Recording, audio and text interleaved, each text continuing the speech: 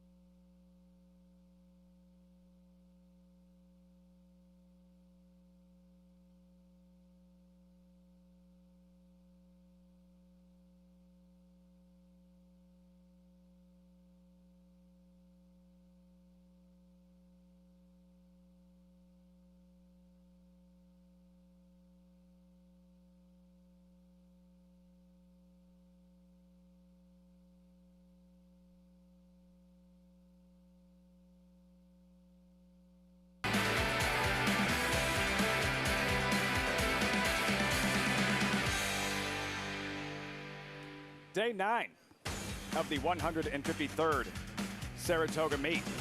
Saratoga Springs, New York. Fans are out, excited about a Sunday afternoon of racing. First of 10 in just about 4 minutes. Oh yeah, sure, it's beautiful here now. Didn't start out that way. A lot of rain this morning, a lot of changes. No turf racing. We'll have that for you momentarily. Just outside the paddock, he is three-time Kentucky Derby winning jockey Gary Stevens. I'm Lafitte Pinkai. What a great day of Durbin racing yesterday. A little bit of everything. Sensational performances. We had drama. We had upsets, Gary. Today, really good Sunday program, but we have to deal with the conditions. That track you're looking at there, the weather, we'll see how it dries over the course of the afternoon. As a rider, what is the biggest challenge to riding on that kind of track? First of all, I wasn't a fan of days like this where the sun comes out, it gets humid. I was a sweater, a big-time sweater. No mud gear, but it didn't matter. You come back, if you're riding multiple races, you've got about 12 minutes to get back after you ride a race, weigh in, change your clothes, get completely cleaned up so you look presentable when you come up to the Saratoga paddock, and you're worn out by the end of the day. But the hardest thing is dealing with those muddy conditions, and the goggles stacked one on top of the other depending on what type of horse you're riding. And about the time you think you're going to be on the lead and you wear 3 pairs of goggles, your horse breaks bad and you don't have enough goggles. You don't want that to happen. Can't see a thing. Visibility, it's all an issue. Again, it has cleared up, but that wet track, we'll continue this conversation throughout the course of the afternoon, monitoring the track here at Saratoga. First race just around the corner. Today's schedule brought to you by Claiborne Farm. Races 2, 3, 5, 8, all off the turf. Race 3 now run at 1 1/8 miles. Pick 6, big carryover gets started in race number 5, up over $250,000. Grade 3 Shuvee, race 9, around 5:40 Eastern. Meantime, that first race, this is how you want to start a day at the spot. 2-year-old fillies, maiden special weight, 3/4 of a mile dash, $100,000 purse. See the current favorite, Trade Secret, at 2-1. A post-parade moments ago, Gary. We're going to start with SOS, the Woods Lane Farm debuting filly. Yeah, filly by End of Mischief. That's her daddy, and he gets runners on any type of surface. The mud should not hurt this first-time starter. Trade Secret. We'll recap yesterday's Coaching Club American Oaks. There's a winning jockey, Ricardo Santana. For Steve Asmussen, soon to be the all-time leading trainer in the United States of all time. This horse finished second, beaten ahead last time out. Open the gate. Name that resonates by the late, great Arrowgate. Yeah, and been working well for Hall of Famer Billy Mott, Junior Alvarado aboard. 2 ensemble, debuting filly for world-class connections. Yeah, and solid workouts with this one. Practical Joke, he's a hot sire. 500,000 Tattersalls cells purchased by Chad Brown and Company. Shanghai Essence you saw, then Tap and Glow pictured at 3-1. Yeah, I like this horse a little bit for Brad Cox here, coming off of the second place finish. First time out at Ellis Park with some trouble. Lady Milagro, yet another fresh face, first time starter here. Big price right now, and actually getting some action. 20-1 on the morning line, 14-1 currently. 2-year-old fillies in the opener, exciting young prospects, just enough time to sneak in a promo. Join Naira Bets today, play all the action on our program while earning up to a $200 deposit match bonus. New members use promo code SPOT200 when signing up and earn up to a $200 deposit match after their first deposit. Bet any track, anywhere, anytime. Join now at NairaBets.com to earn that $200 deposit match. We welcome in New York Racing Association analyst Maggie Wolfendale. Maggie, give us the skinny on these 2-year-old fillies. Well, they're a good-looking group here. Sometimes I had to remind myself that they were fillies because a lot of these gals carrying just great flesh and looking more like their male counterparts. So while I do think Trade Secret is the horse to beat, I have no problems with her whatsoever. Let's take a look at 2 first-time starters taking some action, and that includes number 3, Open the Gate, a daughter of Arrowgate who, while as brilliant as he was as a racehorse, has yet to have any 2-year-old winners in his first crop. Now, the dam was better going longer. It's kind of a more distance pedigree. And for me, Bill Mott, sometimes he gets them to win first time out, especially with the fillies. But looking at this one, it looks as though she might need a start. I love the way she's put together, though. Just gorgeously balanced, really filled out, and has a lot of substance to her. We'll see, though, does she want more ground than this 3/4? Number 4, 2 Ensemble. I love the way that Lafitte said that. And interesting, as Gary mentioned, this gal picked up for the equivalent of $519,000 at the Tattersall Breeze Up sale earlier this year after an untimed workout on the turf, obviously. It's pretty much all they have there in England. So why is she showing up 3/4 here on the main track? must have shown Chad that she can handle the main track, and there's pedigree to do so, being by Practical Joke, who's gotten off to an auspicious start as a 2-year-old sire this year. He was a good 2-year-old, so it's no surprise. She's a very tall, stretchy filly, though. She does not look like she's quick, to be honest, and watching her in that workout 2-back here at Saratoga on XBTV, you know, she was asked a bit as she worked with an older maiden, but just kind of steady workout. She doesn't show any brilliant speed. As ones who have experience, a little intrigued by number 5, Shanghai Essence.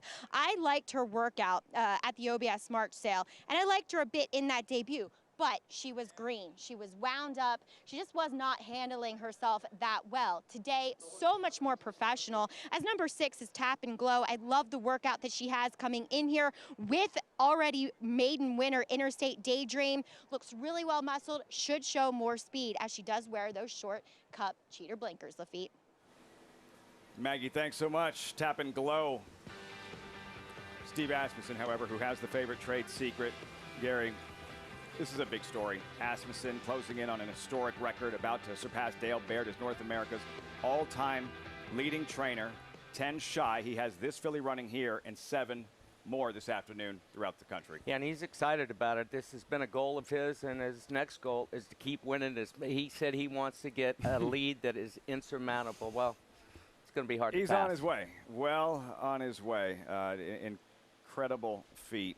Mark about to be surpassed. Steve Asmussen, Hall of Fame trainer, about to become North America's all-time leading trainer. Gary, final thoughts on these 2-year-old fillies as they file in, and always have to pay attention to their behavior once they reach the starting gate. Absolutely, but you've always got to lean towards the horses that have got experience, and one of those horses is a Steve Asmussen trained Trade Secret.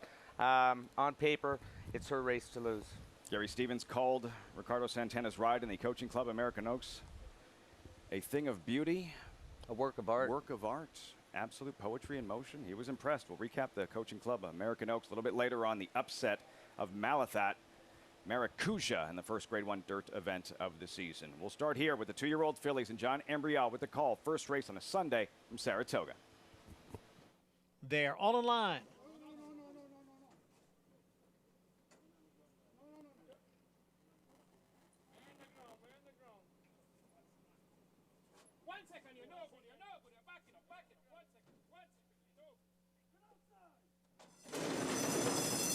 And they're off in the Sunday opener, and it is Trade Secret who is out for the early lead with Shanghai Essence now up to challenge. The two of them are heads apart.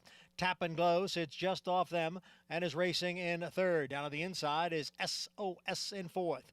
On the outside, Lady Milagro runs in 5th, followed by Tout Ensemble, and it's a break of almost 5 lengths to Open the Gate, who is the trailer, in 7th. The opening quarter mile in the slop in 22 and 1/5 seconds. It is Shanghai Essence along with Trade Secret. Tap and Glows on the outside, so it's 3 of them across the track for the lead. They have 2.5 lengths on a Lady Milagro, who is running in 4th, Tout Ensemble, and SOS. The field now turns into the stretch after a half and 45 and 1. It is Tap and Glow on the outside, who has a narrow lead. Shanghai Essence continues to battle on. Shanghai Essence now regains the lead. Tap and Glow is on the outside. Trade Secret is down at the rail, a 16th to the finish. It's Tap and Glow coming on again on the outside of Shanghai Essence. The two of them battle it to the finish. Shanghai Essence is the winner over Tap and Glow with Trade Secret in 3rd.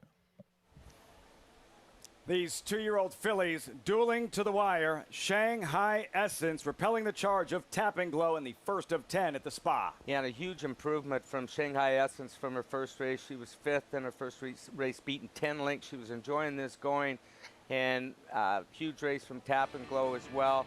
But Shanghai Essence was doing all the dirty work up front, joined up with Trade Secret, put Trade Secret away, and actually got headed by Tap and Glow. It looked like Tap and Glow coming into the stretch was going to go on with it, but very, very game Shanghai Essence and Jose Ortiz for another win. And they're friends.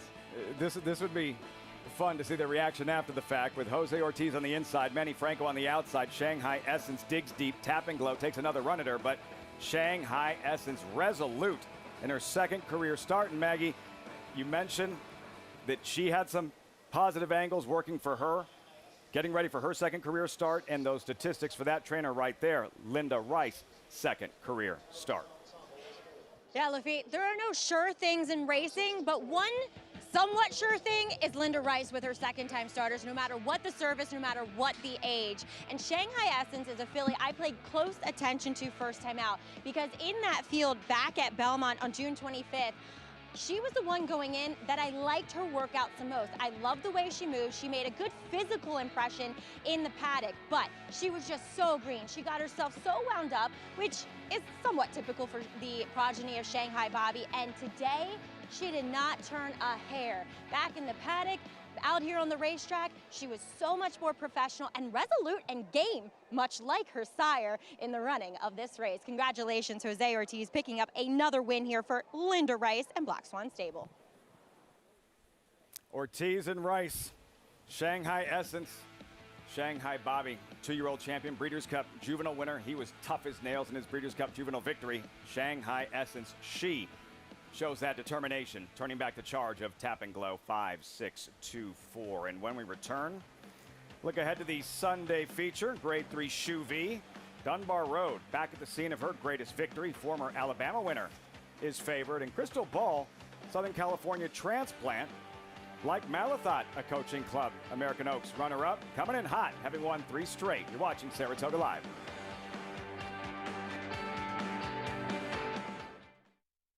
This proven son of Giants Causeway has sired 6 millionaires, including Claiborne Farm stallion Lee.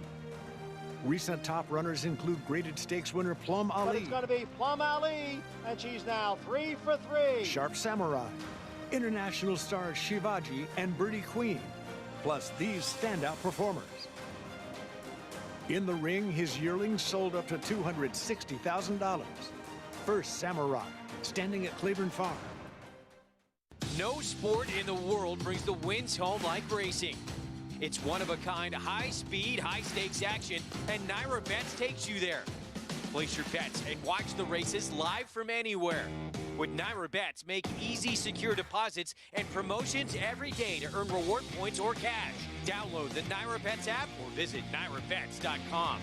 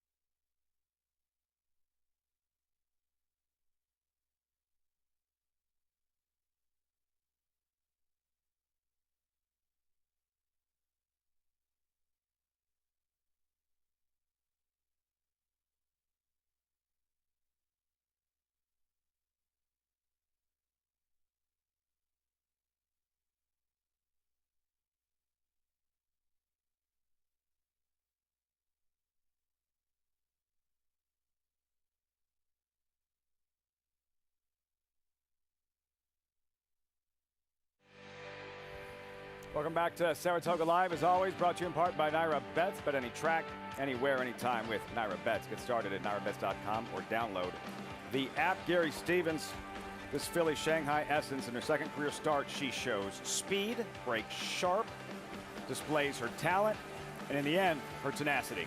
And her athleticism, and like you said, her tenacity, her fight. She actually was headed inside of the 8th pole. It's not always you see a horse on the inside fight back from what looks like a definite beat. and she actually is pulling away at the end, so she's got a future ahead of her, Lafitte. Winner indeed. Shanghai Essence, Black Swan Stable. Trainer Linda Reichs, 8-1 at post time, 1960. And that one, Jose Ortiz got the best of his friend Manny Franco, and is standing by with Maggie in the winner's circle. Always nice to catch up with Jose Ortiz here in the winner's circle. I find you are one of the most insightful jocks to have a discussion with. As we were just talking about, you rode her first time out, and the difference from first start to second start was very noticeable. And two, since you are married to Linda's niece, Taylor, you have a special kind of working relationship with Linda. Yeah, we do. I've been riding for Linda almost for my whole career, 9 years, rode for her when I was a buck. And yeah, the filly was more professional today. She was very good on the warm-up. She was very sharp. And last week we went to the gate. I was in another filly too that used to broke bad. She ran yesterday. She was a lot closer to the pace too. And we break him across the shoe. Linda did a fantastic job.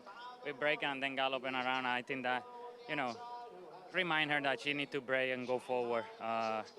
Sometimes this baby is standing back out and they get confused sometimes.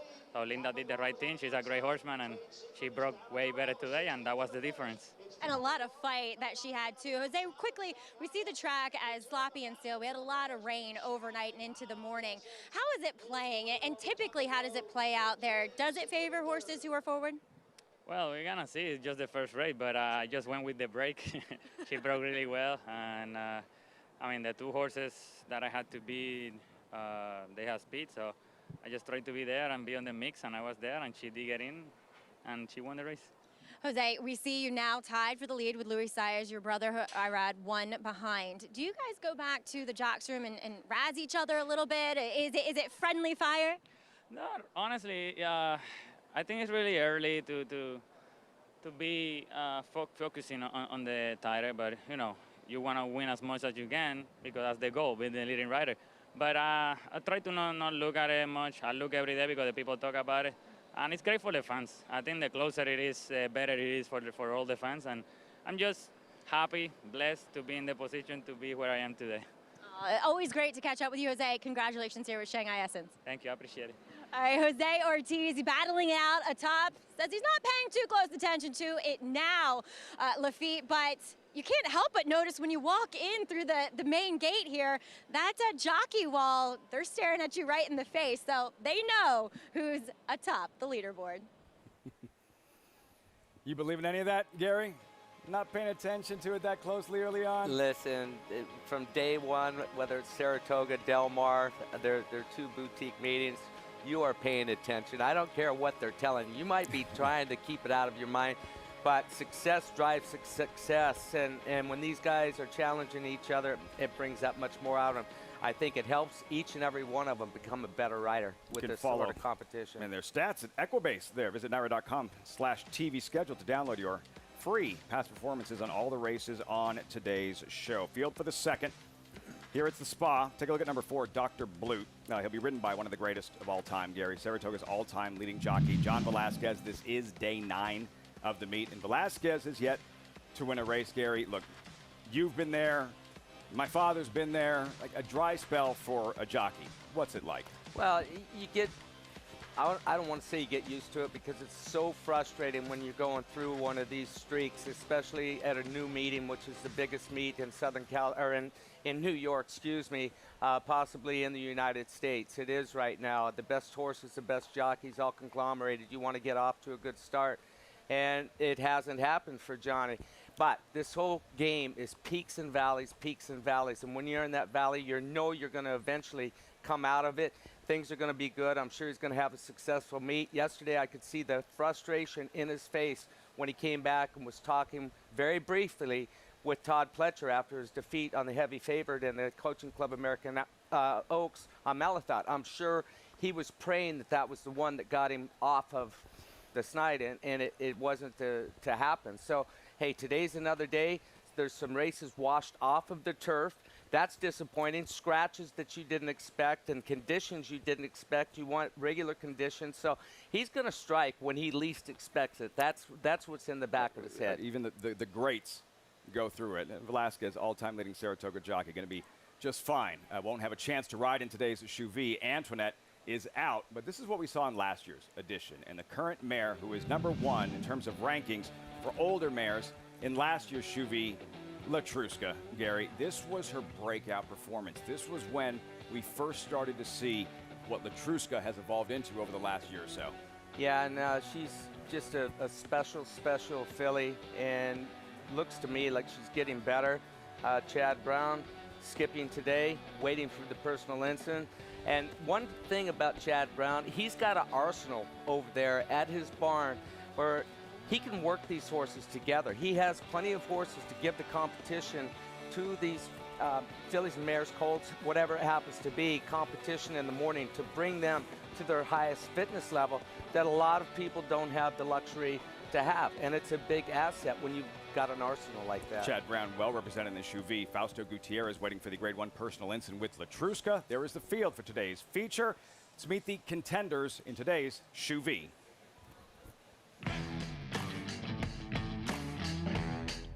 Chad Brown enters 3 graded stakes winners in this event. Brown will saddle 2 of the top 3 selections in favorite Dunbar Road and second choice Royal Flag. After running a non-threatening 5th in her seasonal debut in the Grade 2 La Troyenne, it was discovered Dunbar Road had a throat infection. The daughter of Quality Road returns to the Oval where she enjoyed her greatest victory. That was in the 2019 Grade 1 Alabama, where she skipped over the slop. You know, we know she doesn't mind a wet track because, again, in Alabama's victory was over wet, so it might line up for her just the right way. Royal Flag enters this event after being defeated by a head in the Grade 3 Double Dog Dare. She has never failed to hit the board in all 7 of her starts and seeks to avenge her second place finish to divisional leader Latruska in last year's edition of this event. Crystal Ball is gunning for her first graded stakes victory and is a perfect 3 for 3 this year. This is her second start for new trainer Rudolph Brissett. Horologist won the 2020 Molly Pitcher and Grade 2 Beldame. She captured her seasonal beau in the Top Flight Invitational, but was an uncharacteristic 5th as the favorite in the Lady Jacqueline in her last start. Will Brown or Mott collect their second Shuvee score? Anything can happen at Saratoga. Shuvee, the Sunday feature here at Saratoga. Key Scratch Antoinette is out of the mix. Couple of things, Gary. Considered a contender going in, A, but how does her absence affect the complexion of the race going in? Well, it just shortens the field by 1 horse, and I think it's going to help Royal Flag on the outside just because she won't lose as much ground going into that first turn. But Antoinette, she's a filly that had tactical speed. There's some other fillies in here that have speed. Horologist down on the fence, she does her best running when she's towards the front, but on the outside, she's drawn down inside. So how big an impact her being gone from, she was a definite contender in this race, but she's out of it, but it's still a very, very contentious race. Dunbar Road, she's tactical. She can lay close to the pace. She can come from well off of it. It doesn't really matter. She adapts to what the pace is, and you know, she's just a very, very good filly that she was off form when she ran at Churchill Downs last time out in the La Troyenne, but look, she's a Alabama winner, so that says it all right there, how good a filly she is. On a sloppy track, we'll see what the track condition is once we reach post time. Dunbar Road, disappointing in that lone start this year, as you mentioned, non-factor in the La Troyenne and the undercard of the Kentucky Oaks, throat infection diagnosed. That's behind her. This will be her first start at Saratoga since the Alabama. That's really the question. Can Dunbar Road reach back and find some of that Alabama magic, or are her best days behind her? We'll find out, Gary, around 5:40 Eastern. Dunbar Road moving forward, what are you expecting from her today? I expect a big race from her. I think that she can rebound. She is 2 for 2. She didn't just win the Alabama on a sloppy racetrack. She's running an off track both times, and she's perfect on it. This track's going to dry out quite a bit by the time that race rolls around later on this afternoon. This track dries out as fast as any track in the United States. But one thing I've learned about Saratoga, yesterday it was showing 100% of rain all day long today, and the sun was out a while ago. We can have storms blow in just as quickly as they blow out. So I'm not counting on anything as far as the weather goes until the day is over with. No, we can count on seeing Swiss Skydiver in the Whitney. The plan was to run in the Shuvee. That's not going to happen for trainer Kenny McPeak. Swiss Skydiver now, she's done just fine against the boys in the past, making history, defeating the boys in the Preakness, 3-year-old filly champion. Swiss Skydiver, your thoughts on her gearing up for the Whitney, taking on the boys as she continues to prepare for the Whitney. Well, she's not only beat the boys, but she beat one of the best when she won the Preakness Stakes a couple years ago. And this workout right here, this is on the training track, on the Oklahoma training track. And notoriously, it's a little bit deeper than what the main track is over here. And listen, the filly that she's working with, she's only a grade 1 winner, the filly inside. And you can see Swiss Skydiver, this is just a simple breeze for her. She has a huge gallop out afterwards. So obviously her fitness level is very high. She looks like she's moving great, carrying good weight. I know Kenny McPeak is relieved, you know, because of this quarantine his barn has been placed under. He missed the Shuvee today, and disappointed about that. But hey, what better place to come back and perhaps beat the boys in the... But facing some of the very best boys in the Whitney. Yeah. And Maxfield, and we'll see if we can see the very best of Swiss Skydiver that we saw as a 3-year-old filly. She needs to find her best form moving forward as well, and it's going to be some kind of test in one of the most celebrated races for older horses in the country, certainly here at Saratoga. The Whitney Swiss Skydiver getting ready to take on the boys. As our Sunday program does continue as well, horses in the paddock for race number 2. New York breds off the turf on the main track. Post time in 14 minutes. The ultimate accolade for a racehorse is to be named Horse of the Year. To be enshrined to the Hall of Fame is to achieve immortality. As a stallion, genetic immortality is defined in 2 words: breed shaper, plain and simple. 2-time Horse of the Year and Hall of Fame inductee, Curlin, is just that. Breed shaper, Curlin, the classic sire. This summer, Fasig-Tipton celebrates the 100th renewal of the Saratoga Sale, the world's most prestigious auction of selected yearlings in a single catalog. A sale that has produced 100 years of breed shapers, Eclipse champions, classic winners, and international stars. Join us for the sale of a century, the 100th Fasig-Tipton Saratoga Sale, August 9th and 10th in Saratoga Springs, New York. Where will you be? The Run Happies keep winning. What a day at Belmont Park when a pair of Run Happies crushed the competition. TDN Rising Star Following Sea delivered yet another emphatic performance, sailing down the stretch to win by 6.5 lengths. Then 2-year-old filly Happy Soul soared to victory, winning the Astoria Stakes by a whopping 11.5 lengths. Price for success of just $10,000 called Bernie Sams and book your mare to Run Happy, standing in stall 1 at Claiborne Farm. Monmouth Park's summer season continues with live action Friday to Sunday. Home to full competitive fields and big paydays, Monmouth Park has returned as a place to profit. Average win payout up 44% in 2020 versus 2019. Average favorite price up 26%. Races won at odds on down 22%. Looking to make money this summer? Bet Monmouth Park.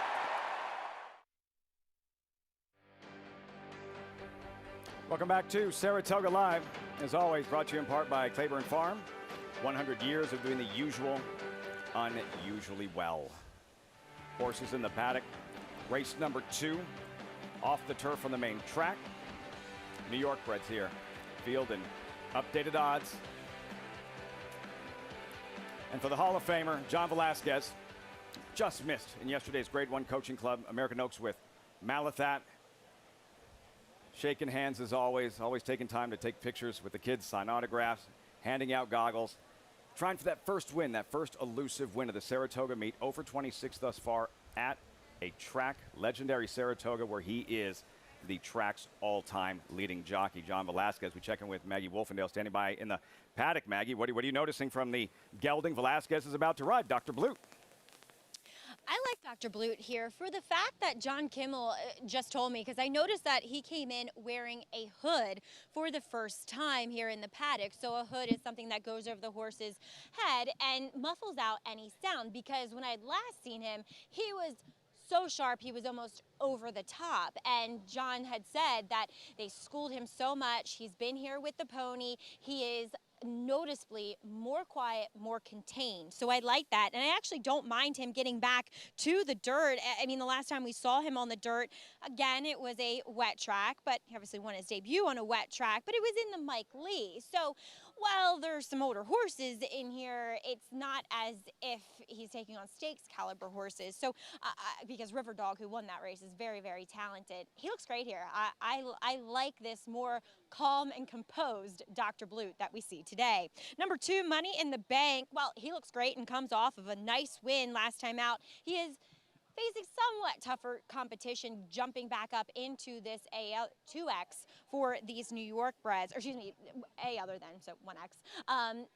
But he is a horse that is not ridden with the crop. But Dylan Davis has won 4 of his 5 races aboard, and he knows how to time this horse's run perfectly because he will lose interest if you hit the lead too early. Look for him to be placed right behind those early pace setters, and one of those pace setters may be a horse facing New York Bred Company for the first time in number 9, Dr. Duke. Entered for the turf, but Jenna Antonucci, his trainer, kept him in on the dirt, which I find very interesting because if you look at this horse's first 3 dirt races, he was facing some stiff competition against open company horses in those maiden special weights. So he gets some class relief here. It's not as if he looks like a total turf horse. He looks very much of a sprinter quality though. So the 5.5 fits him down to a T. And 2, with a little bit of a break in his running line, we haven't seen him since April 16th. She does bring him over here looking incredibly fit and a happy horse. You know, he's sharp, but he's not doing too much. He's kind of bounced around, kicked up his heels a little bit. I find him very intriguing facing New York breds for the first time, Lafitte. Happy and fit. Dr. Duke dropping in class. Keep yourself in the best of company. Your horse is in the worst of company, right? Well, same can be said about the showdown. And you can play the Saratoga Showdown. Fellow fans with the showdown and free to enter handicapping contest. Following the New York racing on our program, place your picks now and watch your name climb the leaderboard to earn real prizes. Visit NYRA.com/showdown to get started. Call to post for this second race. And this off the turf on the main track, again, something we'll be monitoring throughout the afternoon, certainly as we get closer to the Shuvee with some of the contenders in there that have that proven form on wet surfaces, but that's in several hours. This track has a tendency to dry very quickly. The sun's out. We aren't expecting any more rain for the time being, listed as muddy. And for that Hall of Famer, John Velasquez with Dr. Blute, see if he can cash in and get that first win of the season in this second race. In this post parade, we'll be starting with Money in the Bank. Money in the Bank at 3-1 with Dylan Davis, and as Maggie mentioned, he has to time that move just right, and Davis has fit him well. Yeah, I mean, he's won 5 times, second 5 times out of 14 lifetime starts. He brings his A game every time he comes over. Dylan knows him well. Such a fan of this gelding sire. Not this time. Dr. Blute, John Velasquez, 5-2. John Kimball, the trainer, only his 5th career lifetime start. Getting back on the surface that he broke his maiden with, won his first race. Luna's in charge. Tyler Gaffleone won yesterday's second race. Yeah, and here's another horse that won his first race on a sloppy racetrack. He's handled the off track well in the past. Tyler is always smiling. Always smiling. Him she kisses. His wet track form is solid. Yeah, it is. And goes from 20-1 on the morning line, clear down to 10-1. With Eric Council aboard. You know Irad wants to answer after Jose won the first race, like immediately. Absolutely. There is his brother, Jose Ortiz, Dr. Duke. Jose looking to go back-to-back. Comes off a tough beat last time out, getting on a sloppy racetrack for the first time, but a lot of turf horses handle an off track. Trained by Jenna Antonucci, standing by live with Maggie. Always a pleasure to be here in the paddock at Saratoga with Jenna. And Jenna, we see you a presence here at Saratoga, but you have a New York bred. I mean, was there any thought to run him against New York breds before coming up here to Saratoga? Absolutely. We were a little heartbroken that he got nailed in his last start at Gulfstream, but blessings sometimes in disguise. And being a New York bred, we said, you know, we'll give him a little freshening and have him ready for the Saratoga meet and try and come have some fun with him this summer. Are you disappointed it came off the turf? Because I will say his dirt races early on were against some nice horses. They were, you know, we feel he can run on anything. And so to have the opportunity to see that today, we just think he's just wicked fast and whatever he wants to run on. And so we're excited for today. Jose's obviously extremely capable. He doesn't need me to tell him how to ride a race. I said, just go win a race and do what you do. And Jenna, we are lucky enough to see you up here in Saratoga in Florida most of the year, but how many horses did you bring up this year? Who are you looking forward to running? We've got 9 that we brought up this summer. Feel super blessed and fortunate to have owners to support this that want to come up and do this and have this amazing experience. And Olive Nair's been amazing and having us back up and making sure that this is successful. And we have some really cool ones. We just ran a cool one down in Florida that may make his way up here. That was just beat the other day, first time out as a 2-year-old. So I'm not going to give the dead names away, but we have some fun ones that we're looking forward to. Looking forward to seeing them, and best of luck here with Dr. Duke. Thank you. All right, Jenna Antonucci, a presence here in Saratoga. Always fun to catch up with her. And Lafitte, I think she has a pretty good chance here with Dr. Duke today. Dr. Duke, Maggie, to my untrained eye, I can tell how good he looks. Really bouncing, a lot of energy, swatting flies out there with Jose Ortiz trying to go back-to-back on Dr. Duke. As these New York breds get ready for the second race, we're getting ready for one of the premier prep races, the premier local prep for the Run Happy Travers next Saturday, the Jim Dandy. We're going to have a chance to see the leader of the division in Essential Quality, coming off that big win in the Belmont Stakes for Eclipse Award-winning trainer Brad Cox. Essential Quality breezing yesterday morning here at Saratoga. Essential Quality on the outside, thanks to our friends at XBTV. 5/8 of a mile, a minute 0.9, Gary. What did you notice from this move? Same thing that I've noticed all spring with this horse. Beautiful action. Seems to be enjoying what he's doing, loves what he's doing. I'm going to find out who his workmate is because I watched this gallop out after the work. And the workmate stays right with Essential Quality. I thought he was going to go ahead and draw off, and they're rolling right now. They went off very, very slow the first part of this work, and it was all the emphasis on the finish and the gallop out here. And just consistency with this horse. He never misses a beat. Looks like he continues to thrive. Essential Quality pointed towards the $600,000 Jim Dandy. There's the probables, his competition we expect to see. That's next Saturday, Gary, the history of the Belmont Stakes. You rode one in Point Given, who went on after the Belmont Stakes, also won the Preakness, to do great things.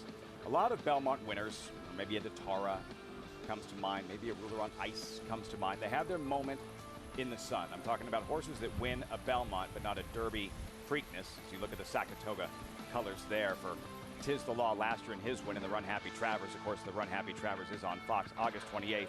The Midsummer Derby, how exciting that's going to be with all the fans back here at Saratoga. The Travers on Fox, Saratoga's premier event. Essential Quality. The question was, horses that have won just the Belmont Stakes and thrived at that 1.5 mile distance have often gone on and not necessarily reproduced that form at shorter distances. Which direction does Essential Quality go from here for the second half of the season? I'm leaning towards it. He'll be just fine dropping back to 1.25 miles. He's an athlete. I like the way he moves. I like everything about him. I like his behavior. He seems to be enjoying the surface here of the main track from that workout that we just witnessed right there. Everything about it I like. But the Travers is the Travers. He's going to be facing the best of this 3-year-old crop. It's the Midsummer Derby, and he's a lot better. He's a lot better than those examples. Just saying, if you look through the history of the Belmont Stakes and horses that didn't win the Derby and the Preakness win the Belmont, you don't necessarily see that second half of the year where they're knocking down Grade 1 after Grade 1.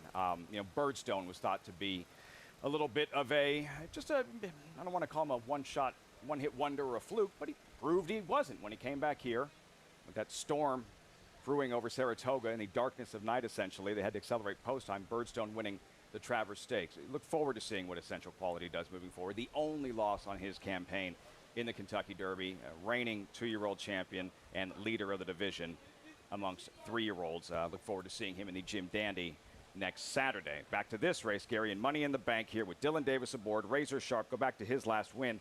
Late June at Belmont on a fast track. And this is what Maggie was talking about. Dylan Davis having to time it just right, because this is a gelding that hits the front too soon. You might think his job is over. Yeah, and look, I watched this race from flag fall to finish, and Dylan does know this horse extremely well. This horse has got more speed than Dylan lets him show. away from the gate. He does that on purpose. You can visually see him reach up, take a hold of this horse, put his feet in the dash, and make him stay back. And it's like a cat ready to pounce on his prey all the way around the turn. Tease, tease, tease, and then he lets him pounce the last 16th, 8th of a mile. And that's what he did in that replay we just showed. Maggie is looking for trouble, ready to pounce? That's a big question here. What is the pace scenario looking like? Because I do think the two fastest horses are posted towards the outside. Looking for trouble, really sharp. But his last two efforts have not been that good. Now coming back as a 3-year-old. He's gotten a little hot out there. He was hot back in the paddock. But are we going to see a track as it dries out that's kind to early speed? I'm going with the horse that's posted towards the outside, which is usually the more advantageous place to be when you're dealing with speed horses, and that is number 9, Dr. Duke. Lafitte. Would be a sweep of the early double, Maggie, for Jose Ortiz with Dr. Duke. Maggie's selection steps forward. John Ambrial with the call. Post time, race 2 from the spot.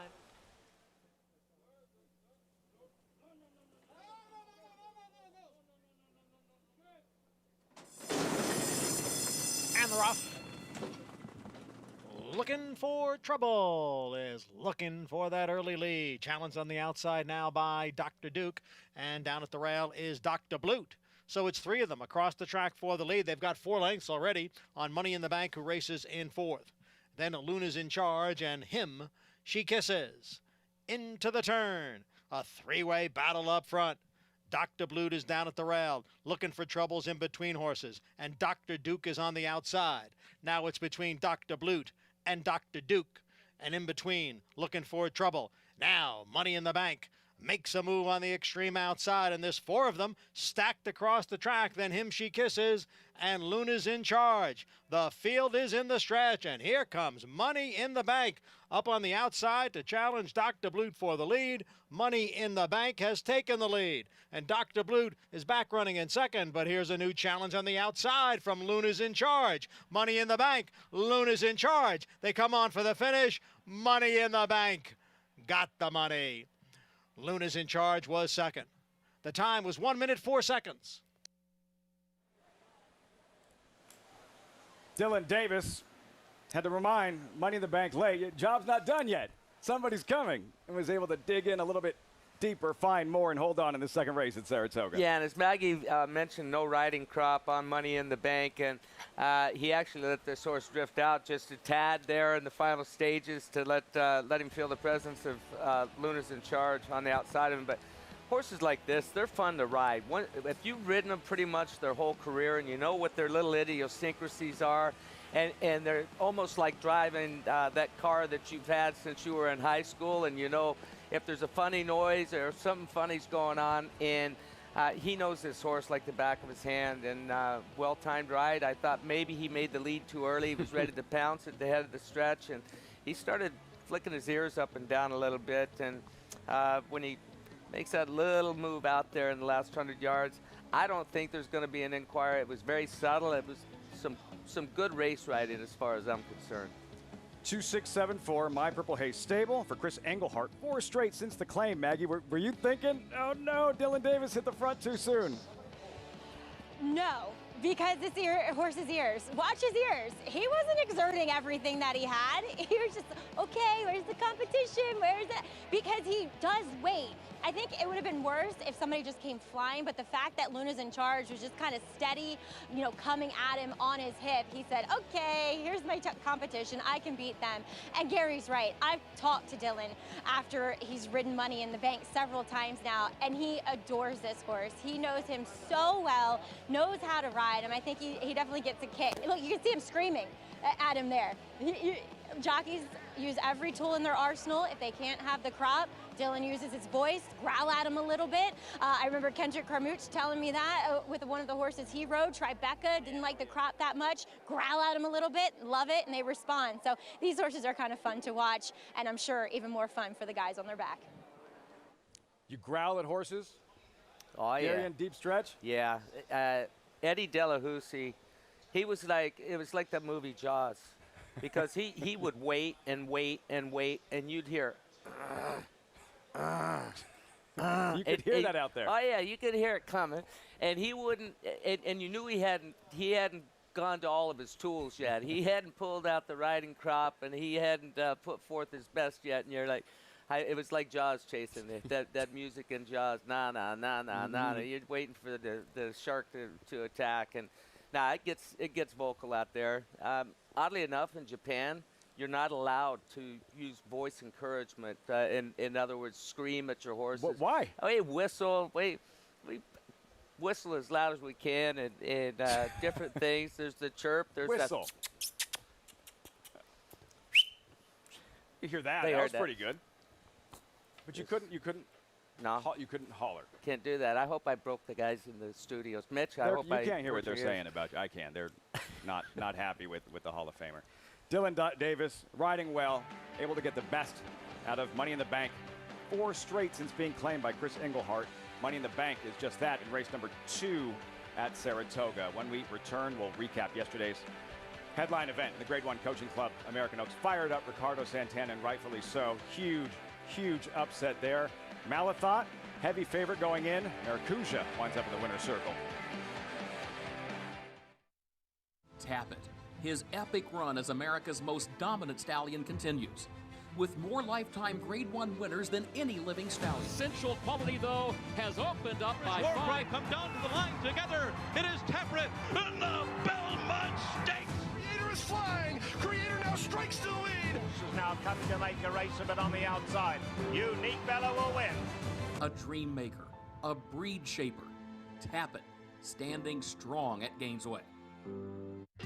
Blood Horse Plus, available through bloodhorse.com, provides exclusive, timely, and unmatched content to subscribers, including Fox Sports, Blood Horse branded weekly programs, a detailed stakes winners section, behind-the-scenes videos from Blood Horse staff, on-demand access to deeper horse statistics, and a $5 monthly credit to equineline.com. Upgrade to Blood Horse Plus today.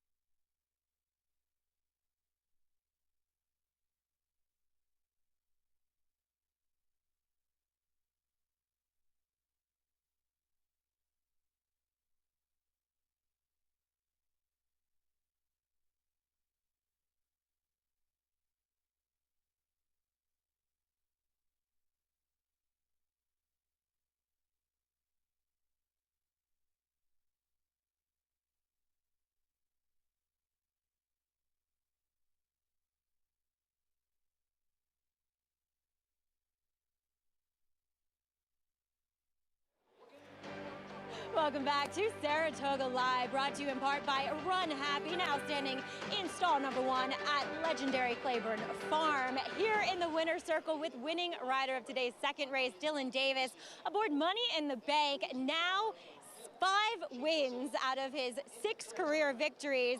Dylan, with you aboard, and a horse that has been well documented, does not carry a crop during the running of a race, but you know him so well, and it's fun to watch you out there because it looks like you're having fun on him. He is. He's a great ride. He's a particular horse where you can't carry a crop. He really backs off or rejects it. So it's a different riding style. It's more keeping him up in the bridle. I was a little worried with the 5.5 today that I thought the speed might get away from him and take a little while to get his stride going, but it was no problem. Once he got turned for home, he had a run on his mind, and he was able to hold off that late closer on the outside. You had to be licking your chops around the turn with those three going at it like that. But what else do you use on him as kind of a tool to spur him on? Well, mostly trying to keep the bridle up in his mouth, throwing my hands and just trying to keep him forward. A little bit of hollering, chirping, you know, a little extra, and then a little bit of encouragement, like the late closer today.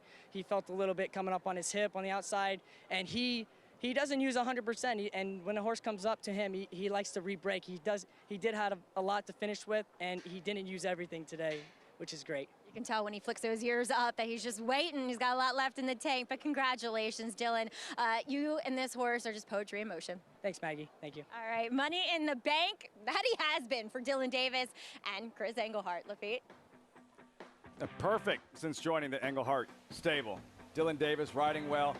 Some intimidation late, Gary, that may have been the difference there between winning and losing. Money in the bank, and again, just some intimidation while Luna's in charge, was trying to make up that late ground. Yeah, and I mean, he didn't really do anything against the rules. There's no rule against intimidation. There is about contact, and it's a gray area, fine line. He got to that fine line, didn't cross it. He nearly did, but I just watched the head on. Maybe he was pretty close to that line. We just saw it. Yeah, it was right on the edge. They'll let you play up here in Saratoga a little bit. They'll let the jockeys play, and not in the backyard, out in the front yard. Out there where it counts. You saw the field and updated odds for the third race coming up off the turf on the main track. Let's look back at yesterday's main event, though. The Grade 1 Coaching Club. American Oaks with a field of 4, mile and an eighth, $500,000 purse. Malathot, odds-on favorite inside. Maracuja right next door. Gary, Malathot is not fast, but she was the fastest of these. And with that inside post, what did you think of John Velasquez's strategy leaving the starting gate? Well, I thought that a trap was sort of laid. And when I said that this was a work of art, it all started at the start by Maracuja and Ricardo Santana getting the jump on Malathot out of the gate, and it looked like he was going to angle over and shut him off, and he had to get up or get out and take the chance of getting shuffled back. Well, he chose to go on, and Ricardo's just sitting off his hip. Now look back at the yellow silks, what Irad Ortiz does back here on Carriere. He kicks in gear. He says, I'm not going to let these two just dawdle along. So he comes up, he hooks into Malathot. What's Ricardo Santana do? He eases back and says, well, I'm not going to do any dirty work any longer. I'm going to let this filly fill back up with air, and I'm going to take my best shot late. It's like a relay team taking shots at Malathot, which is understandable when you're 1-5, when you're odds on in a Grade 1 race. It's the jockeys. That's the responsibility, to go out there and make things as difficult as possible. Malathot never got a breather. And Todd Pletcher after the race said, look, I was concerned about the one post going in. Here, she's been hooked every stride. That is a quality filly right at her throat latch in Clairiere with Irad Ortiz. Malathot is going to re-break. She is going to fight. But now, as you mentioned, with Ricardo Santana easing back with Maracuja, she's found her second breath and is about to unleash a furious rally. And Ricardo knows how much Malathot will fight. So he stays out away from Malathot so she can't feel the pressure of him. Now Johnny moves out to him. In the past, we've seen Malathot want to drift in. Well, Johnny moves out to engage with Maracuja, and she didn't have anything left in those final strides. She fought hard, but I can't blame Johnny for what he did going into the first turn. Agreed. Because if I'm riding the best horse, I don't want to get shuffled back in a 4-horse field and get trapped on the fence, which was at risk there. I give full credit to Ricardo Santana. To me, that was the best race I've ever seen him ride, and he's a very, very good rider, but that was an exceptional ride. And Maggie, for the Beach Haven Thoroughbreds, their colors, credit for running when so many others didn't. And for trainer Rob Atras, his first ever Grade 1 victory.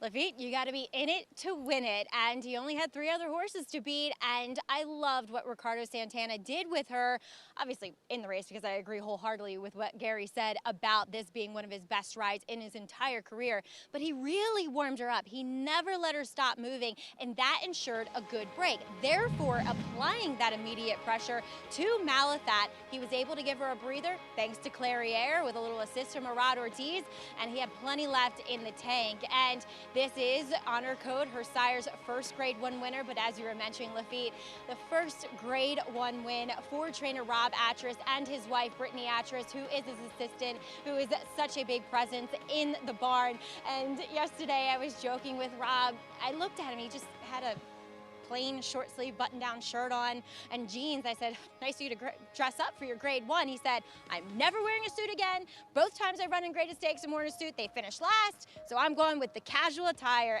and it paid off because he was a big winner yesterday with the upset of Maracuja in the CCA Oaks. We'll see if he's not in the suit and tie for the Alabama, where we would expect to see Maracuja next. Saratoga's most prestigious race for 3-year-old fillies, Gary. It's amazing how these smaller fields, they become just jockeys, races, and where that strategy becomes so much more apparent. Yeah, and post position plays a lot in the strategy and the chess match within the chess match that's going on. And I always give advantage to outside horses of being able to dictate what the inside horses are going to do. And they're at your mercy. And I always say in short fields as well as turf racing, I'd much rather be the hunter than the hunted. You've got a target on your back, and there's horses taking pot shots at you throughout the race. And if you can sit back there and draft off of another horse and just rate and let them fill up with air and get that second run, and that's exactly what Ricardo did. So the shorter the field, the more difficult it becomes. And I've been asked, how can you get in trouble in a 4-horse field? He didn't get in trouble. Malathat and Johnny Velasquez, he made sure she didn't get out of trouble, but he was a victim of a short field and the way the race was run. Our coverage will be switching over to FS1 in just a few moments. Last question. Alabama is tomorrow. Who would you rather ride? Maracuja, who won the Coaching Club of American Oaks, or Malathat? Well, diplomatically, it's not tomorrow. It's a long ways off. As far as look, I ride Malathat. She's the Oaks winner. She lost nothing in defeat yesterday, and like I said, I think it was, if you change post positions, you're going to have a different winner yesterday. And full credit to your winner. She ran a great race, and full credit to Rob Atras with the training job that he did. He led a filly over there that was ready for what was going to happen. I'm wondering if this will open up the floodgates for more horses in the Alabama than what we saw yesterday. And Saratoga just feeling like Saratoga should on a Saturday afternoon. We are switching over to FS1, where Saratoga Live will continue. And we'll have a chance to see that filly, La Victoria, her popular mother, La Verdad, top-class sprinter. That's next. We'll see her over on FS1.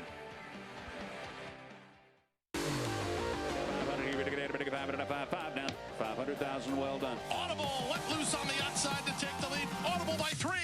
Hoffberg can't get him. Audible, no doubt about it. Audible on the inside turns away the challenge of Free Drop Billy. No confrontation at all. It's Audible to win the Holy Bull with style. Audible on the outside races to the lead. Audible wins by 2.5.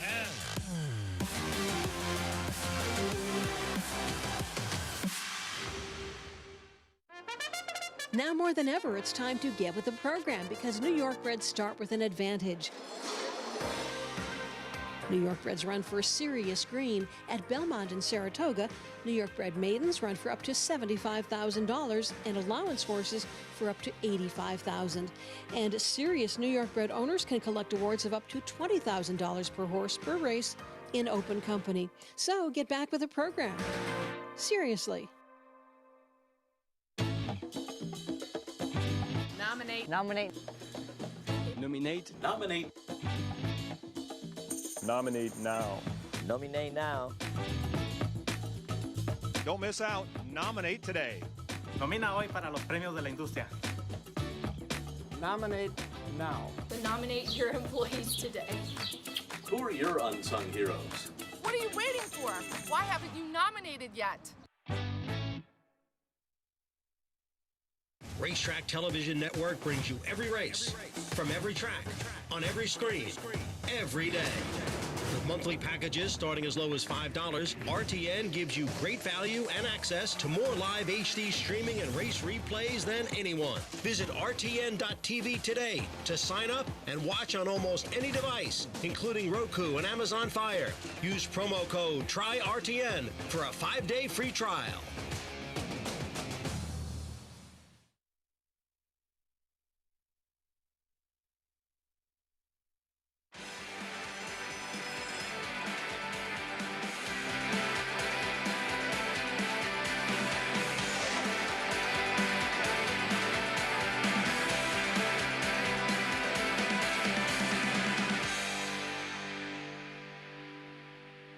Saratoga Racecourse in Saratoga Springs, New York. Didn't look like that this morning. Gorgeous now, but heavy overnight rain. The track is currently sloppy. We'll monitor all afternoon. A wet track wouldn't bother that filly. In fact, she might prefer it. Dunbar Road, 2019 Alabama winner in the slop. 2-1 morning line favorite in today's Grade 3 Shuvee. Trained by Chad Brown, 4-time North American champion trainer, 3-time Saratoga champion trainer. Running 3 contenders in today's featured event. But he doesn't train that filly. Crystal Ball coming in hot, having won 3 straight. But she's never raced on a wet track. Will she today? Not entirely sure. Where Jockey's going might not matter. Panamanian phenom rider Luis Saez, blazing start to this 153rd Saratoga meet. Great to have you with us on Saratoga Live, as always brought to you in part by America's Best Racing for the love of the racing. Visit americasbestracing.net today. Just outside the paddock, welcome everyone. I'm Lafitte Pinkai. Another exciting day of thoroughbred racing from Saratoga, day 9 of the brand new meet. We still have so much coming your way. 2 races down, 8 to go. A big pick 6 carryover, up over $250,000 that gets started in race number 5, and of course the featured event, the Shuvee. Some very good females on the main track. Main track has now changed from sloppy to muddy. It'll continue to change throughout the course of the afternoon. We'll monitor.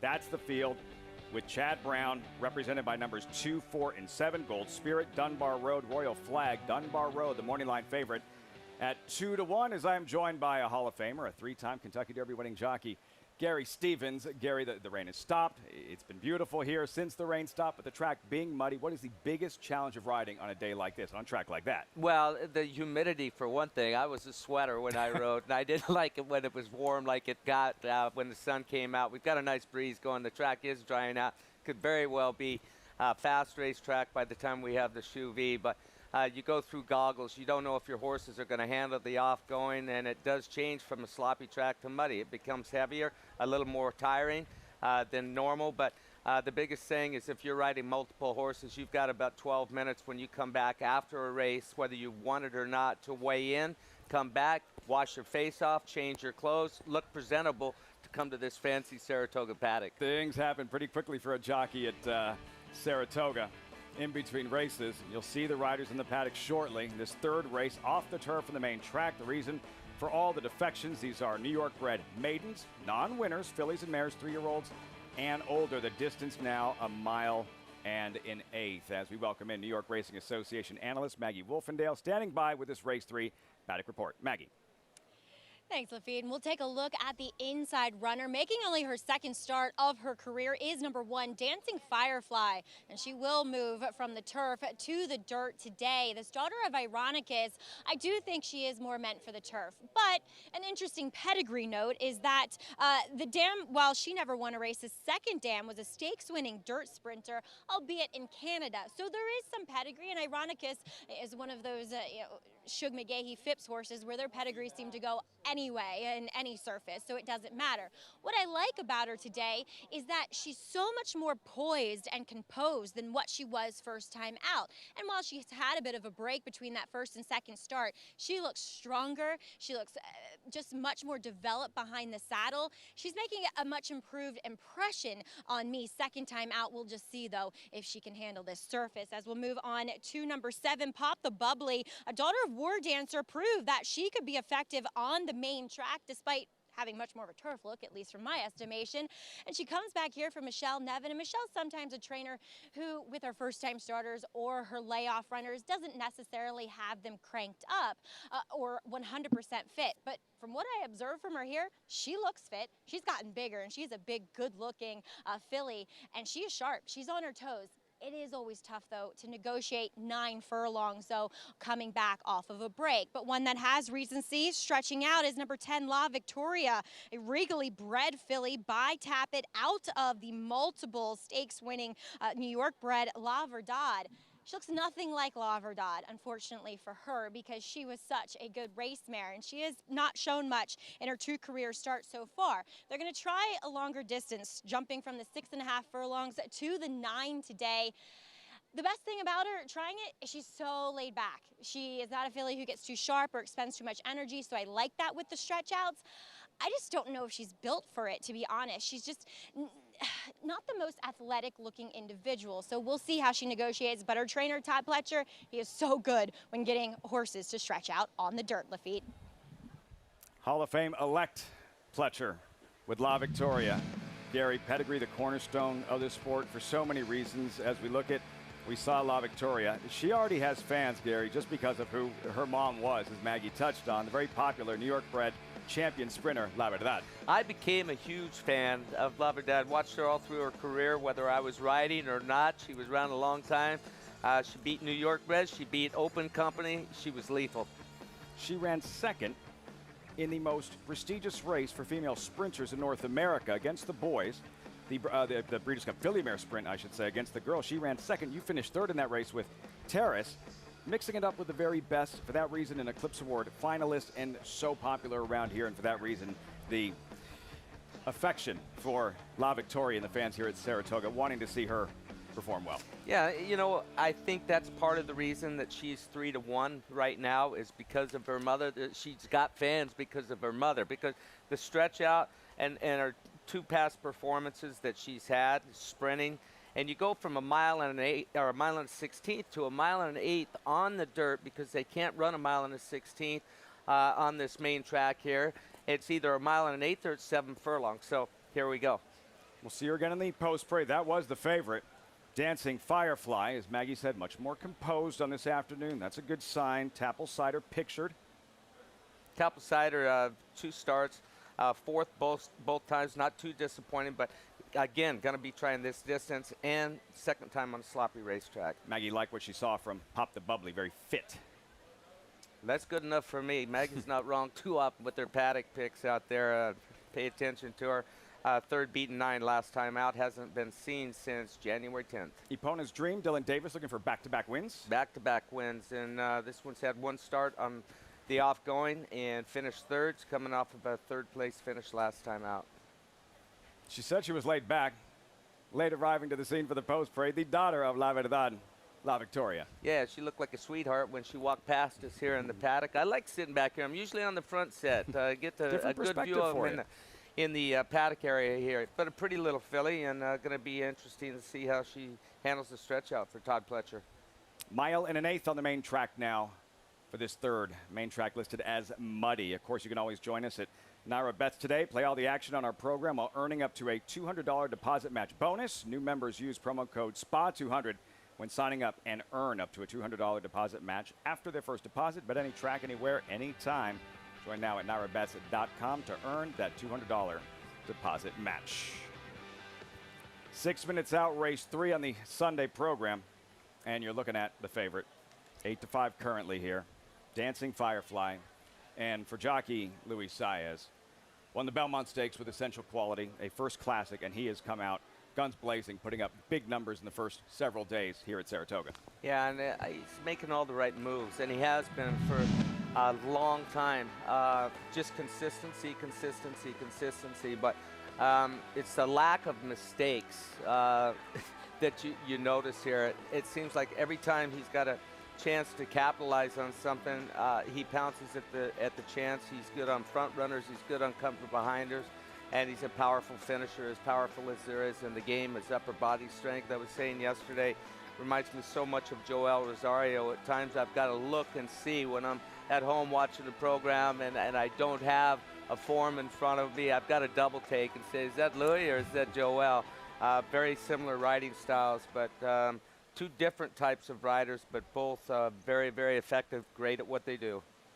Feel-good story that he missed the first couple of weeks with COVID last season. Louis Sy has 14 victories in the first couple of weeks here, day 9 at Saratoga. You just mentioned Joel Rosario. There he is, star jockey aboard La Victoria. Yeah, and he's this is her third start, third different rider that she's had on. Kendrick Carmouche, who's recovering from an injury, Irad Ortiz, and now Joel Rosario. And Joel, he's got a knack with these horses. You see him there alone, away from the pony horse, just chilling out right now, letting her save her energy. He's got the main warm-up already done, letting her focus and just catch a deep breath until she goes to the starting gate. She showed a lot of speed in her first out of her lifetime, and he's got to stretch this speed if she's going to show speed today. All the rain, big story today. The track currently listed as muddy as we check in with Maggie.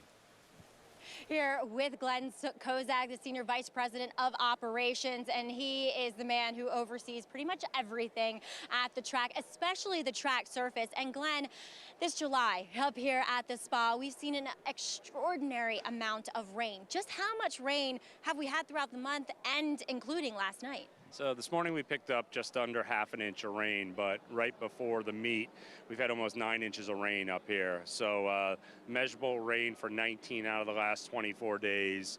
It's been a tough season to manage for sure. What do you and your crew have to do to make sure these tracks, including the turf course, although we're just on the main track today, to make sure they're in tip-top shape? So it starts out with trying to get in front of the rain. So last night after the races, prepping for morning training, grading the track after the races, sealing it, rolling it, getting it prepped to keep the infiltration of water. And then this morning, just 3:30 this morning, figuring out what the weather was going to do, so whether we open the track up for training or keep it sealed, which we did. And then just at the breaks today, taking the extra time to have the tractors go around twice during the break over here, to knowing that we're less aggressive with this track, knowing that this is the racing surface over here.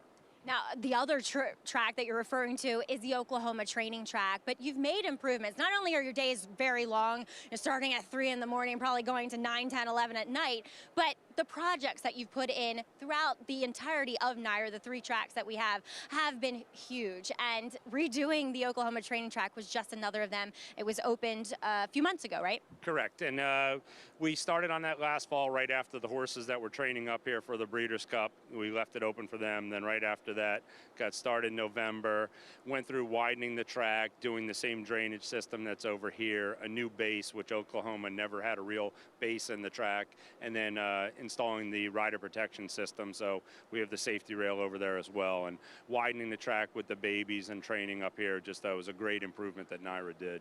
I can say riding out there, I feel 10 times safer. It is absolutely true. Glenn, thank you so much for your time and everything you've done with all of the NYRA tracks. Thank you very much, Maggie. All right, Glenn Kozak, he is a man that you want to be friends with because he does such an excellent job in maintaining our surfaces here at all of the NYRA racetracks, especially here at Saratoga, to make sure they're safe and in the best condition possible. Lafitte? Huge job, massive responsibility, Gary. And for the riders, top of the show, we discussed, there's riding in the rain and the goggles and the adjustment, but what about this situation when the rain has stopped and the track is changing over the course of the afternoon? We've already watched the track go from sloppy, now muddy. How do you adjust to the changing track? Look, they're going to more than likely open this track up within the next 3-4 races, I would say, minimum, and let more air get into it to help continue to let it dry. And then I've even seen it here in Saratoga where you have a track, like we saw a sloppy track go to muddy, and by the end of the day, they're watering the racetrack here at Saratoga. So you just adapt, and you hope that your horse is handling that surface. The ideal situation is if it gets back to a fast type of racetrack by the end of the day. That's what you're hoping for. That's what I hope for all the time, unless I knew I was riding a specific mud runner in a grade 1 later on in the afternoon, grade 2, grade 3, whatever it happened to be the feature. Handicappers have to adjust. Riders have to adjust. And what about those silks? They should look very familiar if you watch the Travers last year. Colors of the Saratoga stable. 'Tis the Law, brilliant in last year's Run Happy Travers. Of course, there was something very different about the Travers last year. No fans here at Saratoga. It's going to be packed this year, and we'll have the Run Happy Travers for you on Fox August 28th, the Midsummer Derby, Saratoga's marquee event. What colors will the canoe be on August 29th? Travers on Fox. Tapple Cider, pictured in those 'Tis the Law Saratoga stable colors. We go right back to Maggie. Well, Lafitte, I cannot wait for this year's Travers. It's going to be amazing. Everybody has just been so excited to get here back to Saratoga. But Tapple Cider, you know, she is the filly that's probably most well-built to handle this 9-furlong distance on the main track. Last time, I think she blew a race before she even went in the gate. She was so bad to saddle, so wound up that day at Belmont. And today, she has handled herself beautifully. Lots of schooling by Barkley Tagg and his team. I think she's dangerous with those Saratoga stable colors aboard. Now, number 10, La Victoria, just a note on Joel Rosario. I loved what we saw from him a couple moments ago. We took her away, he was petting her. And I think Joel, while he might not be able to articulate always what, you know, is going on underneath of him, he feels it so well. And he's such a laid-back person that horses just feed off that. Lafitte? A couple of days ago, we had Charlie Hayes on the show, longtime Major League third baseman who squeezed the final out of the '96 World Series. Bloodlines. His son is a stud. Cabrian Hayes, it's the same. It's about pedigree. Post time for the third here, Saratoga. And they're off from the inside, Dancing Firefly. Now Pop the Bubbly moves up to challenge as the field goes into the turn. And it is Pop the Bubbly who has a head in front of Dancing Firefly, who is down at the rail. The two of them are heads apart for the lead, and right behind the trio of Tapple Cider, Epona's Dream, and La Victoria. Now Pop the Bubbly gets away here. Pop the Bubbly is in front by more than a length through a quarter in the mud in 23 4/5 seconds, and they have reached the backstretch. Pop the Bubbly on top here with Epona's Dream in second. La Victoria is on the outside. Dancing Firefly is down at the rail, and Tapple Cider is fifth. About 3.5 lengths separating the field. Pop the Bubbly continues to show the way here by a length. Epona's Dream runs in second, and the half is up in 47 4/5 seconds. Dancing Firefly at the fence in third as they approach the far turn. Pop the Bubbly holding on to the lead here, and the lead's a length and a quarter. Epona's Dream is in second. Now La Victoria has moved up to third. Tapple Cider is on the outside. Dancing Firefly down at the rail. As the field continues around the far turn, 3/4 in 1, 12 3. It is Pop the Bubbly, Epona's Dream, La Victoria now moving up on the outside as they pass the quarter pole. Here comes La Victoria on the outside now to take over as they come into the stretch. La Victoria is in front. Then comes Epona's Dream, Pop the Bubbly down at the rail back in third. They pass the 8th pole, and it is a battle between Epona's Dream and La Victoria. Epona's Dream on the inside, La Victoria on the outside. Who's going to break her maiden here? It is going to be a photo finish. May have been Epona's Dream. A tight one there with La Victoria. Thrilling stretch drive in the third at Saratoga. Epona's Dream on the inside. Dylan Davis looking to go back-to-back. Did she hold off La Victoria right at the wire? I'm pretty sure that Dylan Davis got back-to-back wins with a completely different style than what we saw the previous race. But what a horse race this was. Looked like La Victoria was set for victory, her first one of her career, and she did run a great race as compared to what she's been running.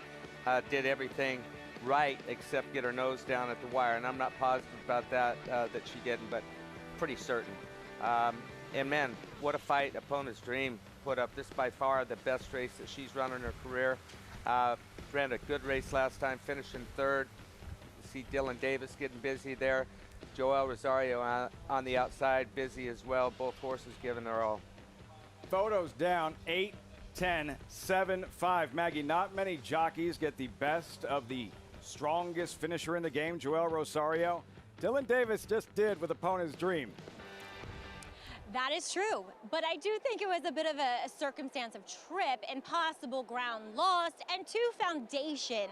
Lafitte, Epona's Dream has had 7 starts prior to this, whereas La Victoria's only had 2, and she'd never been a route of ground. So all of Epona's Dreams races have been distance races, whether it's been on the dirt or the turf. So she had a serious foundation, whereas with number 10, La Victoria, 2 6-furlong races, that's not as big as foundation. And 2, unfortunately with her post, she was just that much wider than Epona's Dream, and giving her, you know, I would say probably a half a length to a length of an advantage given the ground lost. Foundation, experience, Epona's Dream. Gary, how exciting is it to be in that kind of stretch drive for a rider? It's as good as it gets. When I would hook up with your dad, he was known as the strongest in the game, and if I got lucky and beat him in a photo finish, I felt like I'd accomplished something. And I guarantee you, Dylan Davis, he's feeling pretty proud about just winning that right there. And listen, the horse is 90% of it, but you do put everything you've got into it as a rider, upper body strength. And Dylan, he rode a very poised race, finished strong. He's got so much stronger over the past 4 or 5 years watching him. He works hard. He's one of the most respected guys on the New York circuit. Back-to-back wins for Davis Saratoga. Results when we come back, 8, 10, 7, 5, and we'll recap the first Grade 1 dirt event of the season. Yesterday's thrilling coaching club, American Oaks. Maracuja on the outside, fired up. Ricardo Santana defeating the odds-on favorite, Malathat. That's next.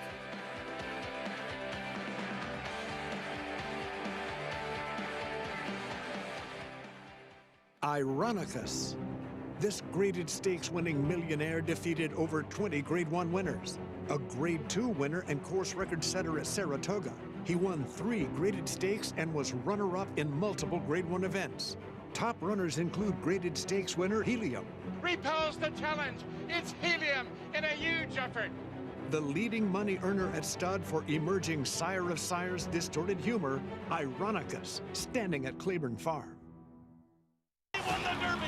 He won the Breeders' Cup Classic. He's authentic indeed. The opportunity is here to get a part of this wonderful sport, authentic in the Breeders' Cup Classic.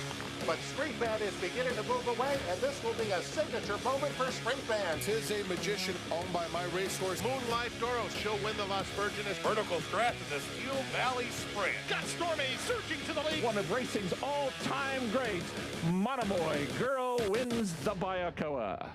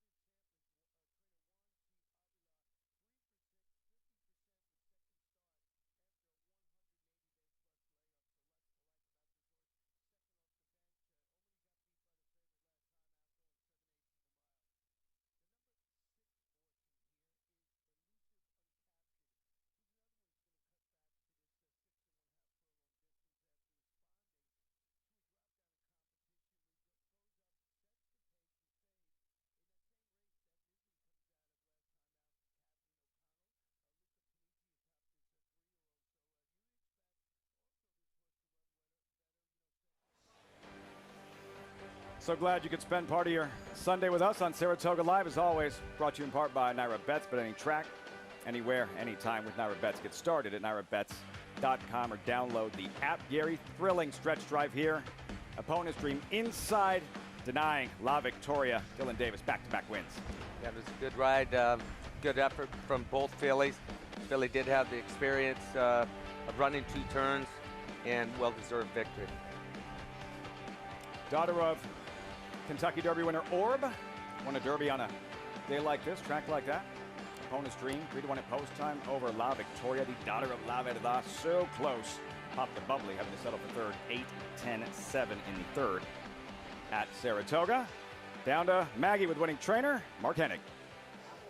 And always a nice to join Mark here in the winner's circle, and always a family affair for you, Mark. You have your wife, Rosemary, out here, and daughter, son-in-law, and just the whole family comes out on race days with your stable. Epona's Dream, though, gutting it out for the victory.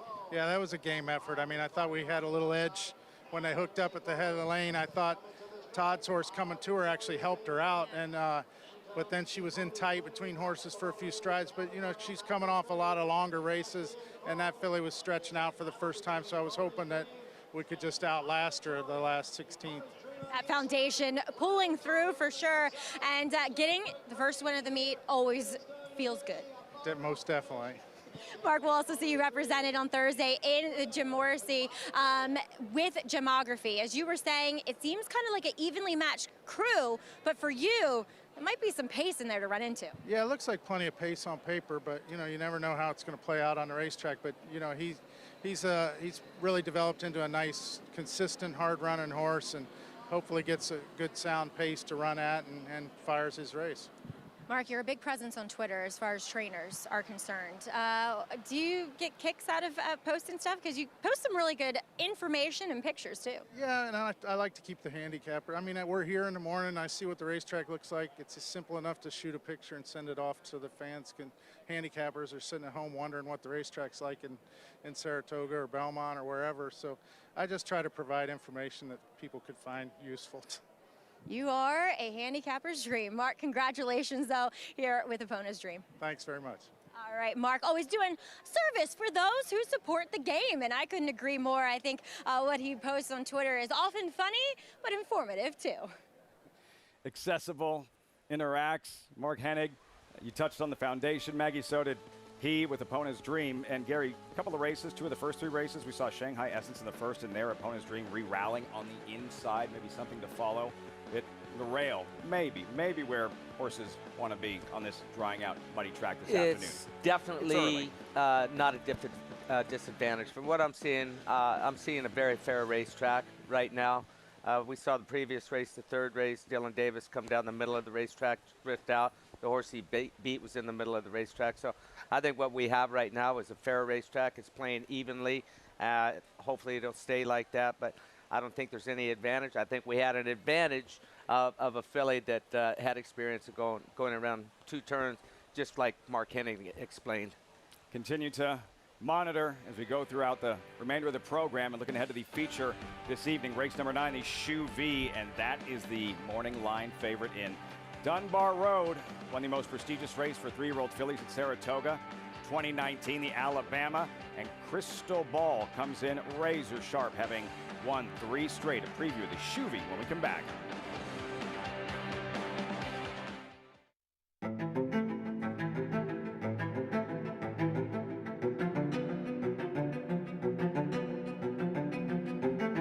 Come and get Army Mule, who's pulling away by 5 and finishing fast.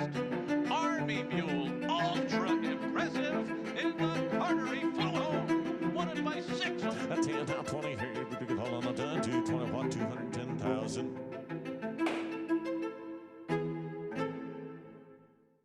No sport in the world brings the wins home like racing. It's one-of-a-kind, high-speed, high-stakes action, and Naira Bets takes you there. Place your bets and watch the races live from anywhere. With Naira Bets, make easy, secure deposits and promotions every day to earn reward points or cash. Download the Naira Bets app or visit nairabets.com.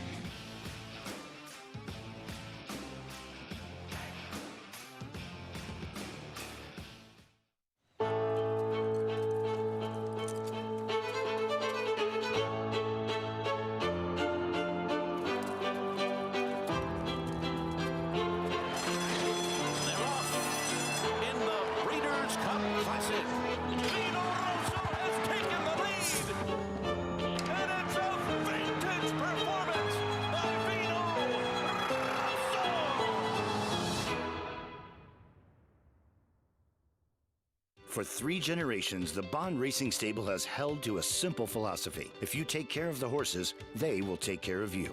That guiding principle drives every aspect of operations at the family's Songhill Farm and Racing Stables. From breeding to breaking, racing and retiring, our commitment to our horses is reflected in everything we do. Now you can join our Grade 1 winning team with racing partnerships starting as low as $3,000. Bond Racing Stables, 3 generations of thoroughbred excellence.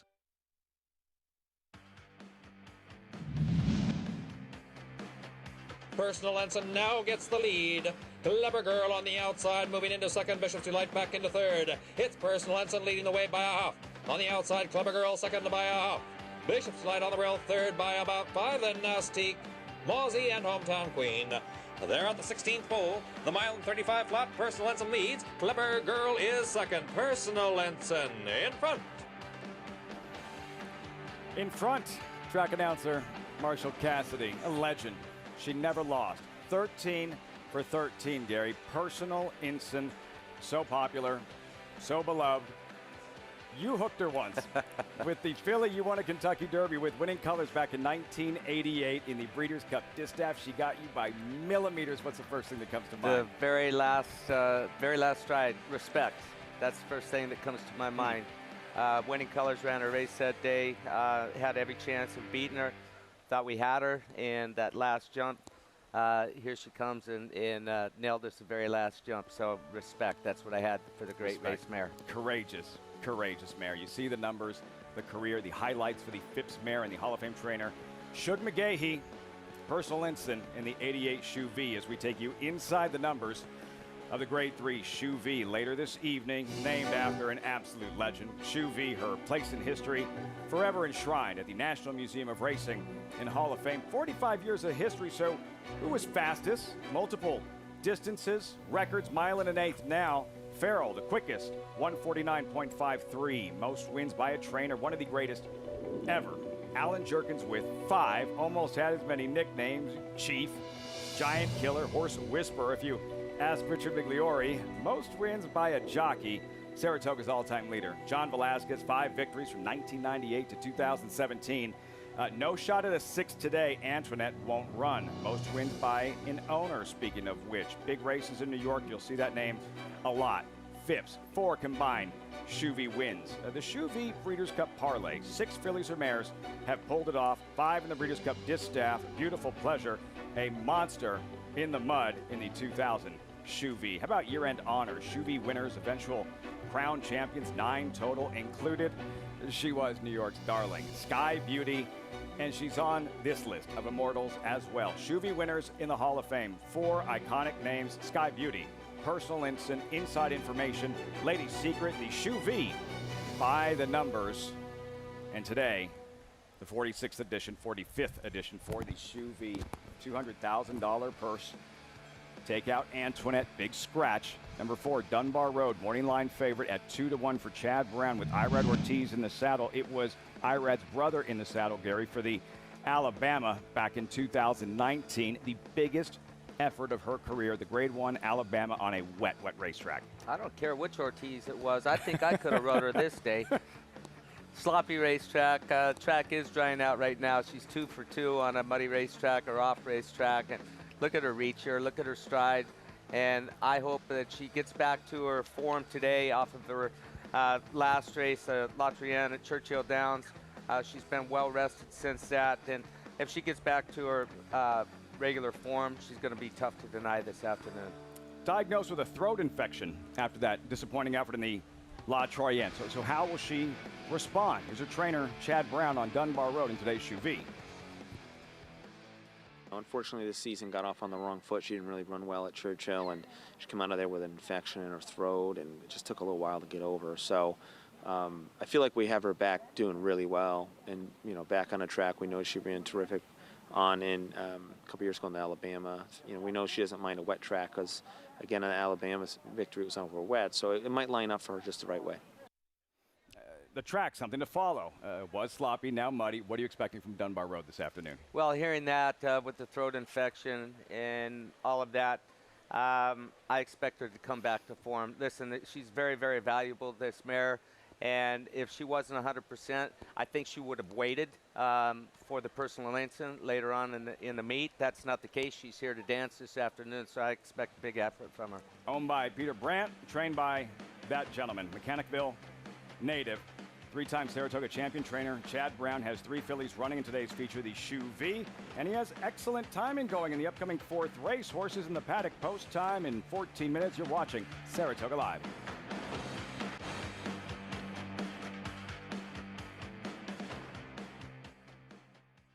Speightstown, Munning, Echo Town. It's Echo Town for Joe Talamo, and Echo Town raced away. And Echo Town is drawing away in the stretch. Echo Town wins the Allen Jerkin Stakes. A sire line so prolific, it repeats itself. Echo Town, new to Coolmore, America.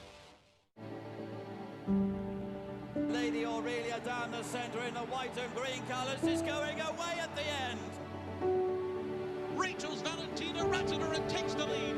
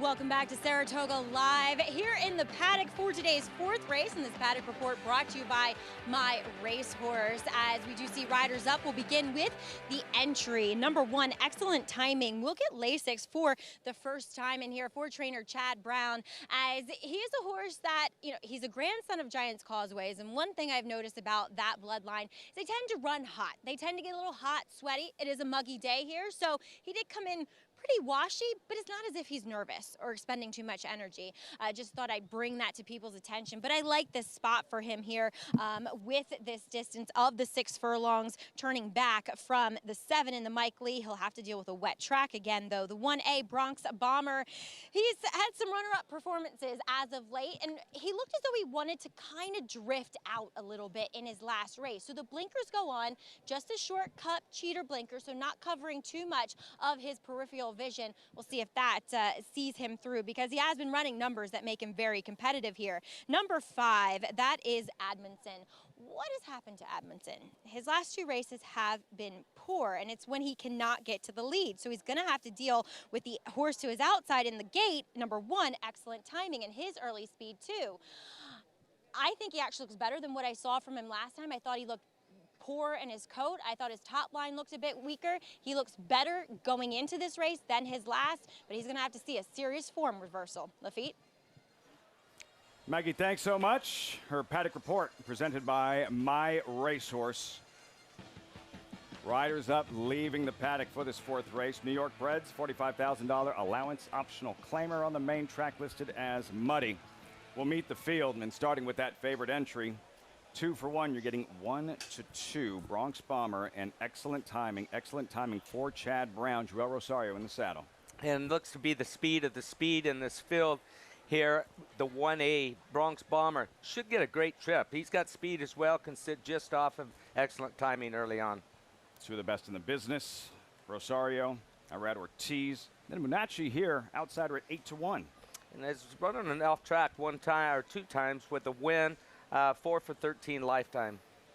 Binkster, Dylan Davis, looking to win his 3rd straight on the afternoon. Hat trick time. 4 races at Saratoga, 3 second-place finishes, 1 third, coming off of a nice win last time out. Amundsen pictured here, finished 9th last time out. It's been off since March 1st. Jose Ortiz won the opener. Here's a power-up painter and Jose Lescano. Yeah, we'll be coming from off the pace in here, trying to come from off the pace under Jose Lescano. 2nd race off of a layoff since May 29th. That's the field for the 4th race here at Saratoga. You saw Binkster, trained by Ray Handel, standing by with Maggie. That's right, Ray here in the paddock. Always a fun person to catch up with. But Ray, let's talk about Binkster, who you'll send out here, a horse that got a win. It was a long time between drinks for him, but got the win last time out at Monmouth. For you, the way this race sets up on paper, it seems to play into his hand well that he can sit right off those early leaders.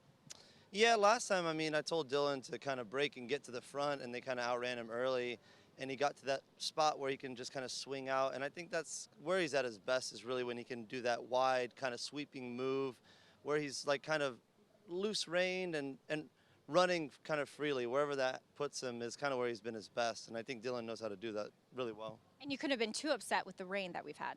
No, I mean, you know, he's proven to be a pretty versatile horse. I mean, he does have some bad races in the mud as well, but, you know, it's just if he decides to show up here, he should be in a good spot.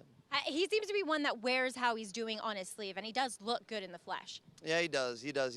Sometimes he can get a little drawn up and a little skinny sometimes, but, you know, giving him the spacing, yeah, he's touting his hand. He's dappled out and carrying good weight, and, you know, we're happy with him.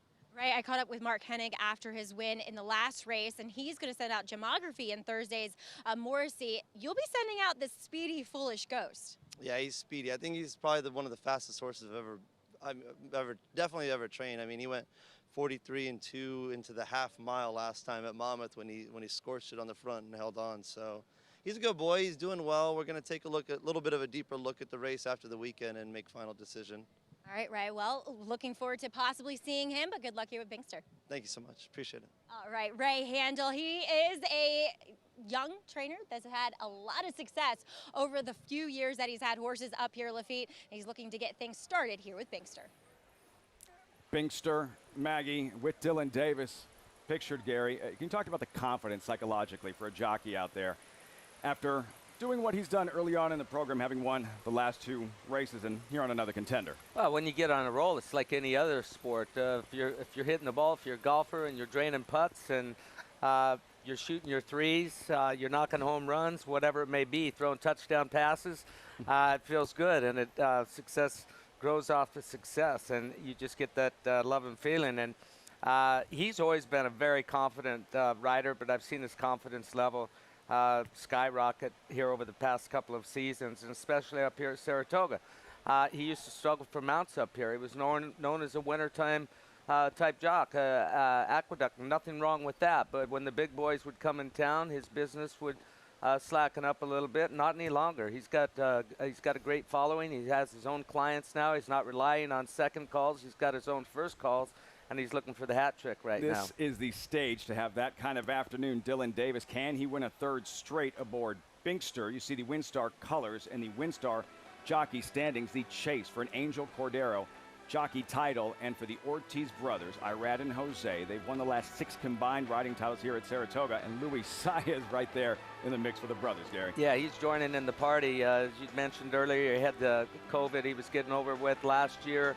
Missed the first 2 weeks of the meet. If you missed the first 2 weeks of the meet here by any reason, it's going to damage the whole meet. It's tough to get the business back on, and to see him do what he's doing right now with the start of this meet. I'm happy for him. Happy for both the Ortiz brothers, and it's going to be fun to watch how this plays out. And it's not a three-man show. There's some other very good riders that are not too far behind him, but they've got the jump on the crew. Including that one, world-class riding colony, Joel Rosario. This wasn't Rosario aboard Excellent Timing. This was Manny Franco, Gary, in the Damon Runyon at Aqueduct. Excellent Timing, just running this field off their feet. He did run them off their feet, and unfortunately or fortunately, I don't know, they tried him back on the turf for the first time at Churchill Downs, and he didn't run even a little bit. He was tugging on the bit. He was eased basically in that race, and trying to regain his form here in an allowance race. It's a class drop for him. That race at Churchill was a grade 2. Then he came back in the Mike Lee at Belmont Park. So he's getting class relief today, and I'd look for him to show that early speed, and we'll see if he can hang on late.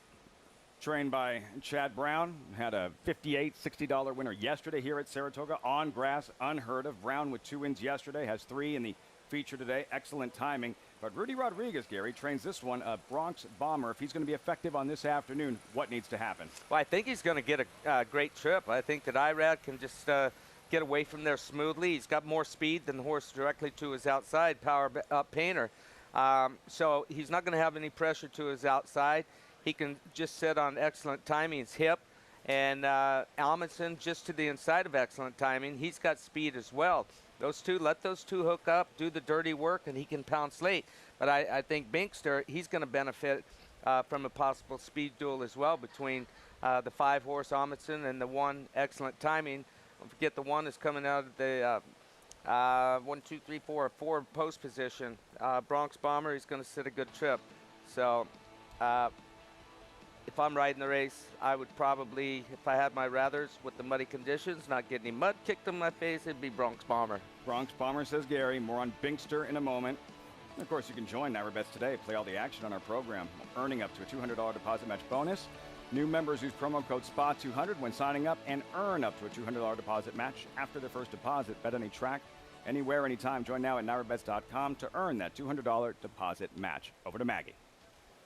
And Gary, kind of on the same wavelength as I am in reading this race.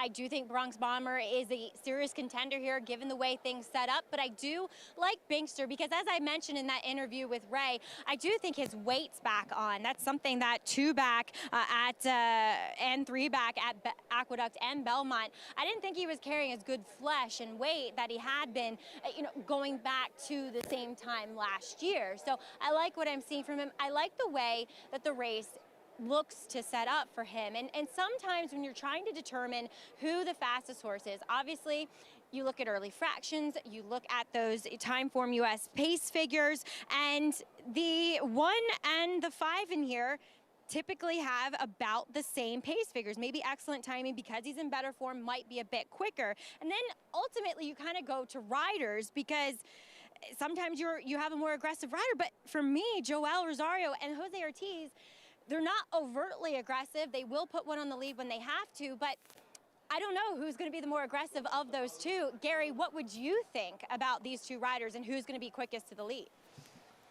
I think, Maggie, that I think Joel's on the quicker of the 2 horses. Jose, I think he's got to send from where he's at, but I think Joel, and forget about that he's got an entry mate in the race, but I think his job is going to be to go to the lead with Excellent Timing. Excellent Timing. Off the board is lone try on a wet track. That was in a muddy surface in the Mike Lee, facing tougher. Can you tell in the warm-up, how early can you tell that the horse you're sitting on, perhaps not as familiar with a particular surface, is going to handle that surface? In this case, a muddy track.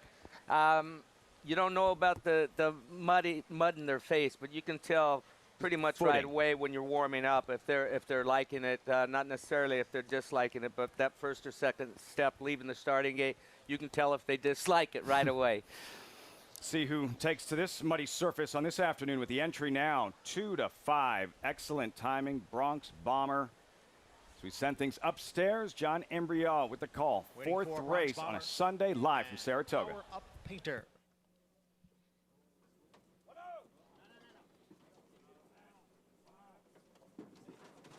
All in.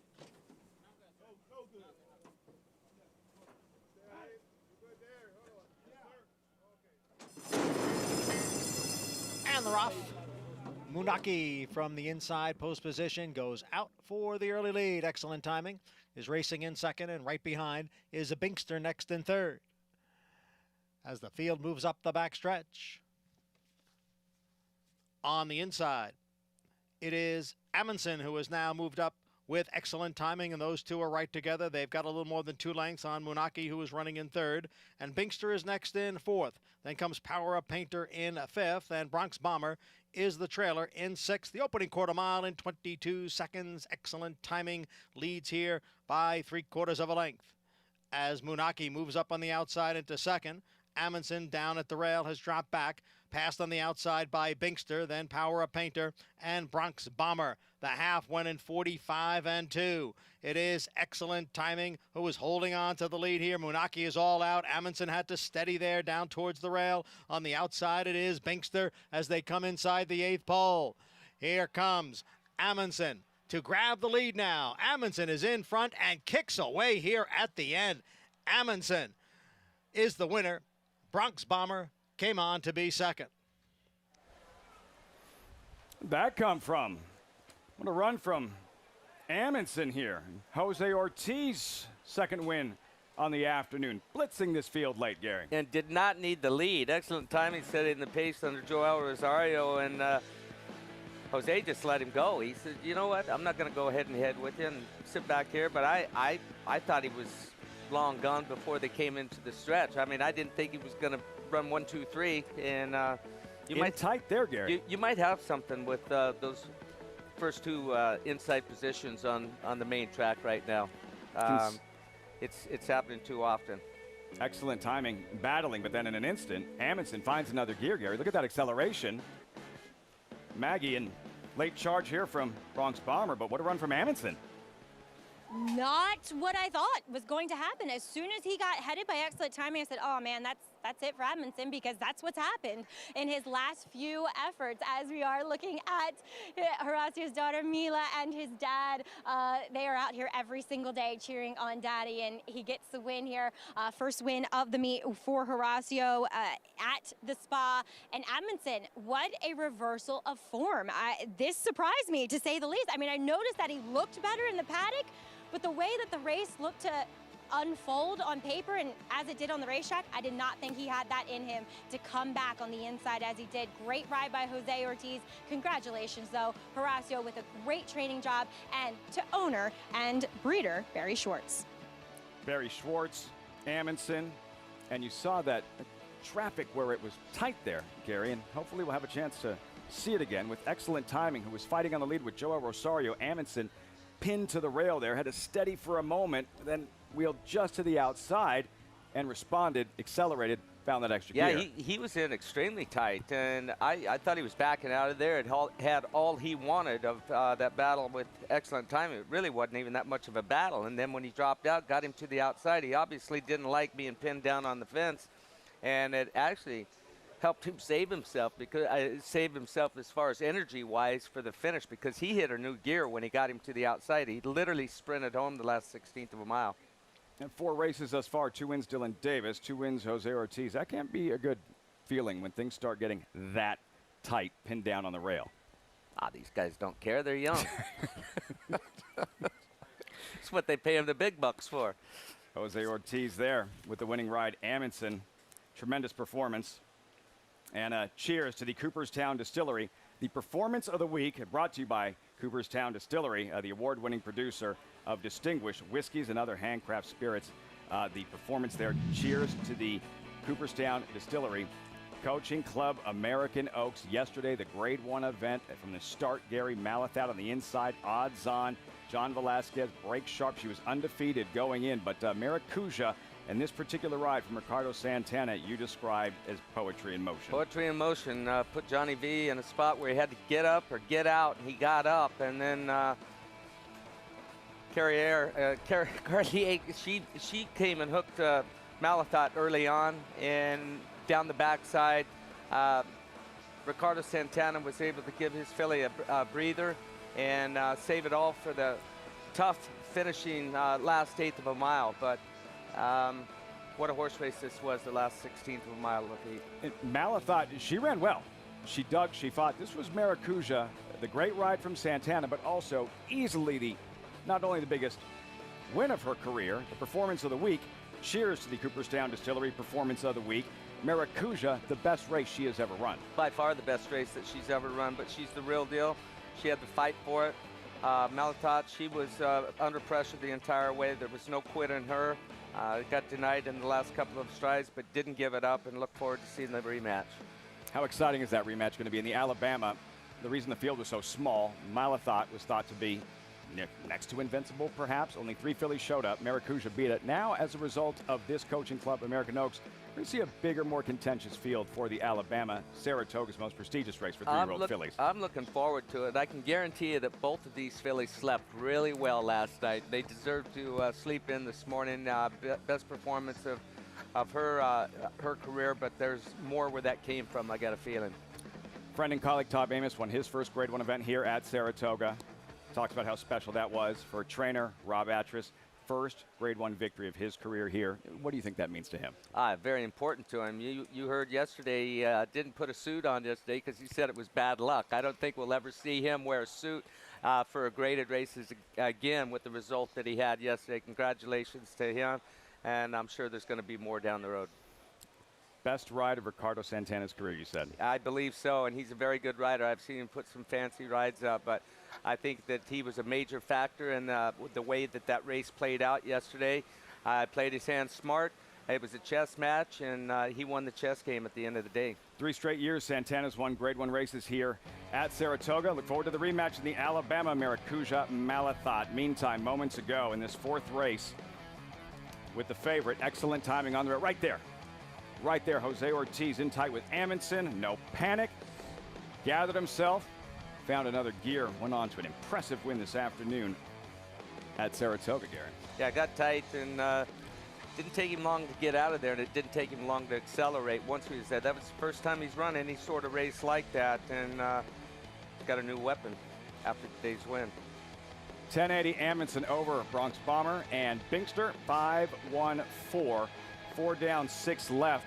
A very big 6 races with the pick 6 carryover, up over $250,000, Gary, and still the featured Shuvee Dunbar Road. We haven't gotten your selection yet. Who wins today's Shuvee this evening? I like Dunbar Road today. I think that she bounces back to her form. I don't think she would be running here today if she wasn't doing 100%. It's a stepping stone towards the second part of the year.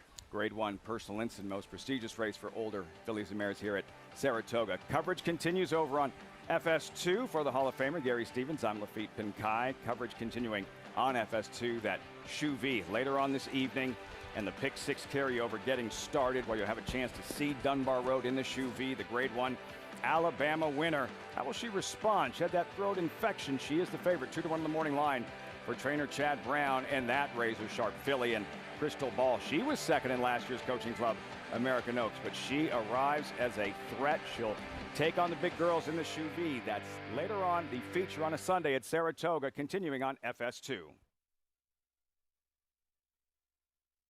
Following Sea and Happy Soul faced winners for the first time to kick off the Belmont Stakes week. Following Sea was in cruise control throughout and galloped home 6.5 lengths in front, scoring an amazing 100 Beyer speed figure. Happy Soul, who recorded the highest Beyer speed figure for a 2-year-old filly when breaking her maiden in May, came back and strolled by 11.5 lengths in the Astoria. Seeing is believing. 2 Run Happies, 2 freakish romps at Belmont Park by a combined 18 lengths. Run Happy standing in stall 1 at Claiborne Farm. Considering horse ownership? Get off the bench and get in the game. We have one goal. Make racehorse ownership a slam dunk. It's Maxim Rate close to home. Maxim Rate has won the game lead. A terrific finish in the Woody Stevens that goes to drain the clock by a head. Slam dunk racing. Come win with us.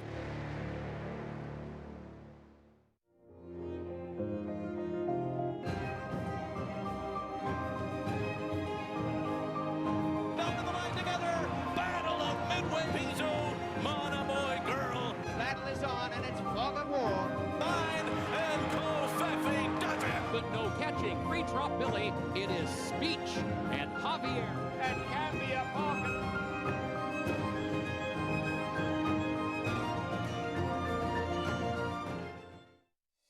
It's America's original sport, and no one covers it better than americasbestracing.net. From the sport to the lifestyle, the best races, horses, and destination venues, cocktails, gambling, fashion, and more. americasbestracing.net is a sport for you.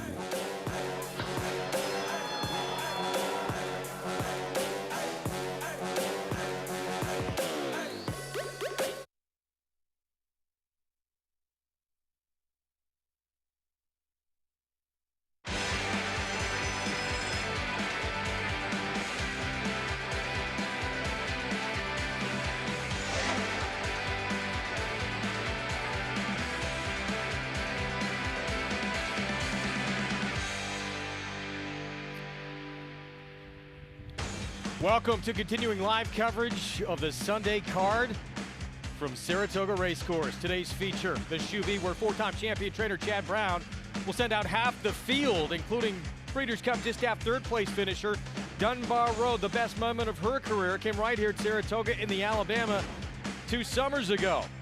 Stablemate, Royal Flag.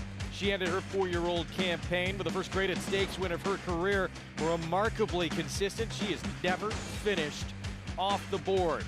Meanwhile, Rudolph Brissett took over training duties of Crystal Ball, and she rolled to victory in a stakes test at Thistledown in her first start for the new barn. She's a perfect 3 for 3 in her 4-year-old season.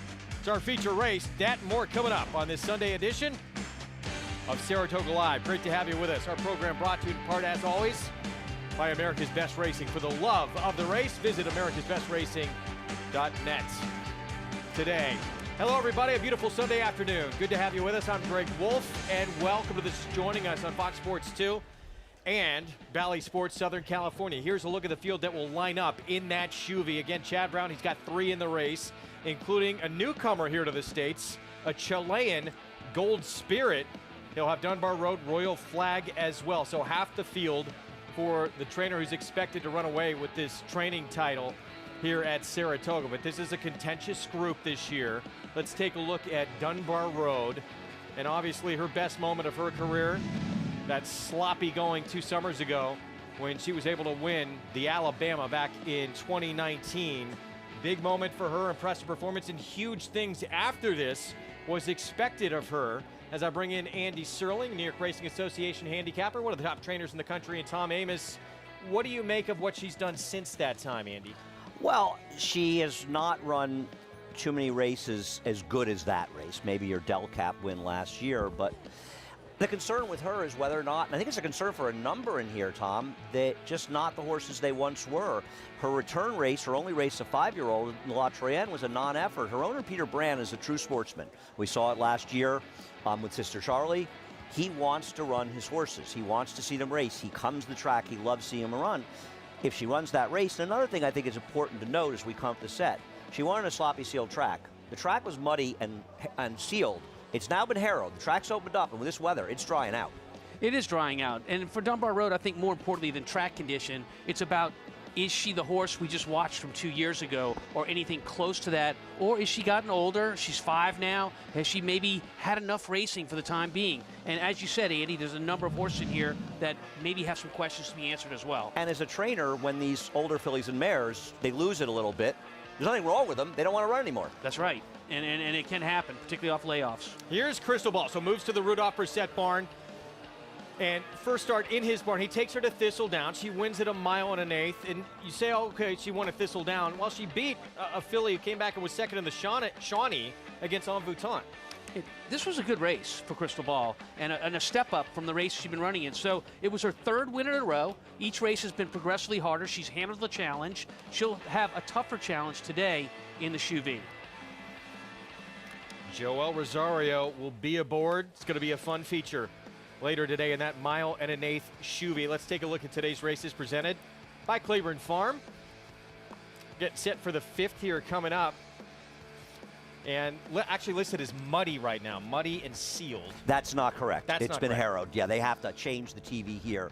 You can look right behind us, and the track has been harrowed. And I believe the first race. I don't think it was harrowed for the last race, but it is now harrowed. Okay, there we go. Off the turf all day. It's breaking news, Greg. Pick 6 carryover, 257,000 plus.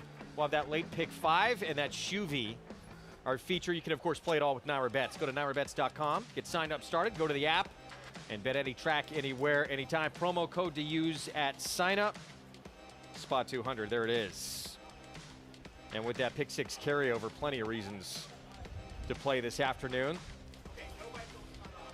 Should get a healthy pool coming up in that spot. So Shuvee, our feature, we got a big pick 6. Pool should get up there, and another beautiful Sunday afternoon here in upstate New York. And I think the first time the three of us have been on set together this summer.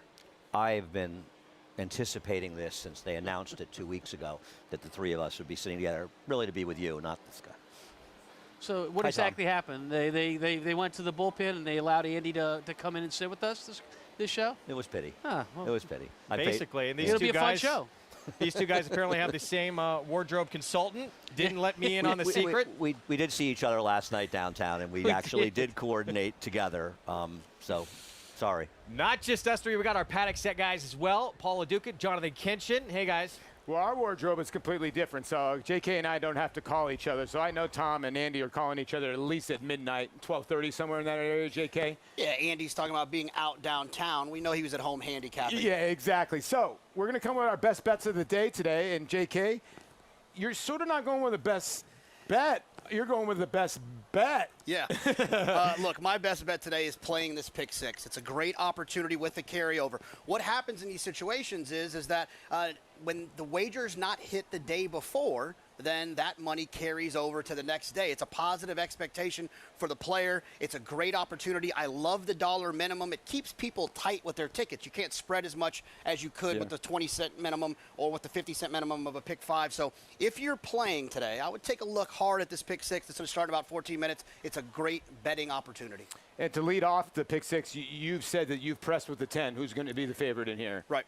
Okay. My best bet of the day, I'm going to go to race number 8. It's an off-the-turf event going a mile and an eighth, and I like locally owned in there. There's a lot of speed in that race. Chris and Dave, Winston's Chance, and the 2-horse in there, Yankee Division, and are both all have speed. And locally owned, I think, with Tyler Gaffleone, the best race that this gelding ever ran was here at Saratoga, and I think we'll actually ease back and make one run, and it's had some pretty good success on the wet surface. So that will be my best bet of the day, locally owned, and hopefully I don't jinx our colleague Maggie. Back to you, Gregor. All right, we look forward to that coming out. That's become a competitive, I mean, it was a competitive race anyway, but even with a surface switch, still seems like a competitive race. So that's part of that late pick 5 sequence. Taking a look here at the 8 in this 5th coming up. We're 13 minutes from a start here. Miss Mamba, Luis Saez for Joe Sharp. Pick 6 coming up next on this Sunday card.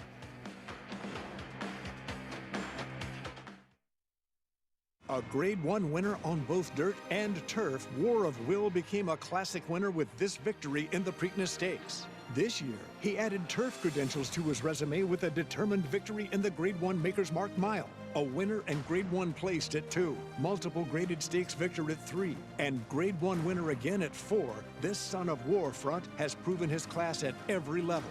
A classic winner with a stallion's pedigree. War of Will, standing in 2021 at Claiborne Farm. No sport in the world brings the wins home like racing. It's one-of-a-kind, high-speed, high-stakes action, and Naira Bets takes you there.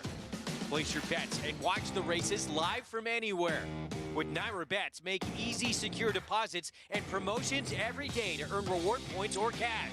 Download the Naira Bets app or visit nairabets.com.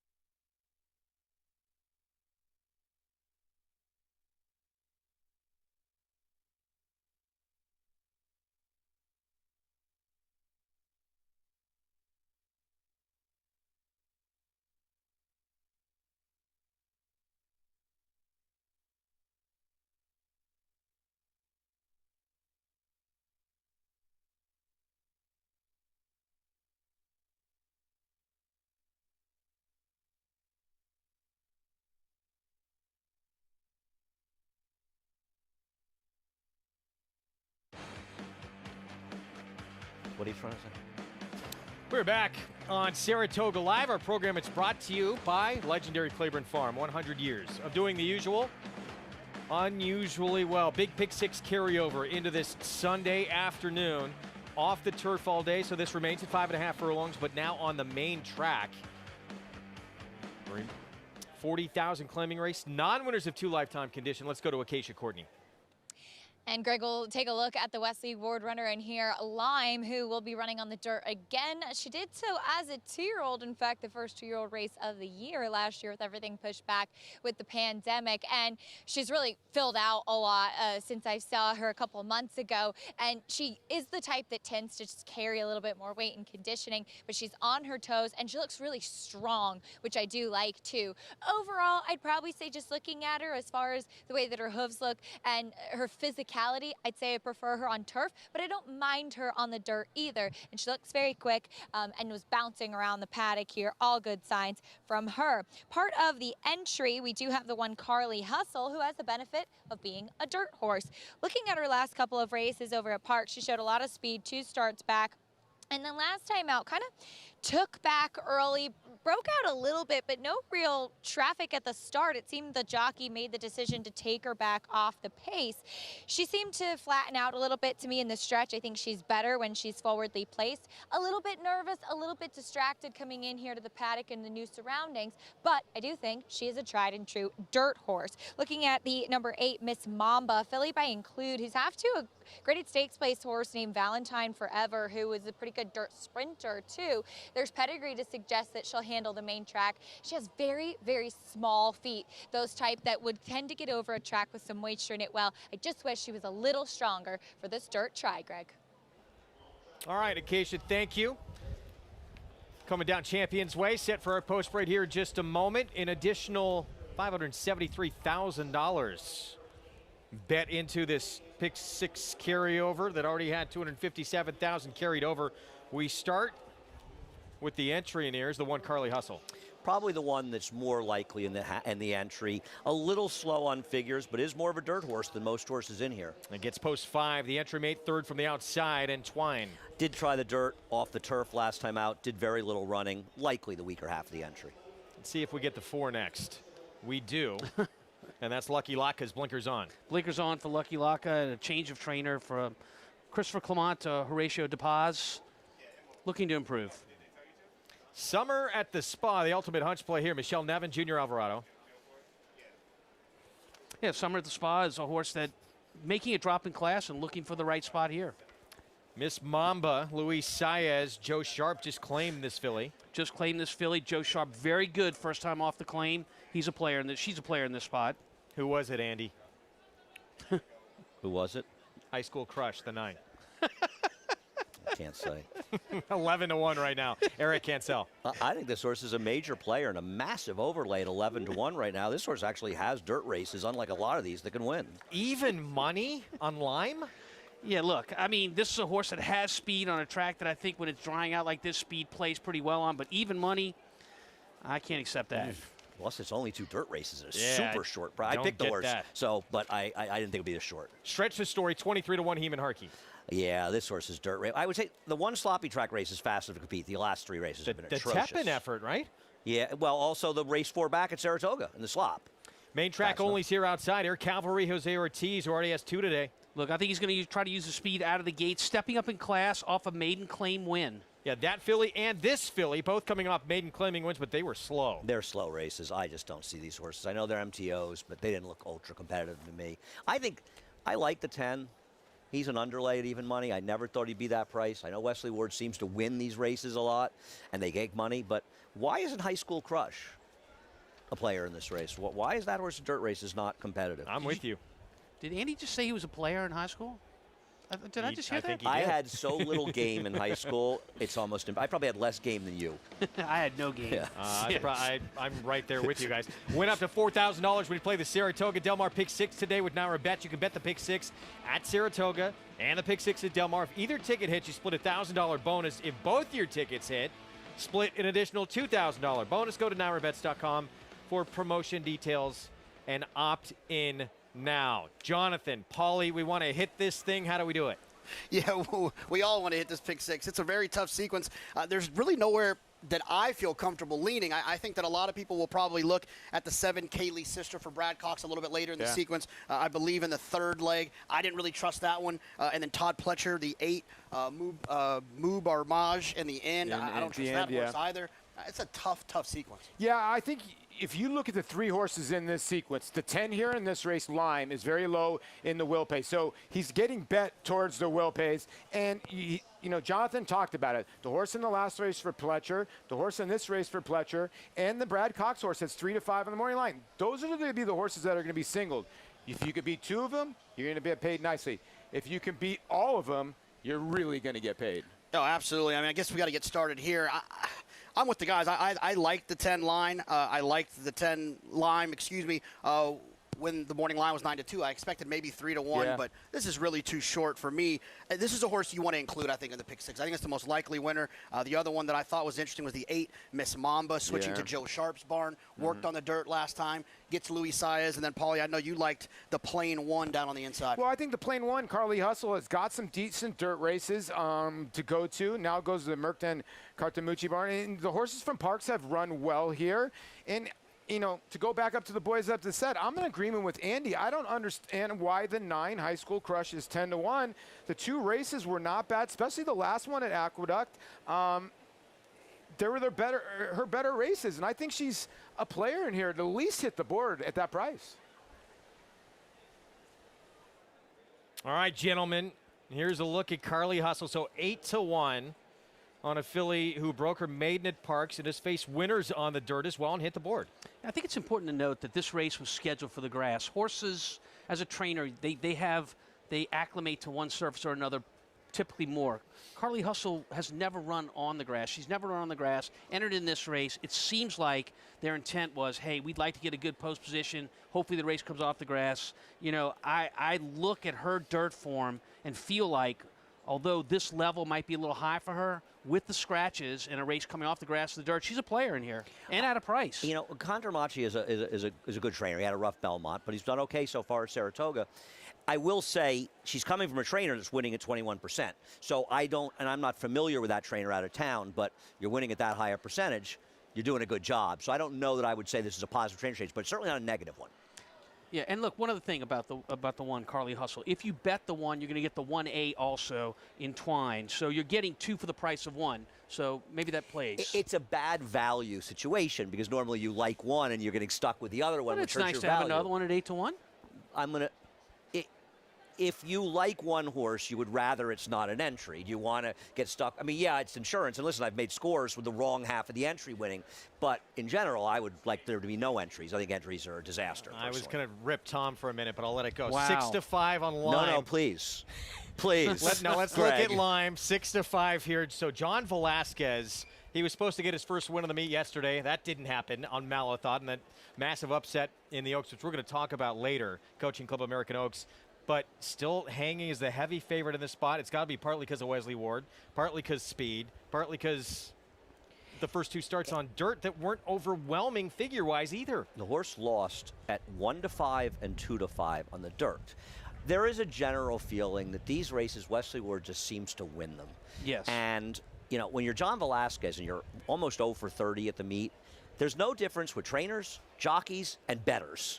When you're going bad, you're going bad. When you're going bad, Malathot loses by a nose in the stake. It's just everything goes wrong. I think it's going to turn around for him. I still think he's a pretty good jockey. Yeah. He's not just a pretty good They're not jockey. taking him out of the Hall of Fame. He's one of the best jockeys of all time in the Hall of Fame.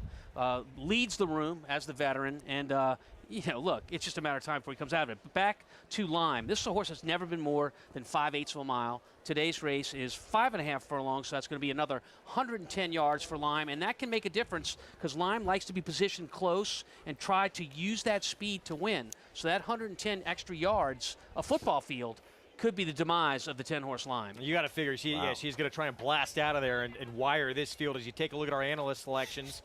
Paulie, Tom, with that 1. Andy, Jonathan, with the favorite. And in case you go into the 8, as we take a look here at the 9 High School Crush.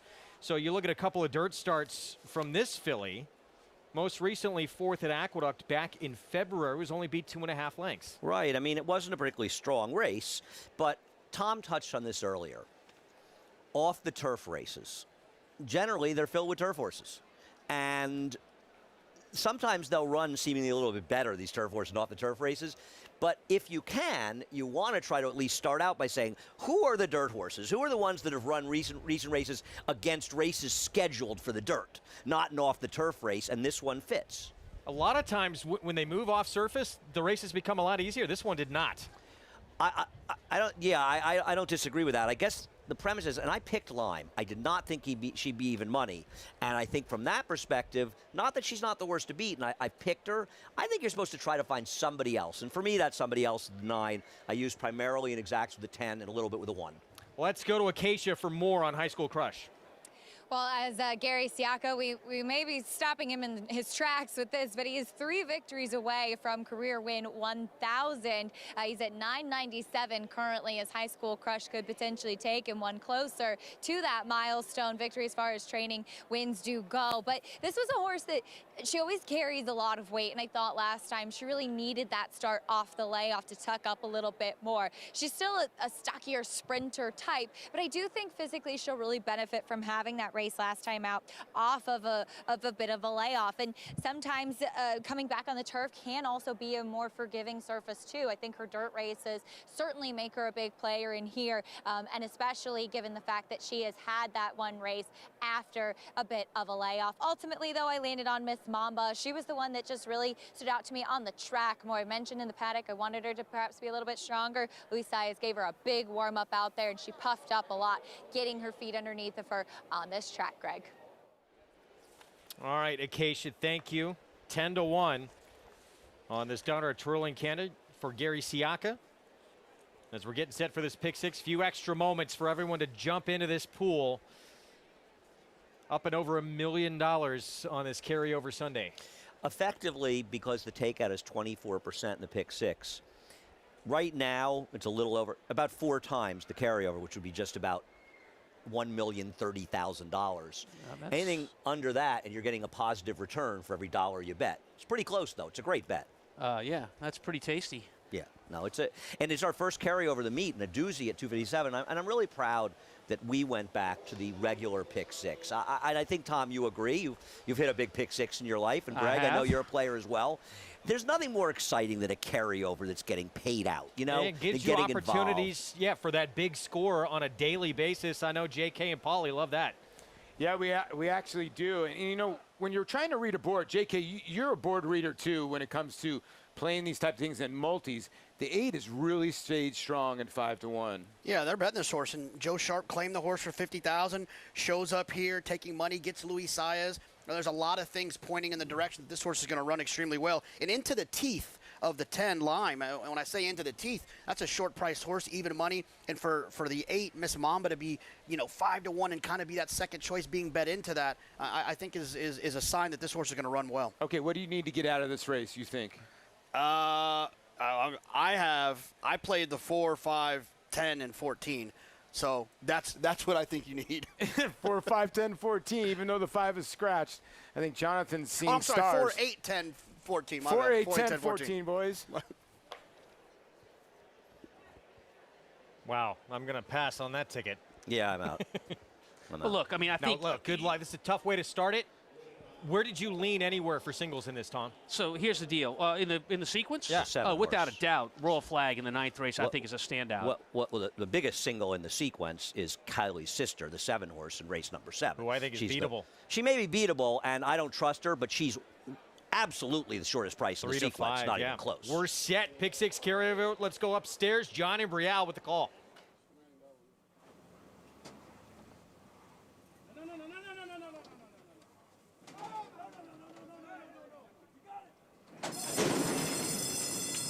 And they're off. And Lime is sent right out for the early lead. Lucky Lutkes is down at the rail and moving up. Air Cavalry's on the outside in 3rd. And then Carly Hustle is next in 4th, followed by Summer at the Spa in 5th. Bella Domenica races in 6th, followed by High School Crush in 7th. Down on the inside is a Miss Mamba in 8th, followed by Stretch the Story in 9th, and Entwine is the trailer in 10th. The quarter went in 22 and 4/5 seconds, and it is the odds-on favorite Lime who has the lead here over Air Cavalry on the outside in 2nd. Then Bella Domenica is next in 3rd. Lucky Latkes down at the rail runs in 4th, and Carly Hustle is in 5th. The field comes into the stretch, and it is Lime with the lead, challenged here on the outside by Air Cavalry. Lime and Air Cavalry, and they are right together. Lucky Latkes is in 3rd, then Bella Domenica and Carly Hustle, a 16th out. Lime on the inside, Air Cavalry on the outside. Lime and Air Cavalry fight it out to the finish. It looked like Lime in a photo there with Air Cavalry as we start the Sunday Pick 6. 4-5 or 9-1 photo finish to start off the Pick 6. Well, John Velasquez can breathe a deep sigh of relief as he's off the duck at the meet. It's just amazing how long it took him to get there. The 14 horse ran very well.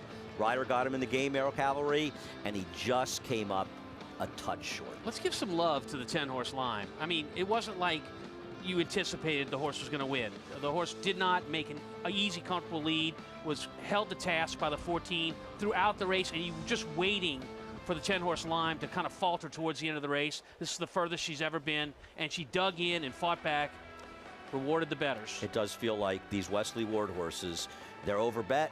They don't look that great on paper, and they just seem to win.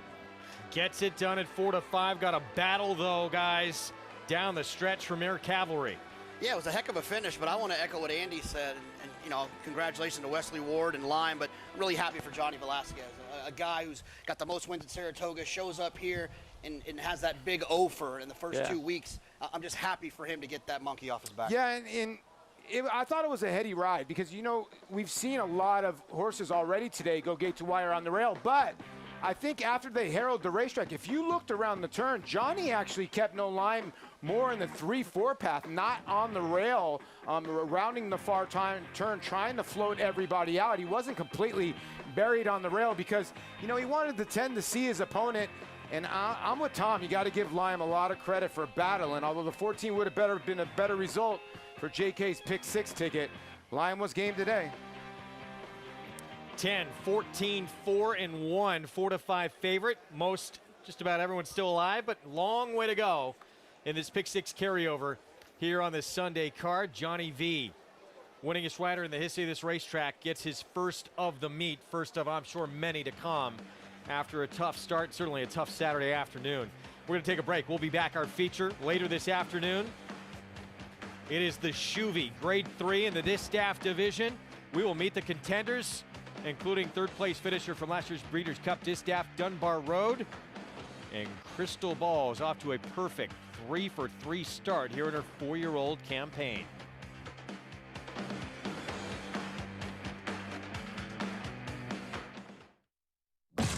Before a moment of victory, there are the hours before post time. Months of training and years of work. Before triumph comes trust. Before success, belief. Before we became a world-class stallion farm, we had world-class shareholders who understand that it can take years to create a moment, but that some moments last forever. Resorts World Catskills, your closest casino resort experience, is so close. Stay the night and get your game on. Play live table games or thousands of slots. Resorts World Catskills. If sweat is your body's natural way of cooling itself down, then condensation is a beer's natural way of saying, drink me. Michelob Ultra, superior light beer.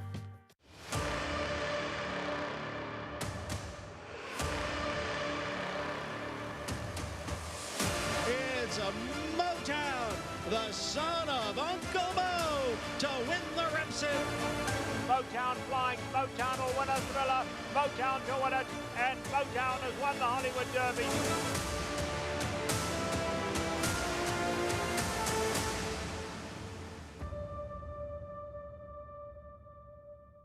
Nobody wants to fall into a safety net.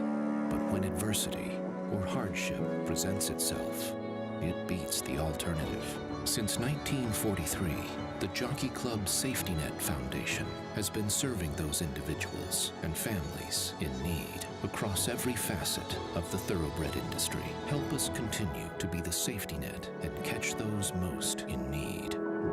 Visit tjcfoundation.org to learn more.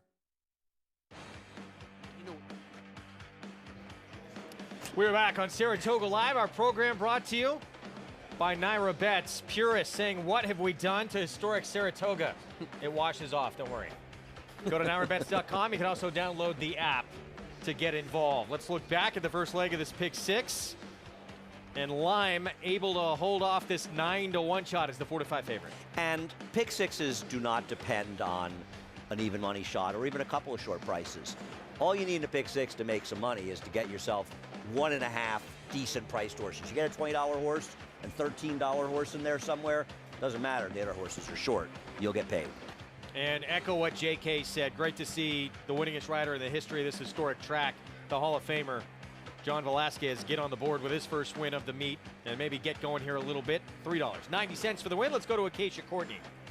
And pleased to be joined with that winning rider, John Velasquez and Johnny Lime. She was tough. She is such a big, solid filly, and she really dug in today. She did. Wesley was a little, a little worried about obviously being in the dirt and not in the grass, and but he says she has a really good chance to ride her. Just kind of be quiet with her and try to make the last part of this to get after her, and she did. She put a really good fight down the lane, so I was very proud of it. My only winner so far. It hasn't been easy. You know better than anybody how difficult it is to win races here at Saratoga, but I imagine each one is special up here. Everyone is special. Obviously I haven't won anything, so this makes it really special. It's coming here in Saratoga. I don't think this. I don't remember when it was the last time I had such a hard time to win a race here in Saratoga. So it's been a long time. Obviously, you stick around, they come around. Tell me what you were feeling out on the track there. As we noticed, you kept Lime a little bit off the rail. Well, they harrowed the track, so I was a little worried there was going to be a little bit too deep in there. Since they harrowed the track, to kind of changed it the way it was the last couple of races. So I kind of took my chances to stay off the rails a little bit, and plus the horse to be was outside of me, so I wanted to keep it there where he wasn't on top of me the whole way around. Well, Johnny, congratulations. Here's to many more wins this summer. Thank you very much. John Velasquez, a Hall of Famer, Greg, a mentor to a lot of the younger riders as well. And everyone in every sport, no matter the position that you're playing, goes through slumps. And I'm sure sometimes all it takes is one to get back on track. One of the all-time greats, and no question, these riders, they all look up to him in that room. Take a look at this pick six. Follow along, one leg in. Odds-on favorite begins it with Lime with a long way to go. Yeah, and you can see that total pool, but there was just over $1.17 million bet in the pick six. So basically, every dollar you bet, in this case, you're getting back. I quickly the math, probably about 96 cents, 95, and maybe a little less. Everybody's live in the pick six. How about that? I'd like to see that. Yeah, how about that? But I'll tell you something. Do you really think this horse is even money in the pick six? You hear Jonathan used 4 horses. I'll bet you this horse is an absolute. What do you think? Oh, yeah. I think this horse is a must-use. No, but I'm not saying. I'm saying. It wasn't a single for a lot of right. people. I'm saying that he might not have taken 50% of the money. He might have been more like 35 to 40%. Maybe. Time for the 2-year-old race of the day. It's brought to you by Spendthrift Farm, home of 2-time reigning champion sire Into Mischief. This kicks off the late pick 5. 6 furlongs, a maiden special weight for 2-year-old fillies, and it's Gal in a Rush. Christophe Clement, Joel Rosario, who opens up as the favorite. A lot more on this field coming up in just a moment. We're going to look ahead to our feature race of the day in the Shuvee Stakes by the numbers. And some of the great performances in the history of this race. Speed records at the different distances it was held. Mile and 1/8 current distance. We saw Pharrell do that back in 2018, 149-1. Most wins by a trainer. The great Alan Jerkins, the chief. The last of those coming back in 2007. Most wins by a jockey. John Velasquez. Unfortunately, the mount he was expected to ride, Antoinette, passing for another spot for Bill Mott, who is off to a terrific meet, by the way. Most wins by an owner. 3 of them with 2 each. And we have seen great success in this race with runners to go on and win the Breeders' Cup.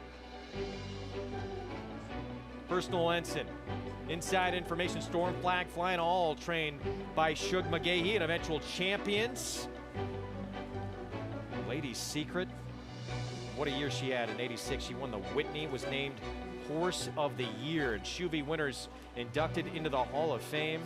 Lady Secret, Personal Ensign, Inside Information, and Sky Beauty in 2011. So safe to say there's a lot of history in this race, and we're going to have a fun edition of it certainly coming up this year, where it looks like Chad Brown holds an awfully strong hand. He does. I think Inside Information, by the way, beat Sky Beauty the year and the second time she ran it when she won it back at Belmont.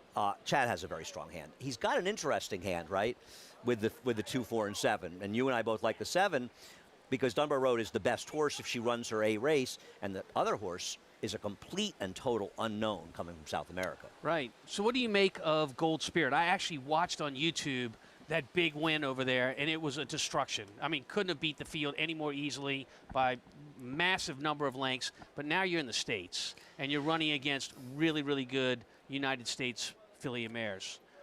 That's the wild card in the deck, right? You got to look at the odds, see what the inside handicappers and maybe connection to the barn are betting to see if that's a player. Allegedly, too, heads up with Dunbar Road. Well, the thing about it is, when those horses have come to South America in general that have been successful, they'll be 9 for 10.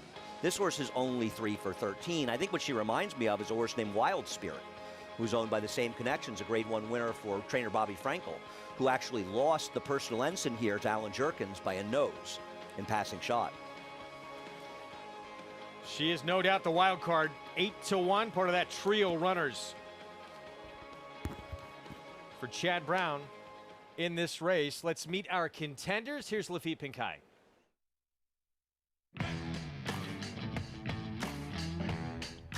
Chad Brown enters 3 graded stakes winners in this event. Brown will saddle 2 of the top 3 selections in favorite Dunbar Road and second choice Royal Flag. After running a non-threatening 5th in her seasonal debut in the Grade 2 La Troyenne, it was discovered Dunbar Road had a throat infection. The daughter of Quality Road returns to the Oval where she enjoyed her greatest victory. That was in the 2019 Grade 1 Alabama, where she skipped over the slop. You know, we know she doesn't mind a wet track because, again, in Alabama's victory was over wet, so it might line up for her just the right way. Royal Flag enters this event after being defeated by a head in the Grade 3 Double Dog Dare. She has never failed to hit the board in all 7 of her starts and seeks to avenge her second-place finish to divisional leader Latruska in last year's edition of this event. Crystal Ball is gunning for her first graded stakes victory and is a perfect 3 for 3 this year. This is her second start for new trainer Rudolph Brissett. Horologist won the 2020 Molly Pitcher and Grade 2 Belle Dame. She captured her seasonal beau in the Top Flight Invitational, but was an uncharacteristic 5th as the favorite in the Lady Jacqueline in her last start. Will Brown or Mott collect their second Shuvee score? Anything can happen at Saratoga. No question. We saw that yesterday in the Coaching Club of American Oaks. Absolutely anything can happen at this racetrack with its reputation. The Graveyard claimed another one yesterday. Late pick 5. It is next. 2-year-old fillies making most of them their debut here in this 6th race. We'll be back with the post parade right after this on Saratoga Live.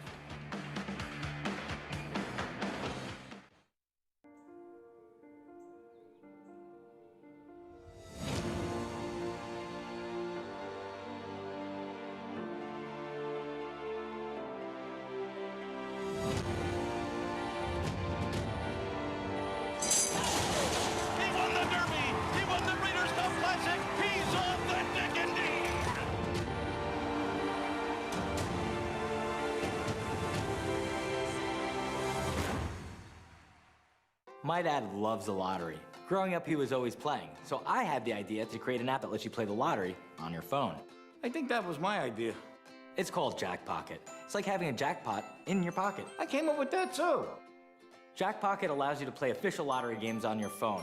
Just choose your game and pick your numbers. I wasn't sold until I saw the actual ticket on my phone. Was that your idea too, Dad? Don't be a wise guy. Go to jackpocket.com to get your first ticket free.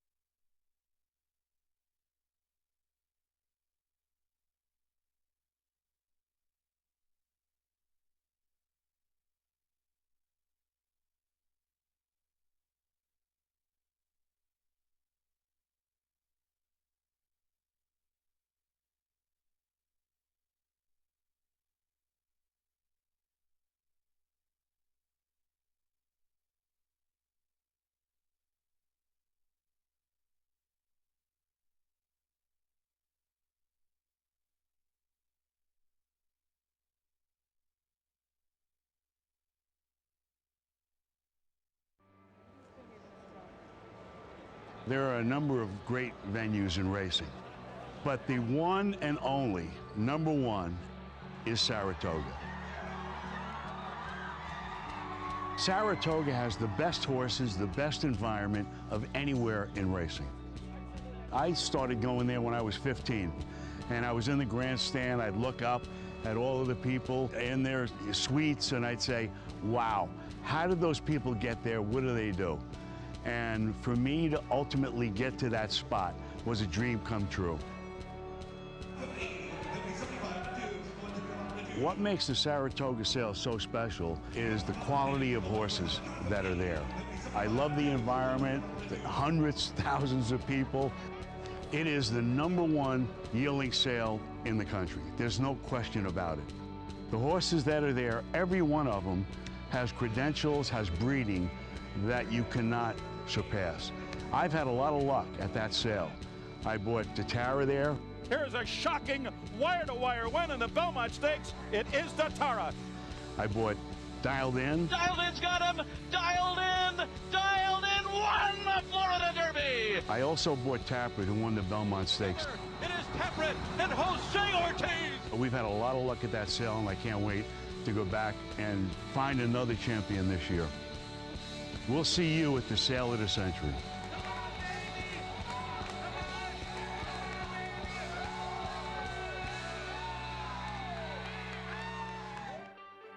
Fasig-Tipton Saratoga sale, August 9th and 10th, 6:30 p.m. It is one of the events of the summer here in upstate New York, right across from the racetrack. It's the most entertaining evenings of the year. If you're in and around Saratoga, around the sales, public is welcome outside. Great people watching, see the yearlings. It's a lot of fun. Tom won't be there. Adult beverages. Let's not forget that. Are you allowed there? Yeah. You are down in Louisiana. Is there a sale like down in Louisiana or something that Not weekend? like this Right one. down there. Yeah, fun to see the buzz too in the room when the horses come out there. You know, there's some big names that'll be going through the ring there. And you can visit them in the stalls. You can walk around and see them. It's really, if you've never been, it's a great fun evening. Late pick 5. It starts here. Christophe Clement's filly, Gallon Rush, the 6, favored at 3-1. Let's go to Acacia Courtney. We'll talk about some first-time starters going numerically here, starting with the Steve Asmussen charge down to the inside, the #1 Shared Future, who did work on the turf in her most recent workout, and according to the Clogger report, seems she did not relish the surface as the time would suggest. And sometimes when shipping into a new place, again, turf can be a little bit more of a forgiving type of surface and perhaps just a bit of a maintenance work. Doesn't look like a turf horse. In fact, she looks very well prepared for sprinting on the dirt, which is what she's going to do here. She's really perked up quite a bit since they put the tack on, got on her toes a little bit more, which I love to see. And as is always the case with the Asmussen runners, very professional, though I like that energy without doing too much, as she looks like a real sprinter type. Next to her, the 2 For Dawn, filly by Nyquist for Brad Cox. Beautifully put together Nyquist filly. She does wear short cup blinkers, a short kind of cheater cup, as we say, just about an inch of plastic covering the eye. And typically with first-time starters, not something I love, but if noticed with the Brad Cox runners, it's not really a negative, not something to read into too much. And maybe those blinkers, as she has been a really laid-back type, are to get her to show a little bit more speed or a little bit more energy, perhaps a little bit more focus on the task at hand. But a really strong-looking type of filly. We'll see if she does show speed and is quick, as she comes off of a very fast work at Keeneland last time out, going 46-2 in the morning. The #5 Demands Respect, a filly by Union Rags, as the Chad Brown barn always does live up to that name. Very good dirt sprint pedigree on the bottom side as the mares produce stakes winner Where Paradise Lay, who loves a wet track, by the way, and stakes place Whispering Pines, both of whom are probably best around that 7 furlong distance. And she does have a little bit of that Union Rags influence in her, though, that stockier kind of build.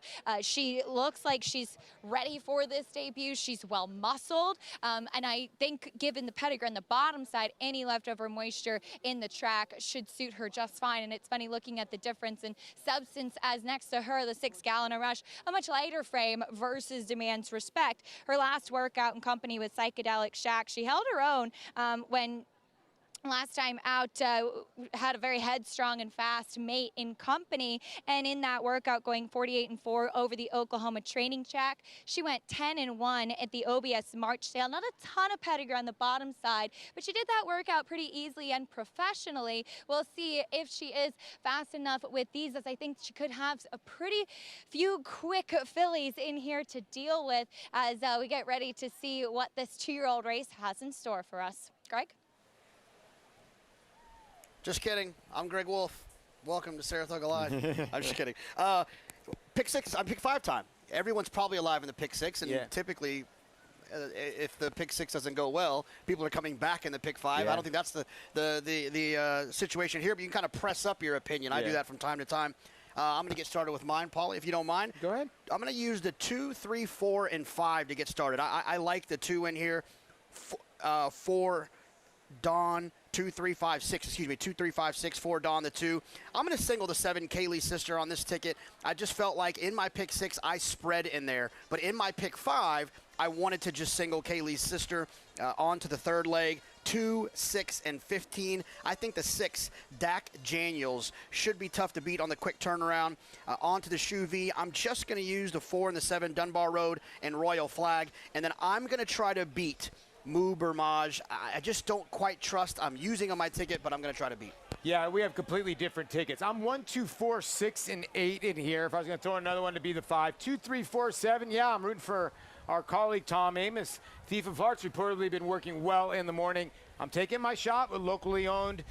In race number 9, I thought the same thing that Tom thought, that Royal Flag has a big shot. I threw in Aerologist because I thought there'd be more moisture on the racetrack, and she's never been over a wet racetrack. And she has races where she can beat, and she has beat Dunbar Road and Royal Flag before. And then I thought the Ross race was 6 and 8, Gregor. I'm 1. All right, Paula, here comes our post parade. Shared Future kicks things off. Turf work last time out. Yeah, I mean, Steve Asmussen first. They're always dangerous, but this one's not getting bet very strongly. For Dawn, Brad Cox only off to a 57% start of the meet. Yeah, Brad Cox knows how to get to the winner's circle and knows how to do it with first-time starters. This horse at 4-1 right now, the 2-horse. Well named, Daughter of Nyquist, Lemieux, Marcassi. Lost to a stakes winner for Wesley Ward in his debut, but lost by a city block, and he improved second, or she improved second time out. Yeah, happy someone going to win the Astoria for Wesley. Here's Misinterpret. Irad moves actually to the next store horse, the first timer. Yeah, from the Todd Pletcher barn. Todd, another trainer that knows how to win with young horses. He's had a couple of chances and finished quite well last time. So here's where Irad Ortiz Jr. moves to demand respect. A couple of solid foals from this dam, actually. One, a nice one named Whispering Pines. The Clement favorite, Gallon of Rush. Gallon of Rush, a horse that they paid a lot of money for this horse, the 2-year-old training sale. It's a sale where they actually put the tack on them and give you an opportunity to watch them breeze. Favorite here at 3-1. John Velasquez on Roundabout. Yeah, the same connections campaigned the very talented Killybags captain, but that was the only foal from this dam that did any running. 6 others did little. And Al Stahl, your buddy, Knowing Glance on the outside. Knowing Glance for Spendthrift and Al Stahl, the 8-horse here, an outside post position for a first-time starter. That can sometimes be tough on a young horse, that outside post. Pick 5 pool, $434,000 and growing as we look at the favorite here, the Daughter of Ghost Sapper. Christophe Clement, one of 5 trainers in the meet lead early on here. Yeah, the horse who's going to be favored by the time is likely to be the 2-4 Dawn, but Gallon of Rush figures to be second choice looking at multi-race bets. Tom, I thought this was a very easy, impressive workout. 10 and a 5th, not super fast, but I like the way the horse was moving. Yeah, I think the big challenge for any horse that comes out of these 2-year-old training sales is that you're going an 1/8 of a mile. And when you get in a horse race, you're going 6 times that far. You got to teach these horses to relax, to respond to the rider in the back. So when you watch this horse in the post parade and you're looking at how relaxed Gallon of Rush is, you can just tell that transition is there for this horse. How do you feel as a trainer about buying horses at the 2-year-old sales? Have you had success doing it? I've had success doing it. It's not my favorite way to do it. I like to go to the yearling sale and have them from the time they put a saddle on their back and get broke to the time they hit the racetrack. I like being involved.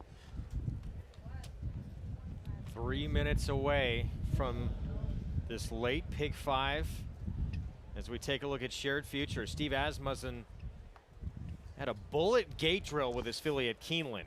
So let's he talk about that. He doesn't do that a lot, does he? Yeah, so let's talk about that. So Asmussen horses, first-time starters, usually the work pattern is pretty mild, pretty average, but it's about intent, right? And when you take a horse to the gate with a young horse that hasn't started, you're trying to know what that horse is, and you're trying to teach him to lead that gate fast. That's always a telling work, and specifically telling with the Asmussen barn, that's a very, very good work for the one horse. Steve Asmussen, 10 wins away. Sorry? From equaling Dale Baird as the all-time winningest trainer in North America. And just a matter of time before that happens. We'll see if Shared Future can get him closer. Let's go back to the paddock. Yeah, Paulie, I thought the 3 Lemieux was a little bit interesting. This horse took some money into that short price run-off winner, Happy Soul. And I think when you're looking at these first-time starters or young horses, maidens, looking at the tote board is a huge clue. And the fact that this horse was bet that day, it wasn't a mistake. This horse clearly has some talent and I think could improve second time out. Yeah, they paid $100,000 for this filly by Nyquist. And Nyquist obviously has turned out some good horses so far in his stud career to start. I thought looks tremendous on the racetrack. The 5 you're seeing right there too, Demand Respect. Yeah, I want to get to the 8, Knowing Glance, because that horse, that filly by Jimmy Creed is an Ontario bred, very unusual. Albert Stahl has this horse. Taking some money in the doubles, been working pretty steadily, and Al's the kind of guy that doesn't work him that fast. And you know, that worked 3 back, 48 breezing out of the gate, 2 out of 19. Come up here, got this filly in a work, and there's a guy that's on the other set that used to be his roommate. Maybe he has some information. Tom? Yes? Speak to us. I mean, look, He's your only friend. Al never says anything. Please. I'm telling you. He's your only friend. Yeah. Literally, your only friend. And First of all, and that's 50% of the time. I saw him one time, 2 summers ago. First time I ever met him, he goes, Greg, I got a great horse. This horse going to win first time out. He did. So that's not true. This horse is live. This horse is live. This horse could be any price in this race. This horse is 6-1 in this field, and that's live for this horse. Now, the 2-4 Dawn is going to very likely be favored by post time as a clear-cut favorite looking at doubles. Obviously, Bradcock's dangerous with everything. So half the horse named Joe Frazier, I believe won at Keeneland relatively recently. 2 of the 5 foals from the dam are pretty good. This was my best guess in here. I'm most interested in 4 Dawn, the 2, and the 5 Demand Respect. By the way, Tom, you know what that horse was that he gave me? Blaine. CZ Rocket, I thought it was first Blaine. time out. Well, shoot, that's a good one to get. Yes, it CZ was. Rocket fly. CZ Rocket won one of the toughest, it was a 3-year-old. He won one of the toughest older horse maiden races I've ever seen. Let's go to Acacia. Well, Tom, I consider you a friend, so you have 2 now, so there you go. But looking at a couple with experience in here, Jonathan mentioned the 3 Lemieux and the money that she took first time out. Now, I didn't see her in her debut, but she was a little bit green, and I was surprised for a horse that had raced before, a little bit vocal coming into the paddock, but she's really kind of gotten her mind much more on business when out there on track, as Tyler Gaffleone took her right away from the pony, moving her, keeping her moving forward. The best thing to do, especially for young and inexperienced horses, in order to keep them focused and on the task at hand. I thought she had a nice warm-up out there. She's a longer, stretchier type of filly. I think the extra furlong versus the 5 that she ran in her debut today will really suit her quite well. And who knows what's in this race, but one thing we do know is she won't have to deal with Happy Soul, who she was chasing the whole way around. Misinterpret, the 4, the other one with experience, making her 3rd start for Todd Pletcher. On the bottom side, she's out of a mare who's the sister to multiple Grade 1 winners, Dad's Caps and Paula's Silver Lining. She's a smaller, though very athletic type of filly. She was a 2nd last time in a relatively slow race. I thought the 2 of them dueling to the wire put on a good show. And of course, Mainstay, we saw 2nd in the Schuylerville at opening weekend. Overall, I think that she's one who is certainly ready given her foundation, but I do say I prefer the first-time starters in here to the ones with experience, Greg. All right, thank you, Acacia. Getting set to load up.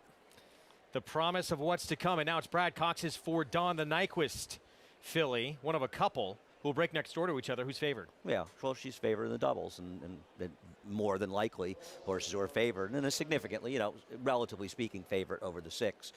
But once again, I think the horse who's probably getting bet the most, I mean, you know that Brad Cox Firster is going to get bet. You know that Christophe Clement Firster is going to get bet, especially the way they've run here the last couple of years. The Al Stahl horse, and Al's a super sharp trainer, but as you know, Tom, Al's horse could be 20-1 in here. And I think 5-1 is very telling. I believe it will prove telling. Yeah, it's a tough post for a beginner. You can't simulate and practice, going into the gate with all these horses at once. And oftentimes a beginner that's never run before, it's in the outside post, that doesn't have a horse holding him in will break, or her in, will break away from the field, and that will be costly at the beginning of the race. Be interesting to see if Al falls victim to that with Knowing Glance, the 8 horse.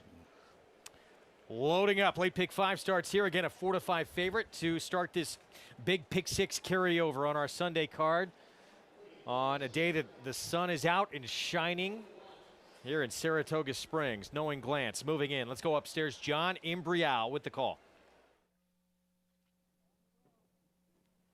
They're all in.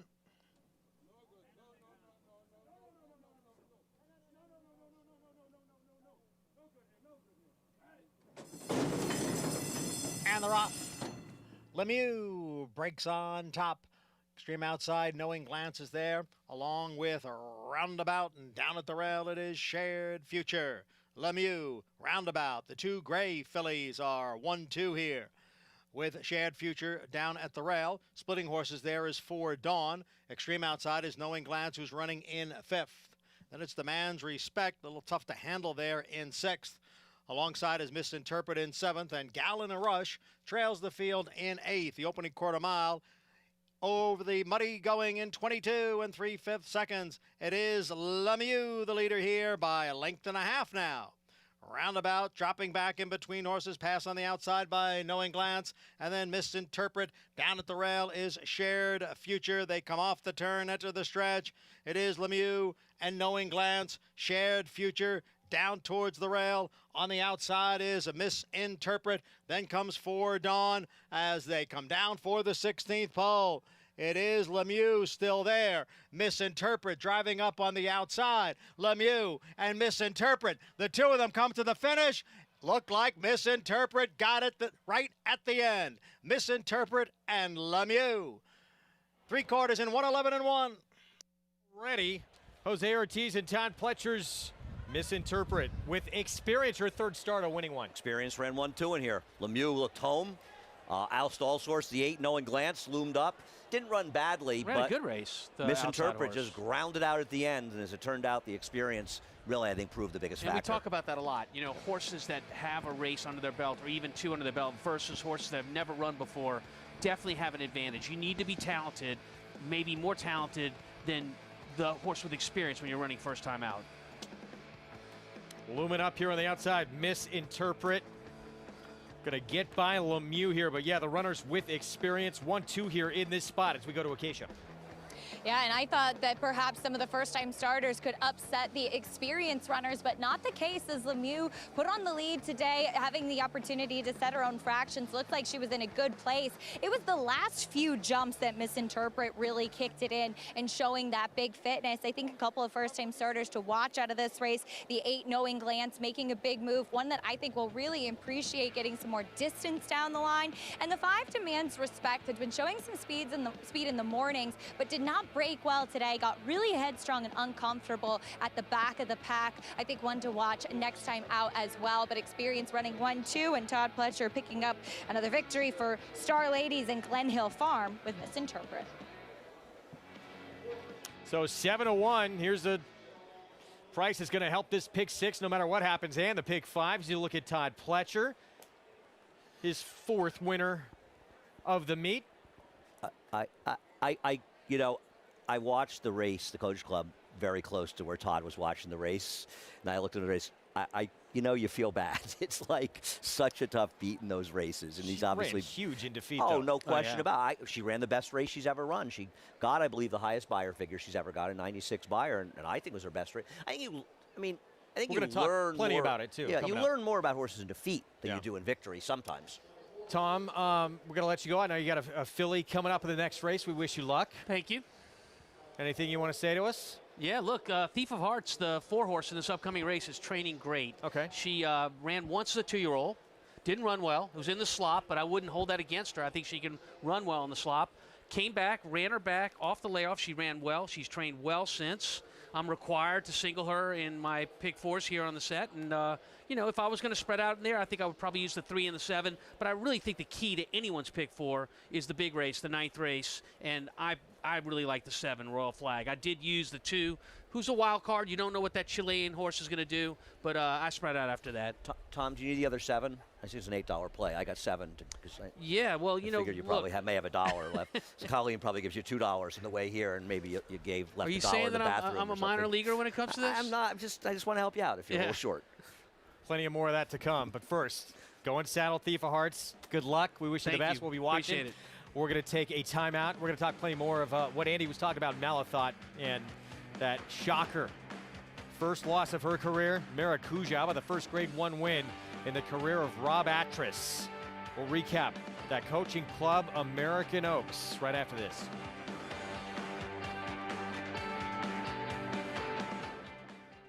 Tapit. His dominant reign as America's top stallion will leave an indelible mark on the breed, forging a legacy that will last forever. His impeccable resume includes a veritable roll call of champions.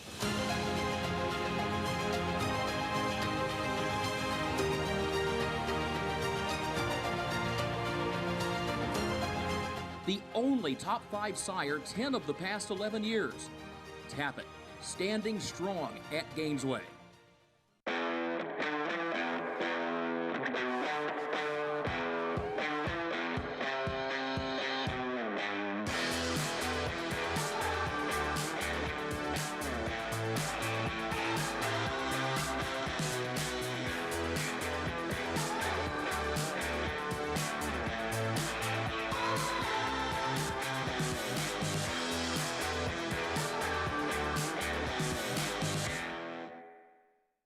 Undefeated Grade 1 winner Mastery was a multiple graded stakes winner at 2, including this victory in the Los Alamitos Cash Call Futurity. At 3, he sizzled in the San Felipe Stakes. Now his progeny are bringing top dollar in the sales ring. $450,000. Good advance, $510,000. Thank you. An exciting young stallion, Mastery, standing at Claiborne Farm. Racetrack Television Network brings you every race, from every track, on every screen, every day. With monthly packages starting as low as $5, RTN gives you great value and access to more live HD streaming and race replays than anyone. Visit RTN.tv today to sign up and watch on almost any device, including Roku and Amazon Fire. Use promo code TRYRTN for a 5-day free trial.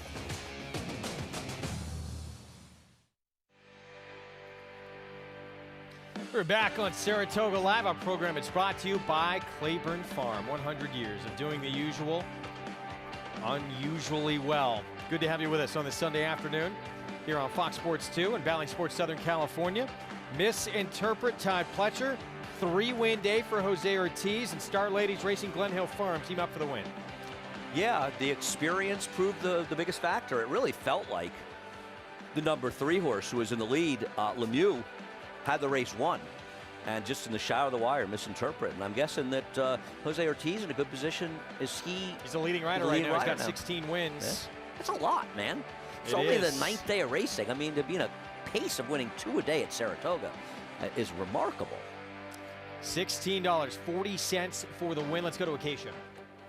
Greg, I'm joined by a very special guest, Donna Brothers of Star Ladies Racing, after Misinterpret's very impressive win, and somebody that I've always looked up to and now get to be on the other side. Donna, congratulations. Tell me, you were just saying how special it is to be on this side and feeling the emotions of a 2-year-old win like this. Well, first of all, you're kind to say you've looked up to me because you've always been taller than me since I think you were in like the 4th grade. But anyway, yeah, a really emotional win. You know, my husband's the bloodstock agent for Starlight and Star Ladies Racing, and he picked out this filly. And, you know, when you're on this other side, it takes so long to get there. Like, I feel like I could cry again just thinking about it because this was her 3rd start. It was, I mean, it's such, as you know, we talked about it. It looked like really stiff competition, and to be able to win at Saratoga with a filly that my husband picked out, and yeah, it all comes full circle. She really kicked it into gear in the last couple strides. Talk about the performance today and what you thought of it. Well, the three, I don't know the three's name, but she was out on the lead, and she was the horse that stood out to me in the paddock. So I was thinking, oh, not this one. I don't know that we can get by her, but she showed real determination and grit in the final 16th of a mile. And I should have known, because Todd said in the paddock, he kind of showed his hand a little bit that he liked her. But, you know, Todd never gives you much indication. I should have just run to the windows, but I didn't. It was enough for me just that she won. She was able to run down Lemieux. And tell me a little bit about Star Ladies Racing and some of the partners that you have the experience of coming and winning at Saratoga like this. Well, Star Ladies Racing came from Lori Wolf, whose husband is Jack Wolf. They started Starlight Racing in 2001. Star Ladies didn't start till 2013, so it's still a pretty young partnership. Mostly women, all fillies, and so it's really nice when the girls can get together and especially come with a win here at Saratoga. Wishing you continued success with Miss Interpret. Nice to see you here today. Congratulations, Donna. Thanks. Donna Brothers with a nice victory and able to celebrate here with Miss Interpret, Greg. Great to see her and have her on the program, and nice that she's got a talented young filly with a victory here, daughter of Street Sense. As we take a look at this pick 6 follow along, there's one number that's going to help things and help this pay no matter what. It's still a long way to go with this 4 more legs remaining. This is the race, I think, that's going to have a big effect, because if the 7 gets beaten in here, the favorite, Kayla's sister, is 3-5, then that's going to open this pick 6 up, because I have to imagine a lot of players leaned very heavily on that horse. Brad Cox's filly, Kaylee's sister, beat a neck blast out at Churchill, going 6 furlongs. She's the odds-on favorite. We're going to talk Malathot when we return. Most of you know, if you've been listening to the show, she did not remain unbeaten. We'll talk to you about what happened in that Coaching Club American Oaks. It was close. The ultimate accolade for a racehorse is to be named Horse of the Year. To be enshrined to the Hall of Fame is to achieve immortality. As a stallion, genetic immortality is defined in 2 words: breed shaper, plain and simple. 2-time Horse of the Year and Hall of Fame inductee, Curlin, is just that. Breed shaper, Curlin, the classic sire. Need help in finalizing your picks for the next race? Check out the Track Master selections provided by Equibase on every U.S. thoroughbred and harness track on Naira Bets. Use these selections to get quick expert advice from professionals in the business. Check out the thumbs up graphic next to the pick and the wager pad and scroll down for more details on the horse. Track Master selections available on Naira Bets and the Naira Bets app.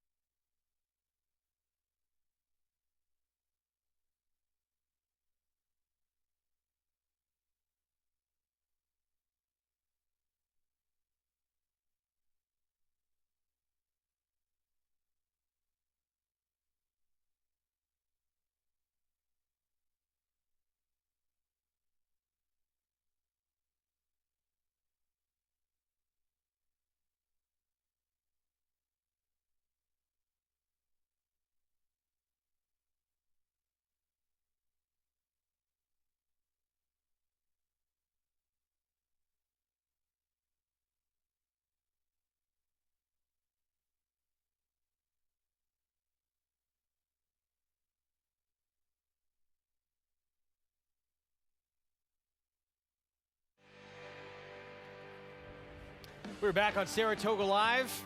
Our program is brought to you in part by Naira Bets, where you can play all summer long and beyond. Go to nairabets.com, download the app, get involved, and play along while you catch us on the show all summer long. Greg Wolf, Andy Serling with you. Tom Amoss, of course, saddling his filly. Coming up in this next race, we had another example of this racetrack claiming a victim. The Graveyard, its reputation. Malathot came in undefeated, coaching Club American Oaks. So much talk about how good she's been, Kentucky Oaks winner. And she ran a big race in defeat, but Maracuja gives Rob Atras the first Grade 1 win of his career. Yeah, I think that's really been overshadowed by the defeat of the heavy favorite, Malathot. And it's really exciting for Rob Atras to get that. We'll talk about it a little more. It's a great ride by Ricardo Santana. As expected, Malathot went to the lead, but the pace didn't go as expected. And when Irad Ortiz aggressively rode his filly, Clariere, who's last right now, when the second quarter slowed down, because he knew she was badly compromised by the fact that Malathot made be not only a better horse, but also more speed. So Irad made a decision, and he said, I'm going to try to win this race now and give my filly her best chance to win. And I believe he did. It didn't work out, but that doesn't mean Irad was wrong. But ultimately, it cooked Malathot a little bit when the pace heated up, and Ricardo Santana was easily able to sort of drop back, and that move right here when he dropped off the pace, that was the winning move, Greg. Yeah, Ricardo probably sees Irad, and he's like, well, thank you very much. Yeah. Gets the assist here, Yeah. gives his filly a breather, and then lets Clariere do the hard work up front with Malathot, and then has plenty left in the stretch. Yeah, I mean, I don't want to, it wasn't some sort of suicidal type pace. I mean, they went 23 and change, 47 and change. We're just so used to such tepid paces here, and this was obviously considerably faster than you'd expected. And Malathot is not a speed horse, but in a race that projected to have so little speed on paper, when you draw the inside post, you got to play the card that you were handed. John Velasquez had no choice in this race. He made no mistakes in here. He just got caught in a kind of tough spot. And Malathot ran terrifically, but let's tip our hat to Rob Atras. What a Grade 1. I mean, any Grade 1 win is huge, but to win this historic race at Saratoga, that's just a tremendous moment. Incredible to get the first Grade 1 of your career in this race, as you mentioned, the prestige of it. And he said, even coming in, he didn't feel he was going to be able to beat this filly. He just said, well, maybe we get a piece of it. And he even said, watching it down the stretch, well, I didn't think we'd be able to outfinish her.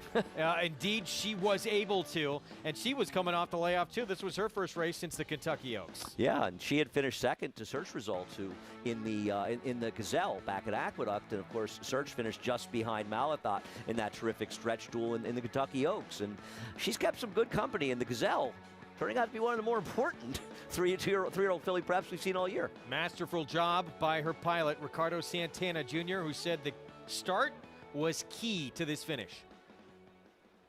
She broke really sharp today, and I was surprised. I was second and decided the front, and she put me in a cell that she wanted to. I let Iraq go when it won. I know that was going to battle for a little bit, and as soon as I take him out, she took cuff again, and she's a nice filly. She do everything right today. Rod told me to turn her loose, and she's really nice to gallop. I like how she was acting today, and she improved a lot today. Thanks God, and thank you to the trainer and everybody for this great win in this meet right here. It's great. It hasn't even sunk in yet, to be honest, so I just kind of feels like a dream. She kind of made a splash last time, finishing second behind Search results. Was it always the idea, pointing to a race like this and knowing that she wanted some more distance? Yeah, exactly. Yep. No, we knew she does really well with 2 turns, so we were kind of waiting for that. Yeah. And Brittany, you're such a big part of the operation too. I mean, what kind of filly is this to be around? She seems like she really shows up in her races every time. She's a bit of a bear or a bull. Like she's like acts like a big colt, but in her stall she's big and like cuddly, and she's pretty freaking cool. We're really lucky to have her, but she is a bear out on the track. There were so many tears and so much excitement in the winner's circle. How do you put into words a Grade 1 at Saratoga? I am still in shock, I think. That was amazing. Oh, what a moment to win a race of that magnitude and that be your first Grade 1. Just incredible. And, we love to see rivalries in this sport. It looks like we're going to see those two go at it again in the Alabama. And I also think connections deserve credit. A lot of people did not want to run in this race, but Rob Atras did. And good things happen when you do that. But also, I think this will open the Alabama up. I think people will realize the Malathot, while she's been undefeated, she's a very nice horse. She's not this enormous mountain. She's a very beatable horse. the connections of the Black-Eyed Susan winner, Army wife, sitting behind me for this race and said, we'll be in the Alabama. And I said, well, if you were a little bit, more risky, you'd have been in here and maybe you would have won. But now you have to try the Alabama. But I think we'll see a bigger, fuller field in there, and there should be. And listen, Mouth has the horse to beat. We won't deny it. But I think people will see that she's not invincible. No reason not. They are all beatable. Yeah, right, absolutely. Take your shots. If you have a healthy horse. These are important races. Important. I mean, let me tell you something. Maracuja comes back and wins the Alabama. There's a really strong argument that she's the leader in this division. Oh, I would 100% agreement with you on that. Coming up next, Brad Cox trying to collect his 5th winner of the meet. He's got the odds-on favorite and the speed to catch as well with that filly right there. Kaylee's sister, Luis Saez, will be aboard. Another post parade next.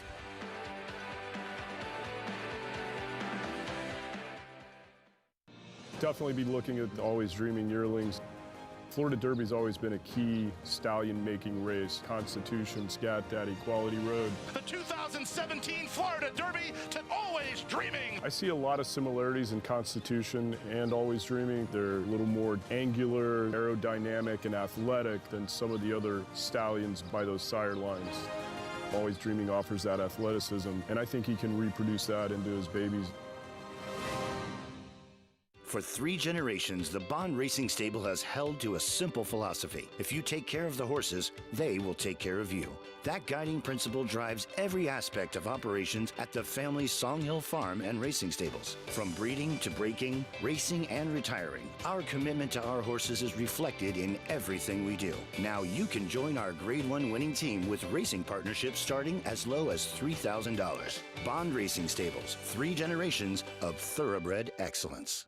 The Run Happies keep winning. What a day at Belmont Park when a pair of Run Happies crushed the competition. TDN Rising Star Following Sea delivered yet another emphatic performance, sailing down the stretch to win by 6.5 lengths. Then 2-year-old filly Happy Soul soared to victory, winning the Astoria Stakes by a whopping 11.5 lengths. Price for success of just $10,000 called Bernie Sams and book your mare to Run Happy, standing in stall 1 at Claiborne Farm.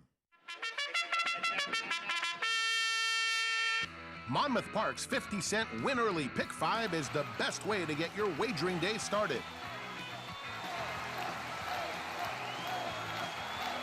With a 12:15 post every Saturday and Sunday, the Win Early Pick 5 is home to 6-figure pools and a low 15% takeout. Start your day winning early. Play Monmouth Park's Win Early Pick 5. Win early, win often.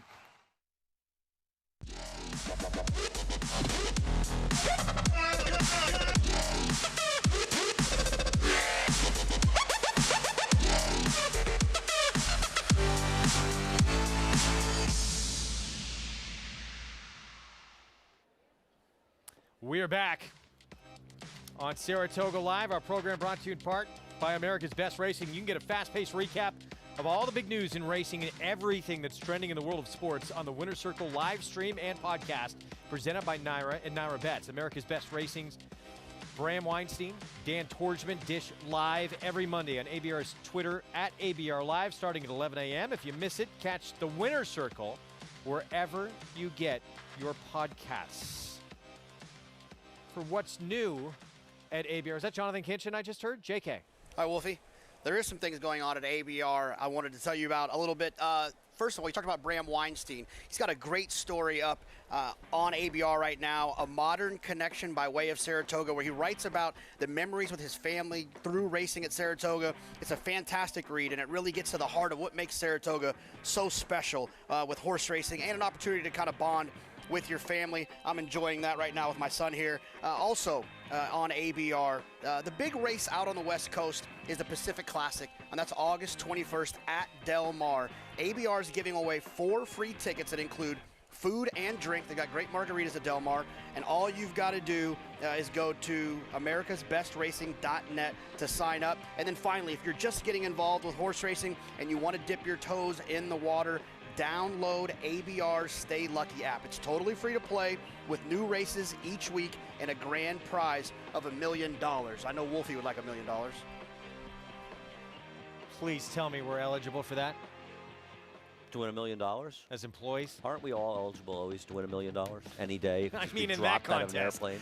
This 7th race coming up, Brad Cox has the one to beat and the one to catch. Can anyone run early and put any pressure on Kaylee's sister? Yeah. I think the horse that she easily beat a few races back, and that's the number 5 Polish Gem. I can't imagine Ricardo Santana is not going to go. I mean, I think that Kaylee's sister has the benefit of drawing outside of that one so she can stalk her. But I imagine you'll see speed from that one. Post parade here coming up. We're going to kick things off here in just a moment with a 6-year-old mare who went to the bench, and she actually come back with a couple of really good performances, winning at 18-1 and 14-1. Cadeau de Pai, Pat Reynolds now trains, and Irad Ortiz Jr. will ride. Yeah, gets a trainer change to Patty Reynolds, an interesting horse, and my alternative, the favorite, I picked her second. 7-1 coming out of a 7/8 race at Belmont, in which she was 5th beat 4 lengths. Does have a couple of wins on and off track, which is listed, by the way, as good now.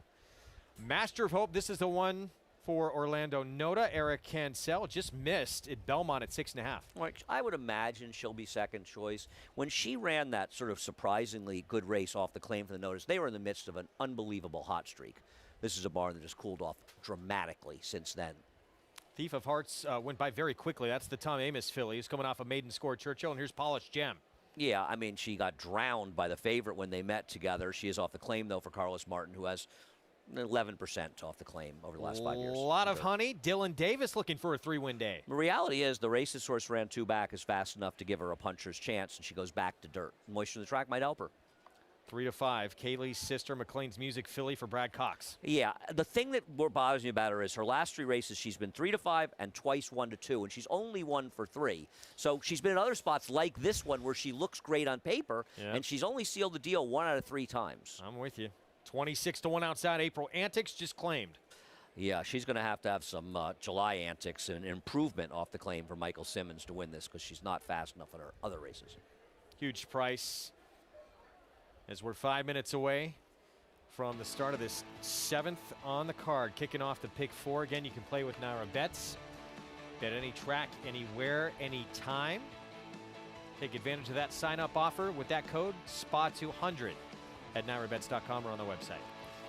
So let's take a look at Kaylee's sister, the big favorite in this spot.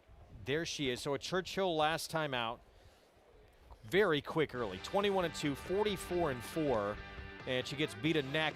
Filly behind her actually came back and won at Parks with a 65 buyer. She did, right. She came back and won. She ran 9 buyer points slower than she did in winning, and running 3rd in this race.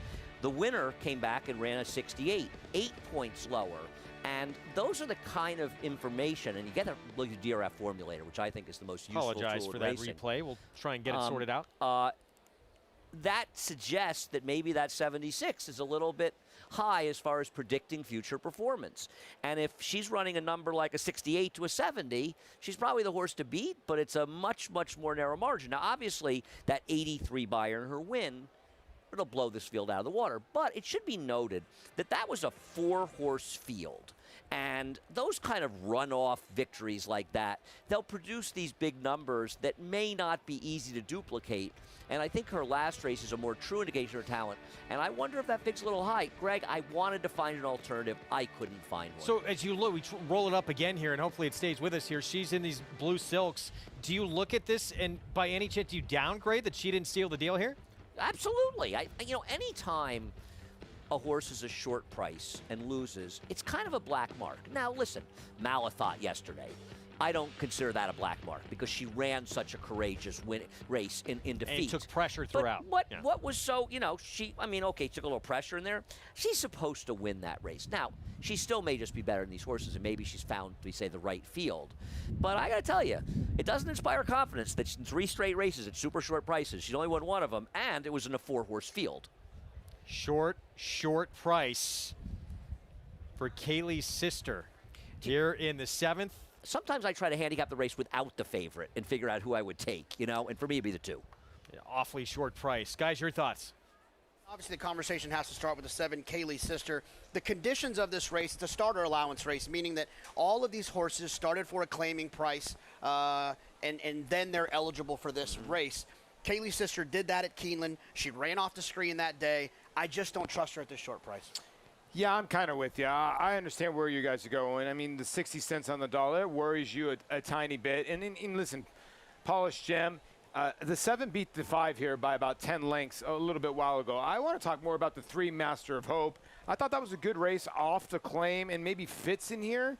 And I thought was the most likeliest other winner. And maybe the 2 I know you like a little bit, JK. What's your case for the 2? Yeah, I like the 2, Cadeau de Pas. Well done. See, well done. Man, you ought to know I spoke French. This is a horse I feel like is going to appreciate the cutback. Was going 7 furlongs, was going 6.5, was going 8, then you go back 4 races, went 6 furlongs and won. I think that, should get a good trip from the inside. I'm not concerned about that. The horse is tactical enough. It should be able to work out a trip in there. Look, the 7's likely going to win. Yeah. But when you have an opportunity like this, when you're playing a pick 4, if you're alive in a pick 6, if you can beat the 7, there's a ton of money to be had. I love singling short price horses if all signs point to go. I'm just not sure about the 7 in here, Kaylee's sister. And I think we're going to talk to Acacia on the front side. AC, where you at? Hey, JK, and I completely agree with you about Kaylee's sister. She absolutely could win, but I thought last time out, given the fact that she was such a short price, and the winner that beat her that day was showing perhaps a little bit of greenness and was still able to run her down. She's not what you would look at and typically think of as a sprinter. She's not the strongest behind the saddle. She's certainly been sharp out there, that's for sure, and she does have some natural speed. She got a nice warm-up from Louis Saez. She absolutely could win. But I thought that there were a couple of logical alternatives. The number 2, JK, I'm sorry to correct your French, Cadeau de Paix, which translates to gift of peace, in fact. She makes her first start for Pat Reynolds, and in the last start, she wore a piece of equipment that's called an extension blinker, and that's a big blinker cup that fully covers the right eye. And you'll often see this type of equipment for horses that have a tendency to get out or to drift in the stretch, and it's supposed to keep them from seeing their company to their outside. In her first start for Pat, she's wearing just regular short cup blinkers. I like the equipment change for her, as she had perhaps the strongest warm-up out there. Irad Ortiz took her right from the pony, really got her going, and she looks more than anything like a 6 furlong type. I think it's the perfect distance for her. Our colleague Tom has the 4 Thief of Hearts, another one who got a big warm-up out there. She's dappled out from head to toe. She's a big, burly type of filly, but she looked very, very strong for this race off the back of a win last time out, where it seemed like she took a few strides to kind of settle and pulled, wanting to do more. Still kind of figuring things out in that race, but much the best. So we'll see if she can build off of it, as it looks like we have a late scratch of the 3 Master of Hope here, Greg. Yeah, Eric Cancel and Master of Hope, that filly going back to the barn. And that takes out, unfortunately, one of the main contenders to this 3-5 favorite, but always have to err on the side of caution here. And we'll see Master of Hope another day. Well, you're protecting everyone. You're protecting the horse, most importantly. Protecting the rider. You're also protecting the betting public. If you're a bettor and your horse scratches, yours wasn't winning. Now, if you're in the pick 5 or pick 6, you go to the post-time favorite. If you're betting a pick 4, you'll go to the post-time favorite, but you may have a chance to cancel your ticket if you use this horse, if you would like. And I'm sure you'll get a moment here to do just that. As with that now, the 7's going to be an even shorter price favorite here. That leaves, Thief of Hearts for Tom Amoss. You look at that debut. It was at Indiana Granite. It was sloppy racetrack. It's almost a race you could potentially put a line through. Comes back as a 3-year-old filly off a long layoff. Gets a fast-made track for the first time. And now effectively you think with that barn, if you would think she's going to take a forward move. If she does, she's going to have to, no question, to beat the 7. I'm always rooting for Tom. I couldn't make this horse in a million years, to be honest with you. Objectively, I think it's insane that she's the second choice in this, that she's tied for second choice in this race. She's simply not fast enough. She's going off a maiden 30,000 win. I guess the one thing you're going to Philly who's lightly raced. One thing she has going for her is she is lightly raced, so perhaps she has a forward move. She better make one to be remotely competitive here. I'll tell you the truth. I don't know what price she was morning line. I am surprised that this horse is vying for second choice in here. Let's see what David Aragona, the morning line maker, who has a sensational 12 to job. 1 he had her at. Yeah, I don't know. I'm shocked that she's getting bet. Maybe that's a good sign. I thought she was a player in here. Yeah. We'll see. He's got the right rider aboard, too. Jose Ortiz looking for number 4, teaming up with Tom. As you take a look at the favorite, who now clicks down to 2-5 in here. Just her speed makes her so incredibly dangerous in this spot. Will Ricardo Santana Jr. try and pressure early? I mean, just look at the fractions from last time out. And do connections say, well, she couldn't last when she was part of that hot pace early on? But that's really the only option they have, isn't it? Well, I mean, let's look at her. I mean, she has 2 wins. One of them she did rate. The other one, though, she was on the lead. She's inside of the favorite, so it sort of forces your hand a little bit, and that's the benefit of being the favorite and drawing outside of that one. If the 5 is aggressive, he can stalk. If the 5 isn't, clear off and wire the field. But I think she's the one who can run with her early. I'd be surprised, assuming clean breaks, if anybody's in front of the 7 besides the 5, who is now an amazing 2-5. Well, that filly right there needs someone to try and go with the favorite, you would think, to have a shot in here. Cadota Pie, the 6-year-old mare who was off for a year. She returned to win earlier this year at Aqueduct at 18-1. She added a 14-1 victory for 20 claiming, and now in her 4th different barn since she's returned.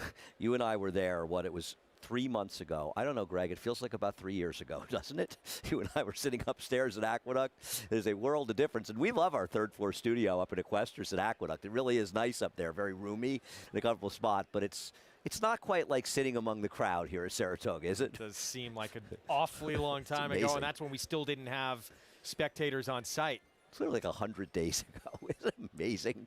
That was I think it might be exactly 100 days ago, right?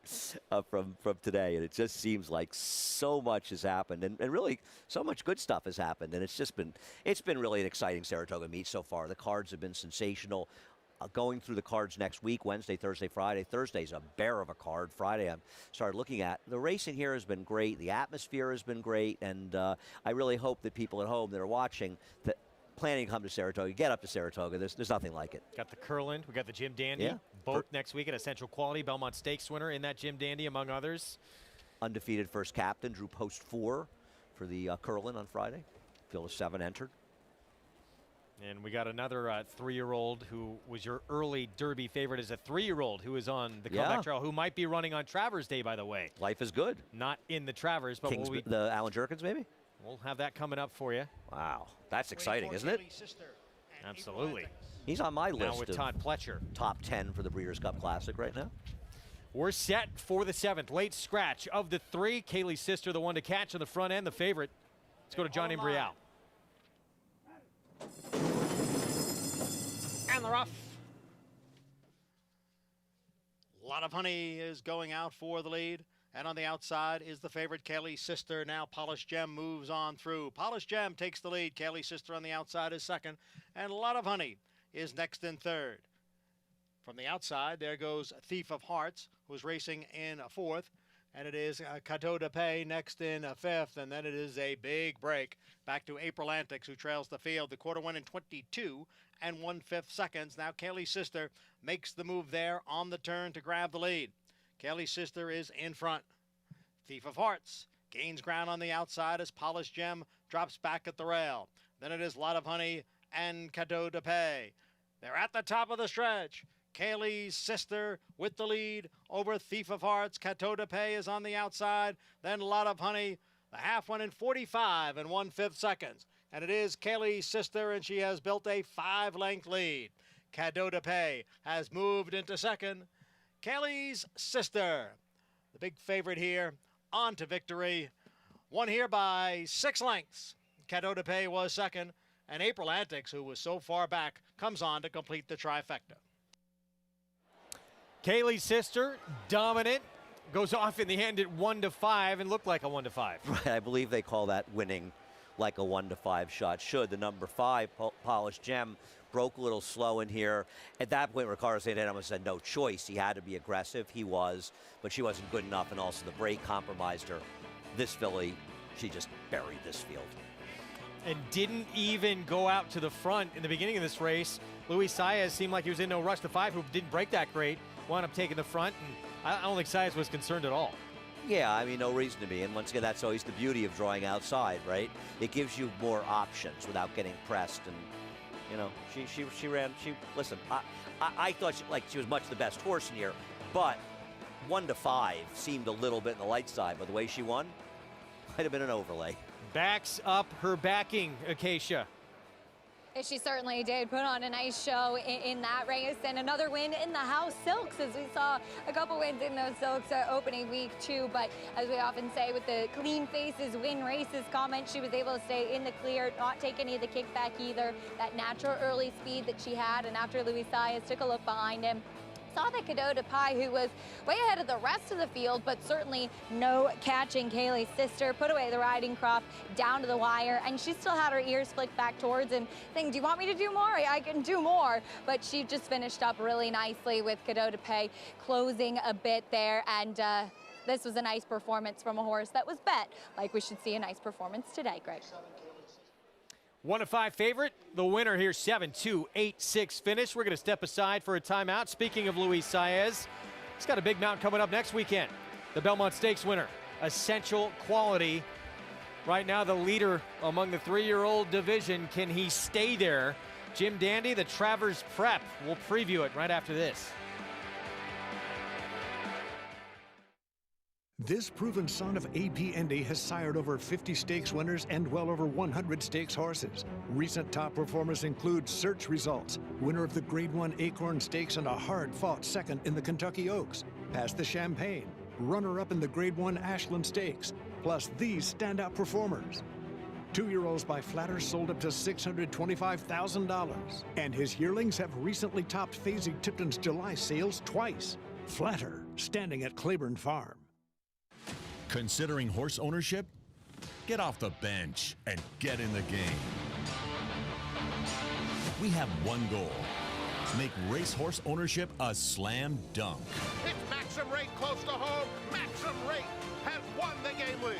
A terrific finish in the Woody Stevens that goes to drain the clock by a head. Slam dunk racing. Come win with us.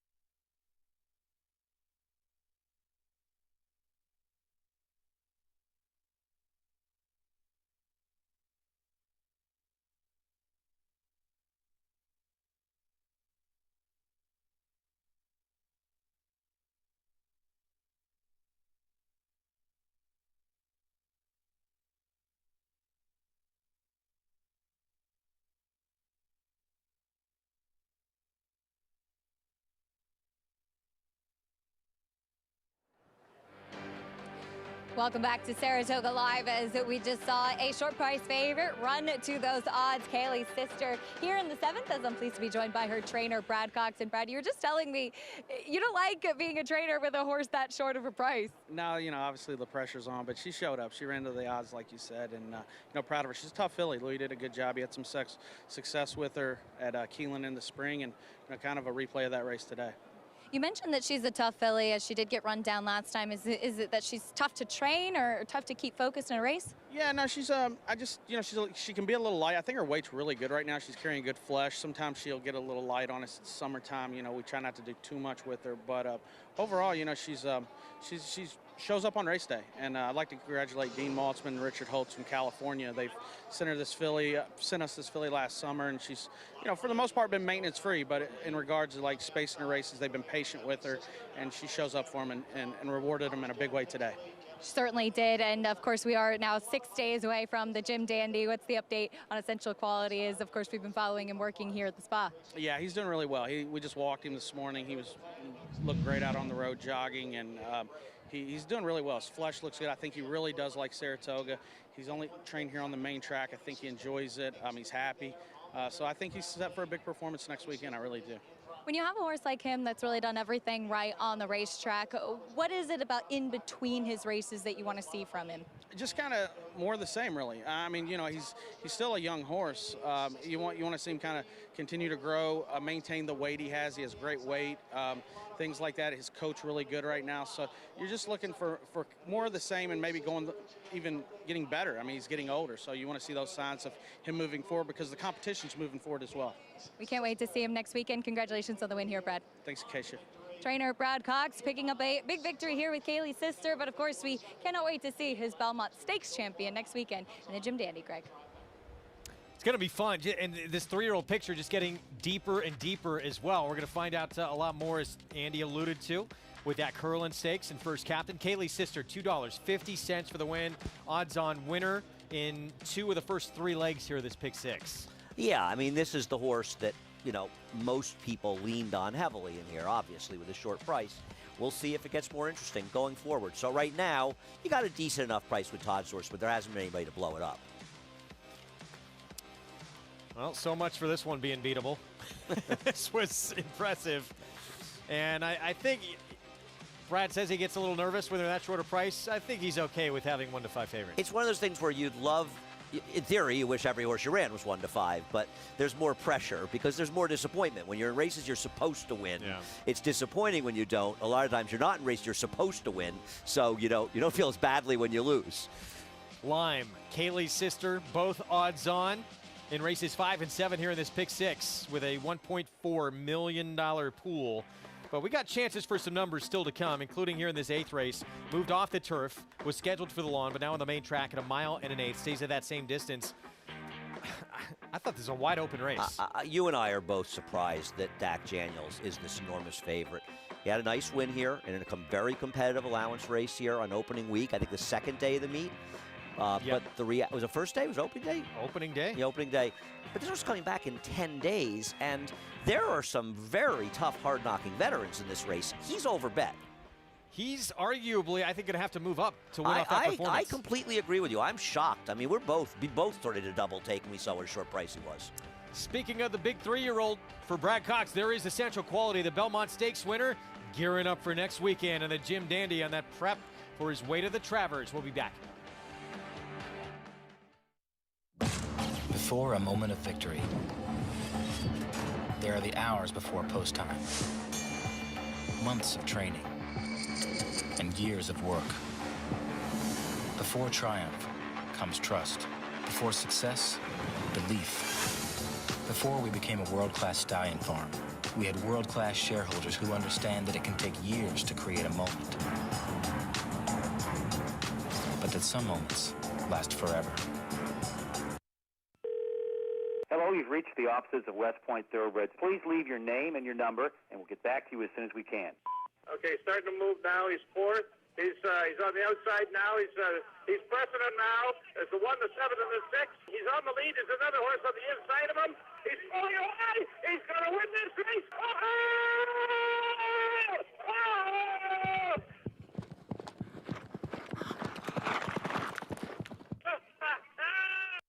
Irish Hill and Dutchess View Stallions proudly standing the ultra-fast, multiple stakes-winning son of Uncle Mo, King for a Day, who took the Sub-Martin Stakes at Pimlico in his first start at 3. King for a Day, who'll rule supreme in the Sub-Martin. And the only horse to outrun 2019 3-year-old champion Maximum Security. Maximum Security has been defeated. King for a Day by a length. Sire Maker Extraordinaire Uncle Mo's King for a Day. Visit IHDVStallions.com to book your mare today. Racetrack Television Network brings you every race, from every track, on every screen, every day. With monthly packages starting as low as $5, RTN gives you great value and access to more live HD streaming and race replays than anyone. Visit RTN.tv today to sign up and watch on almost any device, including Roku and Amazon Fire. Use promo code TRYRTN for a 5-day free trial.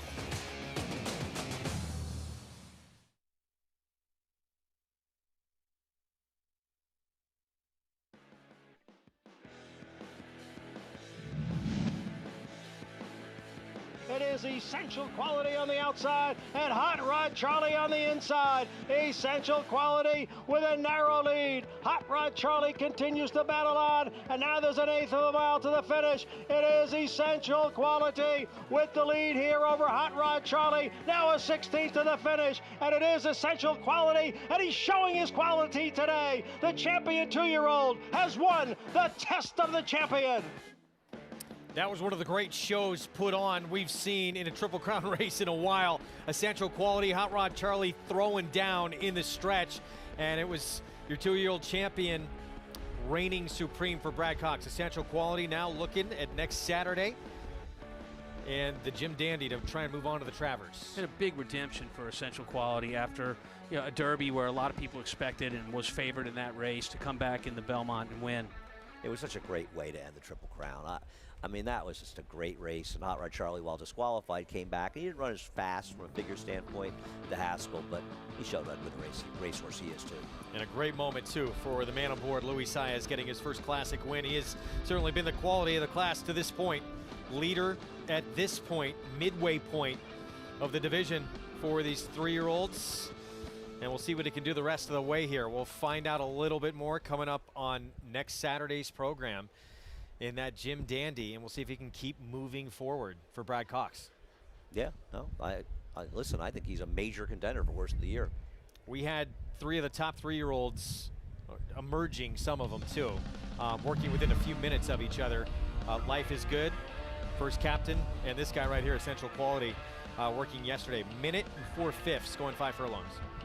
On the outside here, and that's him with the blinkers on. And whenever you're watching a workout, which is what we do about once a week, practicing with trainers with our horses, you're always paying attention to what the rider is demanding of the horse, and he communicates to that horse through his hands. If you look how quiet the hands are on Essential Quality's rider, I mean, it looks like a excellent work. You can see it right there. It's coming in front of you. Plenty of horse underneath him. This is what you want to see as a trainer when you're not demanding a lot from your horse. He's getting over the ground well. He's looks really, really good and fluid, and the rider's not asking him at all. As far as his work partner, look, a lot of times horses need a work partner to keep their mind focused. I think that's what you have going on here. Let's take a look at who he's going to line up against in next Saturday's Jim Dandy. Keep me in mind, Masquerade Parade, risk-taking returns for Chad Brown, and Wayburn, who was that big shocker earlier on in the year for Jimmy Jerkins. Let's talk risk-taking, Andy. He obviously was a very promising horse for trainer Chad Brown earlier in the area. Nice win in the Withers. Seems like a horse that's supposed to want to run all day. He did not run a step when he ran in our Wood Memorial. They took a shot. They ran in the Preakness. He didn't run particularly well there, though in fairness, he didn't really have much of a chance given the trip he had and the way the track was playing. He's looking for redemption. He's looking to see if he can put himself in a position where perhaps he'd have a chance to race like the Travers. I know Chad Brown was very pleased with his work just the other day, so maybe he's coming around, but he's got a big mountain to climb in such quality. And this is not an easy field. Wayburn almost beat Mandaloon in his last start. And Al Stahl's horse, Masquerade Parade, that's a serious horse. He's an up-and-comer. Yeah. I mean, he took a long time. Masquerade Parade took a long time to get going, to break his maiden. He actually didn't do it until Derby weekend at Churchill Downs. But what a way he did it when he did it. And Al has said he's a slow learner that's coming to hand. Ran huge in the Ohio Derby, and an up-and-comer in this race, a developing horse. Well, the Travers, of course, always a huge day, the biggest day of the meet here at Saratoga. We're going to have live coverage on Fox. Run Happy Travers Day. You'll see it on Fox Saturday, August 28th. And it's going to be fantastic, that Midsummer Derby. And looking not only for the likes of Essential Quality, some of these other up-and-comers, some other big names too. Meanwhile, Life is Good. He's looking at running potentially on Travers Day, but in another spot in the Alan Jerkins at 7/8, or potentially going to Parks for the Smarty Jones. He arrived at Saratoga a couple of weeks ago. He was early on in his 3-year-old campaign, the leading contender for the Kentucky Derby before he had that small chip in his left hind ankle. No question he would have been an overwhelming favorite for the Kentucky Derby had he stayed sound. Now in Todd Pletcher's barn, and that Alan Jerkins is going to have a very tough race, and he's going to make it a lot tougher. He is going to make it a lot tougher. And again, you're looking at how hard-held Life is Good was in that workout. Could have done a lot more.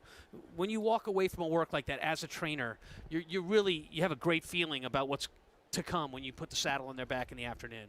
Elliot Walden said, I don't say this very often, he said this horse is special. He said that about Justify, thought it about, Victory Gallop comes to mind. That's about it. Has high expectations for this horse. We'll see if he can get back to what he was. He was incredible. He had the biggest Beyer speed figures of any 3-year-old before that Triple Crown in Central Quality. He had that 107 Beyer in that San Felipe. I think he had did he have a 111 maybe? 107. Yeah, 107. I mean, yeah, he was running faster figures than those horses were running earlier in his career. He's a very, very exciting horse. I mean, honestly, I don't know how far he'll want to go, but if he gets back to those races and he can go farther, he's a legitimate Breeders' Cup Classic type contender if he wants to go that far. That's the question, I think. 13 minutes away from this 8th, moved off the turf, now on the main track, and there's a look at one of the many contenders. This is a main track only runner, Yankee Division, Rudy Rodriguez. He, like a couple others in here, looking for their first win at 1 1/8 miles. Can he do it here? Let's go to Acacia. And we'll talk about Yankee Division trackside, but one horse that we know can win at the distance and can win at Saratoga is the other main track only, or one of them, and that's Dak Daniels, who does come back in just 10 days off the back of that win. And when you see a horse coming back with a relatively quick turnaround, you do want to see that they're carrying good weight, the energy is good, all of those things, and that's what I'm seeing from this horse. He's got good substance and good weight to him. He's been striding out nicely here in the paddock, which you do like to see. Thought he sat perfect stalking trip, and actually had a duel a little bit down to the wire, but showed some tenacity in that performance. Obviously, the distance he relishes being by tonalist, and I think maybe it's just finding the sweet spot. He is versatile as far as surfaces, but I much prefer him sticking on the dirt, and he does look well coming back off of that effort. The 14 locally owned had to face Happy Saver last time out, but I also think that he is the type of horse that will appreciate going to the 2 turns and the 1 1/8 distance in here today. He's a really, really well-muscled type. He won nicely going 1 1/16 at Belmont 2 starts back. And for a horse that's going this distance, I like to see them with good size, good substance, carrying their condition, and locally owned is all of that. To be fair, all of Tom Morley's horses look this way, but he does seem like the 1 1/8 2 turns here at Saratoga will suit him perfectly. And in fact, he did win going the 9 at Churchill in the past. The 6, Winston's Chance. I do love this horse. I thought last time coming off the layoff where he had to run against Highest Honors, who ran quite well that day, he looked like he could use a race as far as strengthening, not so much fitness and tucking up, but just I wish that he was carrying a little bit more muscle mass. So I think that he's really benefited from having that race and taken a step forward. Since then, he looks stronger behind the saddle after that race, and sometimes that racing, that fitness will really give a horse that. I think for me, that 2nd place finish last time out is absolutely a race that will be a building block for him to move forward for trainer David Donk. But JK and Paul, this race made it, I think, a little bit more wide open coming off the turf as well. Yeah, I mean, I think Dak Daniels is a short price, but I think he's the most likely winner. He ran well. He's coming back off of 10 days. That's a really quick turnaround nowadays, but back in Andy's day, they used to do it all the time. Well, I think a lot of people are looking at this race, and they do see some pace in this race. They see the 2 Yankee Division. They see the outside 3 horses, locally owned, Chris and Dave and Winston's Chance. They all have a bit of speed. So then everybody, I think, is looking at Dak Daniels coming out of those 1 1/8 races, 1 3/8, 16th races, that they know he can handle the 1 1/8, JK, where some of the other horses have a couple question marks. Yeah, I don't know what it is about Saratoga, but it feels like the 1 1/8 here at Saratoga is just a little bit more demanding than a 1 1/8 somewhere else. And so I'm always looking for horses that I think will handle that added distance. The other horse I thought was interesting that you kind of touched on for a second was the 15, Chris and Dave. This is a horse that has some tactical speed. He's drawn outside. I would imagine David Cohen will be aggressive from out there. The only issue is this horse has not proven that he wants to run well going the 9 furlongs. That would be the biggest concern, but we've seen it time in and time out and time again. When you're on the lead in these long dirt races, you are very, very dangerous. No, I agree. You know, he had 2 starts here at Saratoga. He does have a win. He's a 15-time winner. You know, Andy alluded to, this is a salty field. When you look at the 16, 10-time winner, the 15, 15-time winner, locally owned is 8 for 21 in the exacta. You're to blame is 15 for 36. Dak Daniels just won last time out. So this is a salty, salty race. And I'm not taking anything away from Yankee Division, who's got $238,000 in the bank to 2. I just think locally owned, the 14 gets a good trip, and I like my number at 8-1. And, you know, Jonathan's right. You know, when he's talking about back in the day with you, Andy, when he was handicapping this morning and decided to turn that breakfast buffet into a shirt he's going to wear today, they used to do this a lot. No, I agree. You know, we interviewed a 105-year-old man in the winter circuit area. I call him Sonny, actually. Yeah, no. I mean, listen, you know, and Tom can attest, too. I mean, back in the 70s, especially when I first started in Saratoga, we ran a 24-day meet. Guys would run 4 times up here, 3-4 times. They ran. Late 80s, Oscar Barrera did it with regularity. Oh, he ran 4 times in a week, Tom. He won. Yes, he did. Call to post, 7-5 favorite, Dak Daniels. It's one of the hardest names, at least for me, to get out. So, John Imbrial, I feel for you. Trying to win for the 2nd time in the meet already. As we're going to kick things off here in just a moment with one of the main track-only runners. You know, a couple of the main track-only runners, Chris and Dave as well, that 15. Yankee Division, the 2. Both of these 2 runners have yet to be able to win at 1 mile and 1/8. I think it's a very good point, particularly as it pertains to a horse with some speed, Yankee Division, the 2 horse. And also, he's a horse that does not like a wet track. He really doesn't. Track is now listed as fast, and that's an important change. A lot of people, myself included, downgrade him going to the day because of thinking he'll be wet. Yeah, good point. Here he is. Manny Franco, Rudy Rodriguez team up. He's got speed inside. He does. And he's going to try and use that speed from that inside post to try to take him gate to wire. Falkirk, the 5, he's at 9-1. Joel Rosario rides for Ian Wilkes. He was not good when he ran the dirt early in his career, but there's an argument he's improved a lot since then. I think that's why Ian Wilkes is taking a chance. Dak Daniels, Jack Sisterson, Jose Ortiz at 3-2. Very good. Just ran 10 days ago. 1, steps up in class here, entered main track only. Andy, you like to call these clever entries. That's a clever entry. 7-1, meanwhile, on a main. Here's all the main track onlys. Here's one of them, You're to Blame, Irad Ortiz. He changes connections again for the 4th time, this time to Orlando Noda. He's a horse that is better going even longer than today's 9 furlongs. Tyler Gaffleone on locally owned. I know this one from New Orleans, and this is a horse that when he runs a big race, he runs a very big race. Just not consistent. Chris and Dave, more pace, and he's yet to hit the board at 1 mile and 1/8. He will be forwardly placed in here. There is an argument you alluded to, Greg, that he's better around those 1-turn races at Belmont. Yeah, Winston's chance. 10-time winner over $400,000. Yeah, look, a solid horse that's going to get the right kind of pace set up, see how he does with it. He's 5-1 on the board, 6 minutes away from this 8th race coming up. You can play it with Naira Bets. Go to nairabets.com, download the app, get involved, and bet any track, anywhere, anytime. That's the promo code to use at sign up. SPA 200. Let's take a look here at Chris and Dave. So Mercan Cantermasi, we talked about him earlier on in the card. This is a 15-time winner, old veteran 8-year-old gelding who still has plenty left in the tank. It's an incredible loss. He lost to a horse, Bodie Cream, who had literally never lifted a hoof when he had run in the dirt in prior races. This was an off-the-turf race. Unlike today, it's a sloppy track. And Bodie Cream got bet in there like they knew he was going to run well at the dirt, even though he never had before, and he was relentless. Very tough beat for him, and that was the key. That was the story for Mercan Cantermasi's entire Belmont meeting, where he just had a horrid meet and took one tough beat after another. 8-1 on the board. 5 minutes away here from this 8th coming up. It's still 7-5 favoritism on a horse who trying to rack up his 2nd win of the meet in just 10 days here after winning on opening day for Jack Sisterson. We have a new audience joining us right here on Saratoga Live.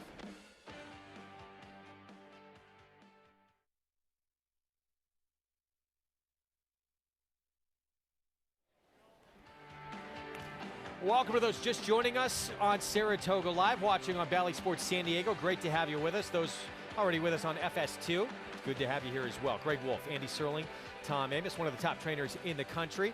with you, along with the rest of our crew. There's too many to name. We'll get to them in a moment.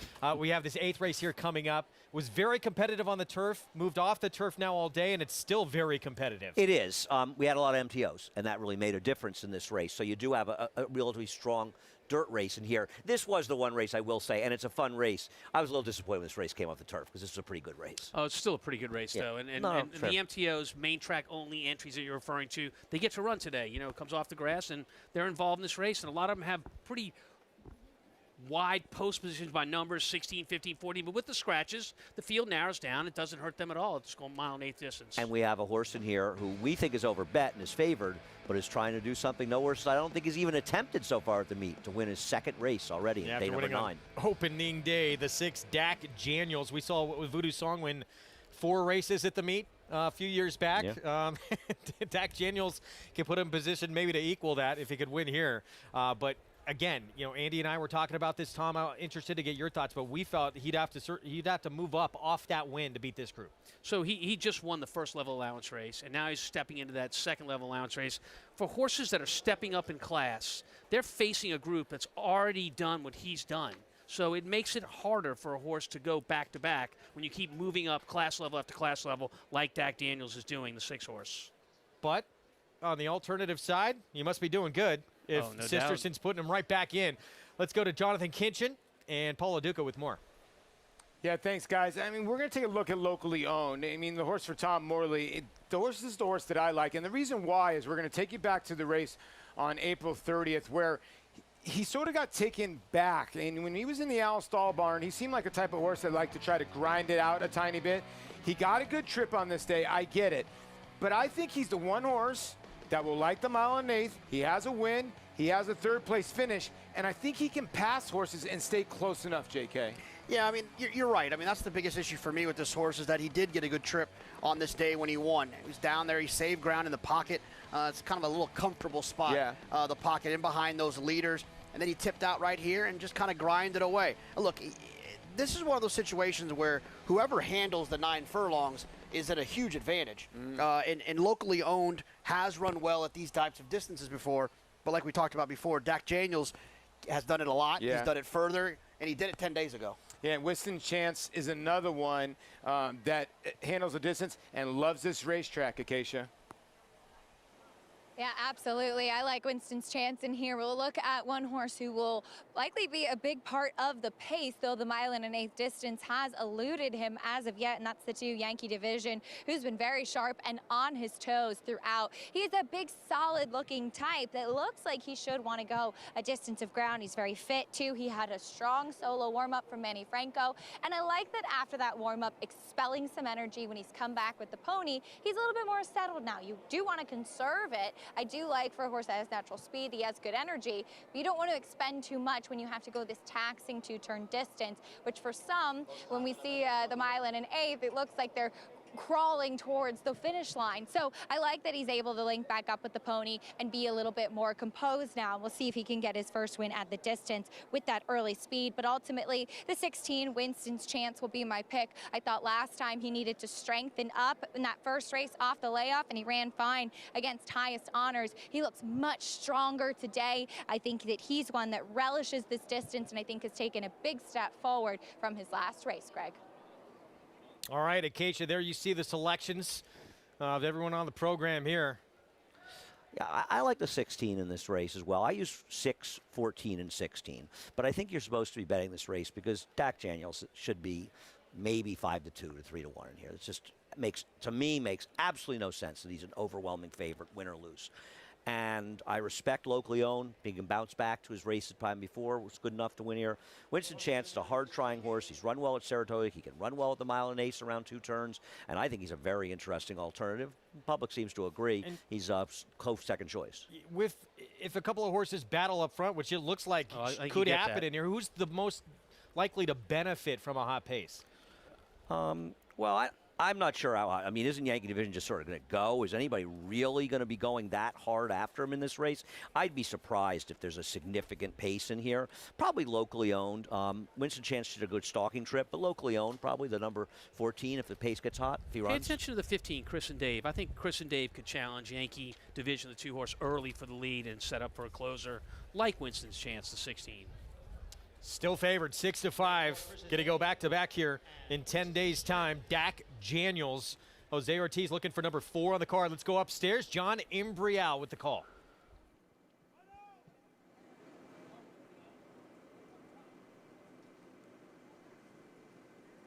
They're all standing in line. And they're out. Locally owned going out for the lead along with You're to Blame. On the outside is Chris and Dave and Winston's Chance. And down from the rail, there goes Yankee Division. Yankee Division now takes the lead. And then it is Chris and Dave who is racing in second as the field goes around that clubhouse turn. Down at the rail is You're to Blame, who has made his way to the inside. Winston Chance now advances on the outside. Locally owned is back running in 5th. The favorite, Dak Daniels, is 6th at this point, and Falkirk is the trailer in 7th. And the opening quarter went in 24 and 1/5 seconds. Yankee Division by a half length. Chris and Dave runs in second. Then it's another length to Winston's Chance. And down on the inside is You're to Blame in those yellow blinkers. Locally owned is next in 5th. Dak Daniels is in 6th, about 5 lengths from the front. And the trailer is Falkirk. Opening half went in 48 and 3/5 seconds, and they're all still chasing Yankee Division, who leads by 3/4 of a length. Chris and Dave on the outside, now getting a bit closer. Yankee Division by a head, Chris and Dave. Chris and Dave now draws right alongside of Yankee Division. Chris and Dave now pokes his head in front. Yankee Division down at the rail, runs in second. Locally owned is in third. You're to Blame on the inside in 4th. And farther back it is Winston's Chance and Dak Daniels with a lot to do as they come off the turn and enter the stretch. 3/4 went in 1:12. On the outside it is You're to Blame. In between horses, Chris and Dave. Yankee Division down at the rail. Locally owned is back running in 4th. And then Dak Daniels on the outside as they move for the 16th pole. And in the meantime here, You're to Blame has just opened up on the field. You're to Blame. Much the best. Locally owned came on to get second, then Chris and Dave and Yankee Division. Well, we knew fitness would not be an issue for this guy coming out of multiple 1.5-mile races. Yeah, think about it. Jonathan had said it's a question of who wants this 1.125 distance. And You're to Blame, the 13-horse coming out of those marathon races, showed his stamina, was able to lay close. See how clean the silks are on the ride of the 13. Just goes to show you pace wasn't that quick, but stamina in the end paid off big for the 13-horse You're to Blame. He got a perfect trip, and he's been a horse that really hasn't been that proficient at these shorter distances. He really likes the longer ones. I have no idea where this race came from based on his past performances.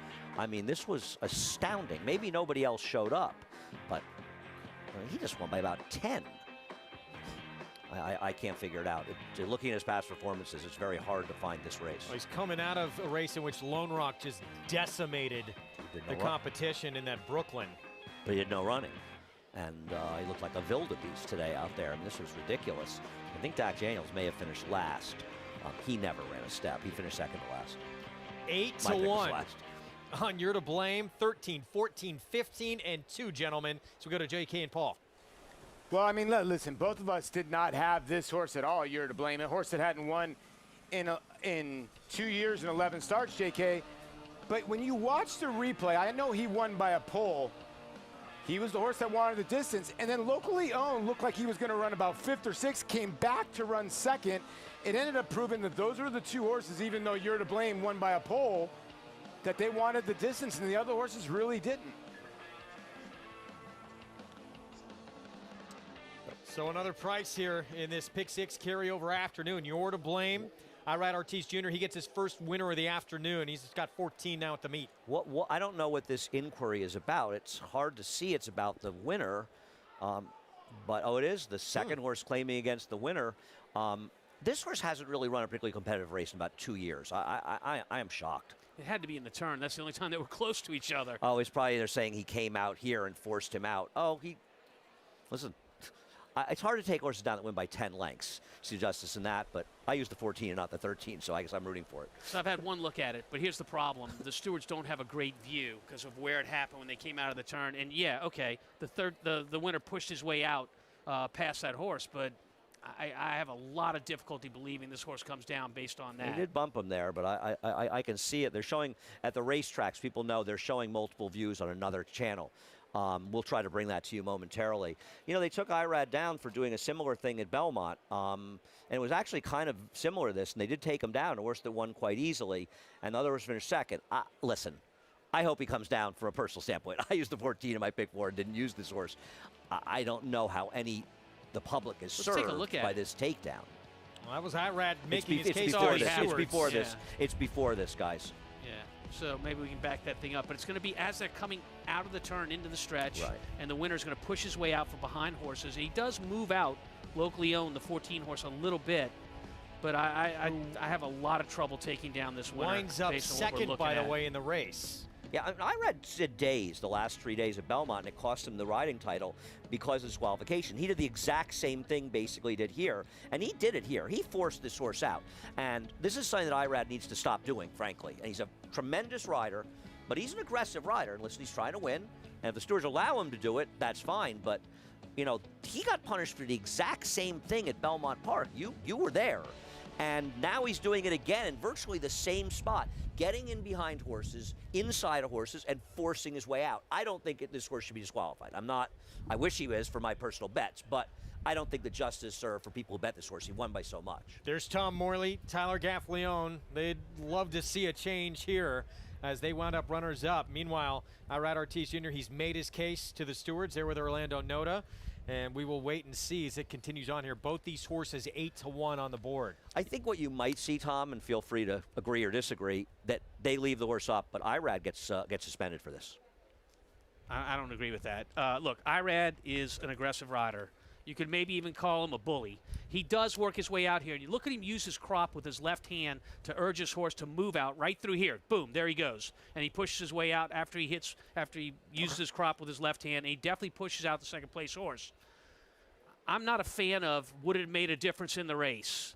But it wouldn't have made a difference in the race. I'm a fan of whether it was a foul or not a foul. Well, it was a foul. Yeah, but is it enough of a foul to take a horse down? I don't see I don't know. I don't think they should take him down. But. Jonathan, Paul, your thoughts?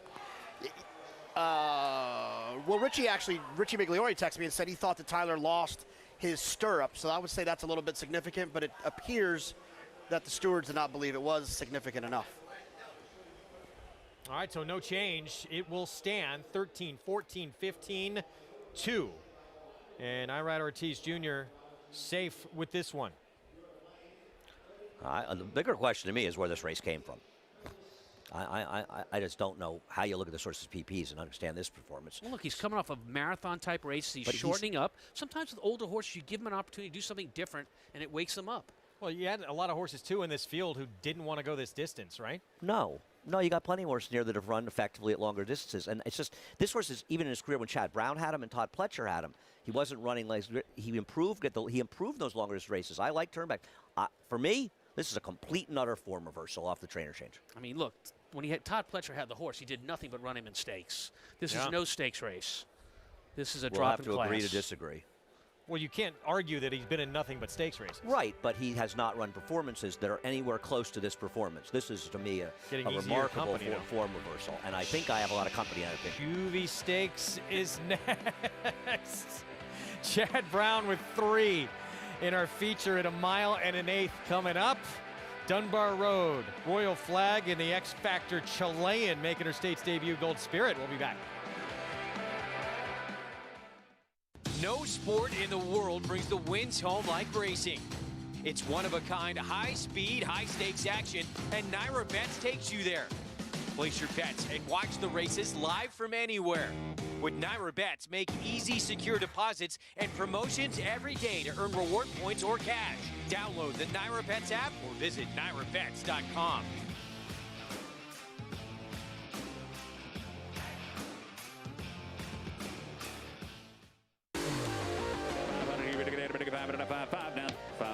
Well done. Audible let loose on the outside to take the lead. Audible by 3. Hoffberg can't get him. Audible, no doubt about it. Audible on the inside turns away the challenger. Free drop belly. No confrontation at all. It's Audible to win the Holy Bull with style. Audible on the outside races to the lead. Audible wins by 2.5.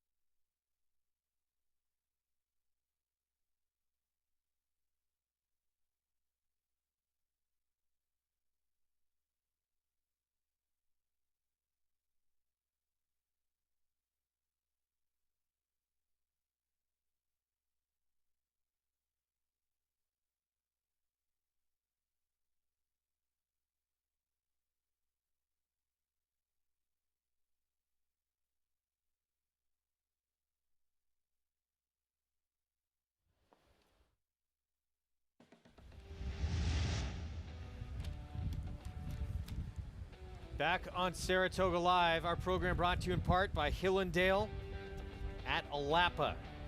Good to have you with us on this Sunday afternoon. Mile and an eighth, race taken off the turf, moved to the main track. Had to survive an inquiry here, little bumping with Irad Ortiz Jr. and you're to blame on the runner-up here, locally owned, and Tyler Gaffley owned, but the result stands. Yeah, I'll be interested to see if the stewards fine and or suspend Irad Ortiz for doing this. He was disqualified and suspended for these kind of actions at Belmont as he forced his way out. We'll see. First of the day for Irad, his 14th of the meet, $18 winner, which brings this pick 3 to a $173 return. Well, this is going to really, we're talking about, this is going to blow up the pick 6 a little bit. I mean, this horse, tough horse to use, and you've now got, an $18 and a $16 horse with two big favorites. But I think we're going to look at a solid payoff, Tom. Yeah, I think we are too. Look, all horses that ran 1, 2, 3 entered main track only. Pays to pay attention. We got our feature coming up next, named after a Hall of Famer.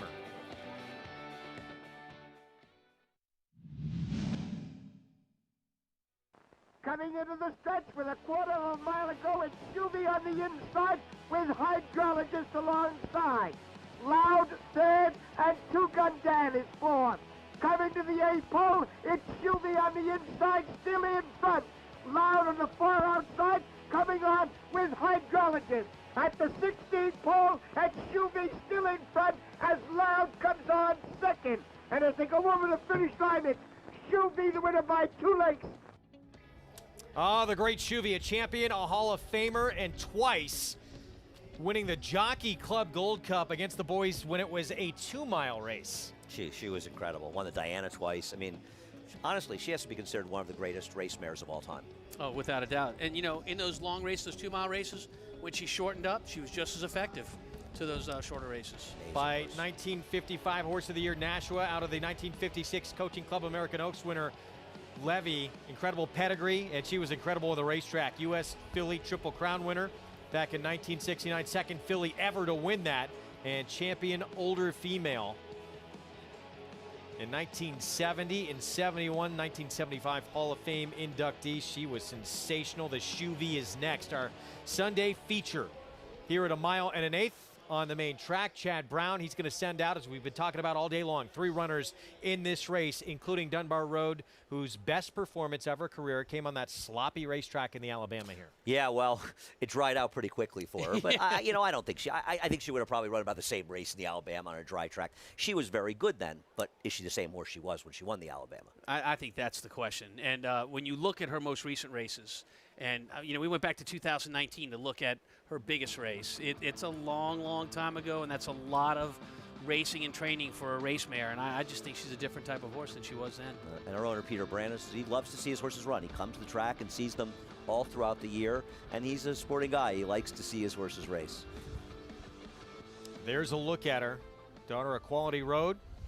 Rad Ortiz Jr. will ride. She's the 8-5 favorite. As we get set for our feature coming up, she's going to have to deal with her stablemates, including Royal Flag with Joel Rosario. We'll be back. We'll talk more through this field next. Following Sea and Happy Soul faced winners for the first time to kick off Belmont Stakes Week. Following Sea was in cruise control throughout and galloped home 6.5 lengths in front, scoring an amazing 100 Beyer speed figure. Happy Soul, who recorded the highest Beyer speed figure for a 2-year-old filly when breaking her maiden in May, came back and strolled by 11.5 lengths in the Astoria. Seeing is believing. 2 Run Happies, 2 freakish romps at Belmont Park by a combined 18 lengths. Run Happy, standing in stall 1 at Claiborne Farm. This summer, Fasig-Tipton celebrates the 100th renewal of the Saratoga Sale, the world's most prestigious auction of selected yearlings in a single catalog. A sale that has produced 100 years of breed shapers, Eclipse champions, classic winners, and international stars. Join us for the sale of a century, the 100th Fasig-Tipton Saratoga Sale, August 9th and 10th in Saratoga Springs, New York. Where will you be?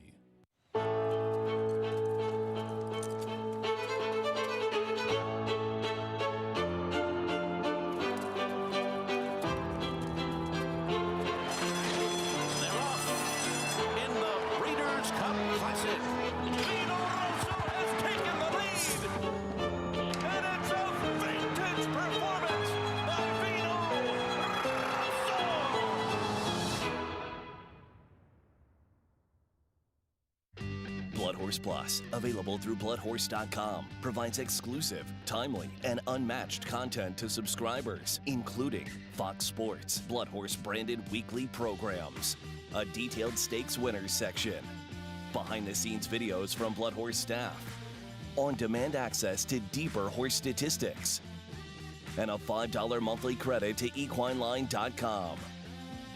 Upgrade to Blood Horse Plus today.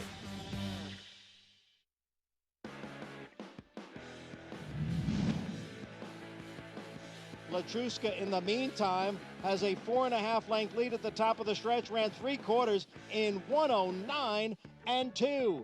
It's Latruska in front as they come down for the 8th pole. Then it's Our Super Freak, Royal Flag, and on the outside it is Golden Award. Latruska trying to take them the entire 9 furlong distance. She's still in front. It's Latruska by a little more than 2. Then Our Super Freak, Royal Flag, one last try at the rail. Latruska did it.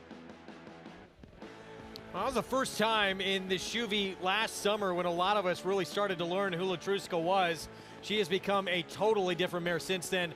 Multiple Grade 1 winner. I mean, this was her coming out party. I mean, Latruska showed she can use her speed going 2 turns, and it was the beginning of what now makes Latruska one of the top mares in the country. She was brilliant here. I mean, I know, Tom, you and I are very similar to this. We like horses that flash that speed, and they make them all run fast just to try to keep up, and that's what Latruska does, and she certainly did it in the Shuvee. She really, I mean, it was Serengeti Empress that really got her going because she attempted to keep up with her in the race before at the Ballerina. It didn't work out so well for Latruska. She said, I better go longer. I think my speed's not going to count. I think I'm better in every race she's lost. I bet her in the Ballerina. I bet her in the Belle Dame after this. I think she always wins when I don't bet her. Look at how loaded, once again, this Distaff division is. Bonnie South, Dunbar Road, who we're going to see en Vuittant. Latruska, who is pointing now, going to train up to the personal ensign. Monomoy Girl, waiting to see if she's going to come back. She's actually back, I believe, working finally. This division, just like it has been the last couple of years, just loaded. No, I agree. A lot of good horses out there. And Latruska, though, she's the top of it right now. Swiss Skydiver, of course, she's right there at the top of the list, and she's going to make her next start. Not what she wanted to do, connections, but going to go against the boys in the Whitney, having to pass on this race today and likely the personal Ensign, but because of that outbreak they had, the barn under quarantine, it's been contained now, going to take on the boys.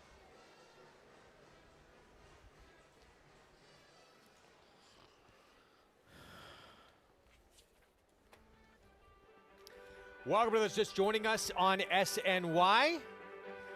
Greg Wolf, Andy Serling, Tom Amos, Paula Duca, Jonathan Kinchin, and Acacia Courtney with you here on this Sunday edition of Saratoga Live. Those just tuning in, catching us right in time for our feature of the afternoon here, this Grade 3 Shuvee. We were just looking at that loaded list in this distaff division, and there is a ton of talent there. There absolutely is, and be interesting to see Ken Dunbar Road get herself back into a position where she can be a player in this division. She did run third in last year's Breeders' Cup distaff. I think there are a few horses in this race, our race coming up right now, the Shuvee, that are looking to do that. They're looking to get back into form. They're looking to be mentioned in the name with a top tier of the fillies and mares.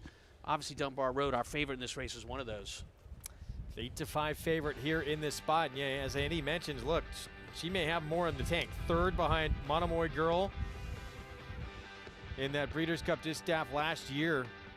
Came back, though, and that was the race, I guess you have to say, was the disappointment, because this barn has them usually ready to roll, and fifth in that La Troyenne. Although she dares the devil, of course, she's a big competitor, third in the Ogden Phipps. She's a two-time Grade 1 winner, and then En Voutante would win the Shawnee out of that performance. But you hit it on the head right there, Greg. You know, her last race was disappointing. It doesn't stand up to what she's done in the past, and Chad Brown does very, very well with horses off long layoffs. So we'll keep talking about this race 2 summers ago for Dunbar Road, because this was the one where we thought, wow, this filly back in her 3-year-old campaign could turn out to be something very special. No, she ran terrific in this race. There's no question about it. And at this point, you know, she became one of the leaders in the division. Things didn't pan out so well after that. It's not like she ran badly, but after that race in the Spinster, she was down on the rail, probably not the best place to be. On the Breeders' Cup distaff, she didn't get the best of trips. Now, she looked good in the Delaware Cup last year, but obviously she had an issue after that and missed 3 months. And she did not come back that well in the Beldame, but her Breeders' Cup distaff, second off a layoff, so maybe horse needs a race sometimes. Yeah, you know, look, respectfully, all right, if I showed you Drew Brees highlights from 2 years ago, you'd be much more wowed than you would have this past season with the New Orleans Saints. Dunbar Road has to show at age 5 that she's the horse she was back in 2019. She has something to prove here. Who's Drew Brees? Exactly. No, seriously. Andy's kidding. We're going to get to Acacia. I believe they got the camera sorted out with more on Dunbar Road, the favorite. Acacia. That's right. We'll start with, we'll talk about 2 of the 3 Chad Brown runners in here, starting with Dunbar Road. As she paddock schooled the other day here on Friday, along with Gold Spirit, just coming in during one of the earlier races. They both came in wearing a training saddle to keep them a little bit more settled, but she acted very professional as she does come in off her first start since that La Troyenne try. She was off the pace.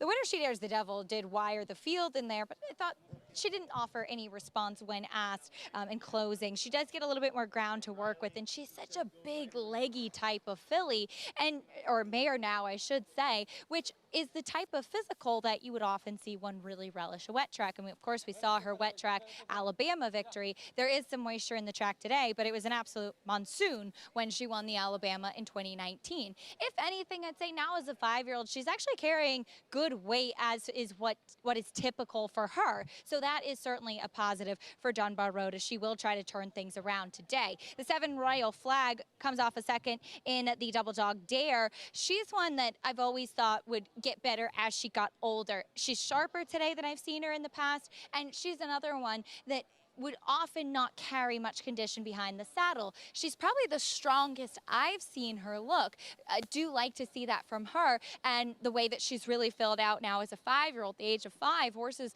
become physically mature, so I think we're getting a chance to see perhaps the best of Royal Flag now, and she's done very little wrong in her career and could have the chance after the second in last year's Shuvee to turn the tables today. The 6 Crystal Ball had a win last time out at Thistledown, her first start for Rodolphe Brisset. She comes in here accompanied by the pony, as was the case last year when we saw her at Saratoga too, but she's kept it under wraps. I think a little bit more of a security blanket type of accompaniment by that pony. She's a big, solid filly, and while she hasn't grown up more, I think it's also a case as that she was so big as a 3-year-old. Now she's gotten a chance to fill into herself. So we'll see how she does. She had a very good trip last time out, sitting just behind a pace-setting 61-to-1 shot. Waters are deeper today, though. Paul and Jonathan, what do you think about the grade 3 Shuvee? I think it's a competitive race, Jonathan. We both do as well. I mean, the Dunbar Road is the mare to beat, but Tom makes a good point. She's got to get back to that form. Now, we were looking at horologist and Bill Mott. When you look at horologist, she's got that sort of one-time knockout punch, and then she sort of goes away. She's beaten Royal Flag, she's beaten Dunbar Road, but then she's thrown in a couple clunkers in her last 2. Now, she had an excuse in her last race, but the race before that, she really didn't. And I'm wondering, can she take a step forward and beat these horses? Yeah, it's funny. You say take a step forward. To me, it's almost like, can she take a step back to when she was running really good races? She's trending in the wrong direction from a speed figure standpoint, but she does absolutely have races that can win this race, especially if some of the big horses don't show up. Obviously, Dunbar Road comes back to the scene of one of her biggest wins here at Saratoga. And Dunbar Road, like Tom said, is she going to be the same horse? Is she going to be the same horse that she was? And that's the biggest question for me. In the mornings when they've been working out and exercising in the morning, it seems that she's doing that. Yeah. She's getting some nice grades. She's been working with the Chilean horse, Good Spirit, to the inside. It seems like Dunbar Road has been getting the best of her. But the other Chad Brown has a chance in here as well, the 7 Royal Flag. Yeah, and I think the 2-to-1 guys on the Paddock set is telling a lot that the 7 is right on par with Dunbar Road. And there she is. That's Royal Flag. And you look at the 1 1/8, might be what she does best. We showed you that Shuvee from last year when Latruska was alone on the front end.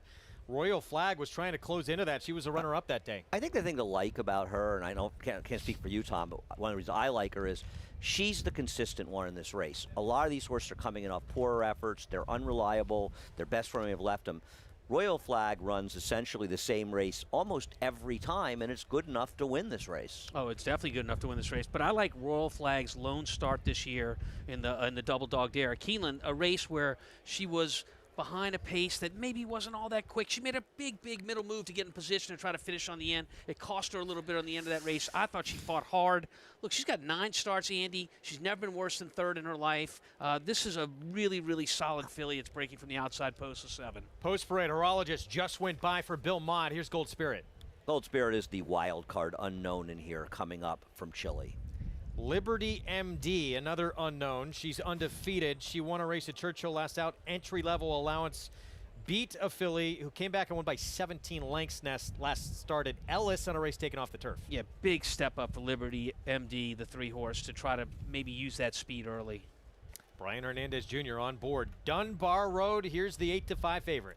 If she runs her best race, she's much the horse to beat, but it's really questionable whether or not she can still do that. Crystal Ball. First start with Rudolph Brissett, a stakes win at Thistledown. Figures to stalk the 3 Liberty MD, the long shot early here. She's at least in good form, but I'm still not sure her good form is good enough to win, especially if our horse shows up, Tom. And Royal Flag, here she is for Chad Brown. I think she looks great. She looks calm, cool, collected. She's a good-looking mare. I really like her in this spot today. 6 minutes to post in our feature. Let's go to Acacia. Be joined by WinStar's Elliott Walden. As looking at Crystal Ball, Elliott, you were on her head today with her in the paddock as she was accompanied by the pony. How's she been acting and coming into this race? Good. She was a little ramped up a couple days ago, so it helps to be 6'5" sometimes, and she's a really big girl, so she did great today. She is a big filly, and we saw her last year as a 3-year-old. Do you think that she's gotten a chance to fill into herself at 4 now? Yeah, I mean, she's filled in. You know, she's won her last 3. This is obviously a step up, so we'll see what happens today, but we couldn't be happier the way she's coming in. She had a nice trip last time, but she finished up really gamely. How do you expect the race to play out with her running style today? You know, I think she'll be forwardly placed. You know, not going to take away anything that comes naturally to her, and there's a little speed inside her, so we'll see what happens. That's why we've got a great rider in Luis Saez, and he'll put her in the best spot to hopefully be victorious. Elliott, thanks for your time. Best of luck. Thank you. As we'll get a chance to see Crystal Ball back here at the spa once again, now as a 4-year-old, and you'd have to think, Greg, that physical and mental maturity should show off today. We will find out soon enough here. Thank you, Acacia. 4 minutes away here from this feature race on our Sunday card. Crystal Ball 4 for 7 in her career. Meanwhile, Royal Flag from that outside post. She, as Andy said, has just been a model of consistency. Never finished off the board. Yeah. I thought she hung a little bit last time, but to be fair, she was coming off a 5-month layoff, and she lost to a horse, Bonnie South, who came back and finished a very good second in our Grade 1 Phipps on Belmont Day. And the third finisher, Graceful Princess, a little bit later, she came back and upset the Molly Pitcher at 14-1 at Monmouth. This was a legit field. For Grade 3, this was a very tough race. It was a tough race. And look, Royal Flag had to do a lot. That's her on the outside with the white face. Had to do a lot to get in position to attack these horses that were closer to the lead than she was down the backside. And I think it cost her a little bit at the end. Andy, you said she hadn't run since November. This was a race almost 6 months later. I just think she comes into this race primed and ready. It just worries me a little bit. You know, you see her 90 cents the dollar, loses by a nose. You know, finishes second, albeit to Latruska, who wasn't Latruska at that point. But she's, as you say, a very consistent record. I like her. She, to me, is the most reliable horse in a race where I just think the field is kind of unreliable. Unreliable, except for maybe the 6th, Crystal Ball, that has stepped up 3 times in a row, won every single time, has taken the challenge of moving up level after level. She might be the now horse, the 6. I just don't think she's good enough. I just think that Royal Flag's a better horse than she is. I think that's fair. Yeah. I'll give you that. And listen, the odds reflect it. I mean, we're talking about she's 7-2 if you like it. Our horse is 9-5. I don't think you and I are exactly rediscovering the wheel here. Countdown to the Shuvee. It is presented by Longines, the official timekeeper of Saratoga Racecourse. Coming up on a start here on our feature. 9-5 favoritism now shifting to this 5-year-old mare. Royal Flag, guys. Yeah, she's taking a lot of money here right into the teeth of Dunbar Road. Both of them make sense in here. They both have back races. It's Chad Brown at Saratoga. We've gotten used to this at this point. No, we really have. And the one horse that we haven't talked about really much for Chad Brown is the wild card, like Andy said. I mean, Gold Spirit, a Chilean horse, 3 for 13 lifetime. Reportedly been working great in the morning. Yeah, and look, one of my favorite things to do is to look at these workout reports, and it's not so much about, it's definitely not about the time, and it's not even so much about the grades that these horses are given, you know, A's, B's, C's, and so forth. It's more who they work with. I think it says a lot about this horse's talent that Chad Brown has decided to match them up together in the morning on numerous occasions. Yeah, and I think the key, too, is the best 2 races on her form are going 1 1/8 and 1 1/4. So that actually is going to do her well in this 1 1/8 race. You just don't know if she's good enough. Now, Crystal Ball, you know, Tom mentioned up there that, hey, she might be the now horse. I thought she ran well here in the Lady Jacqueline at Thistle Downs. And she showed a little grit, so maybe she is the now horse right now off 3 wins in a row. Yeah, I mean, it pains me to agree with Andy, but I do think she's probably a little bit light on speed figures. Speed figures very similar to a quarterback rating in football. The higher, the better. I think she's probably 10 points lower than the main competition in here, and that worries me. And I think she's also going to get some pressure from Liberty MD, the 3 horse. I thought she ran well on that day. Let's go to Acacia and see how she's doing on the racetrack. Yeah, thanks, Paul. I wanted to talk about a horse that you mentioned as the wild card, and that is the 2 Gold Spirit, who, thanks to YouTube, you can watch all of those races in Chile, and getting a chance to look at her and just the type of equipment that she's worn and her running style. She seems to be a really cool, calm, and collected type. In Chile, she was wearing really big full cup blinkers. She comes back with a kind of big cheater cup in here, so a lesser type of blinker, but does keep those blinkers on. And I noticed of her running style that she tends to settle nicely early, and when asked, has a big acceleration. She faced the boys in Grade 1 company last time and was really disappointing. She's taken it all in stride. She has a smaller type, so I could see why most of her career she was sprinting. That win 2 back was 1 1/4. She's facing significantly tougher here today, but she has taken it all in stride. I'm going to be Jockey too, though, thinking that Royal Flag could potentially be the most dependable in this spot, Greg. And the public of that same opinion right now. So 9-5 on Royal Flag. One of the 3 for Chad Brown in here. And up to 10-1 now on the filly. We don't know what to expect from. There she is, the 2 Gold Spirit. It's hot out there. It's hot and it's humid, so you're seeing a lot of these horses with that sweat on their shoulders. when one is like that and the rest aren't, that's an issue. When they're all like that, it's just telling you it's really warm.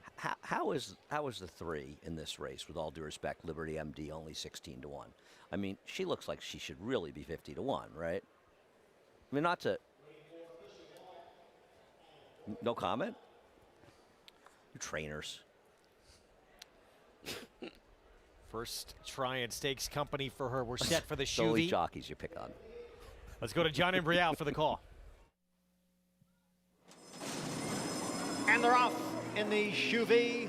Number 3, Liberty MD, bobbled shortly after the start and is towards the back of the pack. From the inside post position, there is Horologist, who has the early lead. Liberty MD now looking to advance down on the inside, but it is Gold Spirit who is racing in second at this point. Liberty MD is next in third, followed by Crystal Ball in fourth, then Dunbar Road in fifth, and the early trailer is Royal Flag in sixth.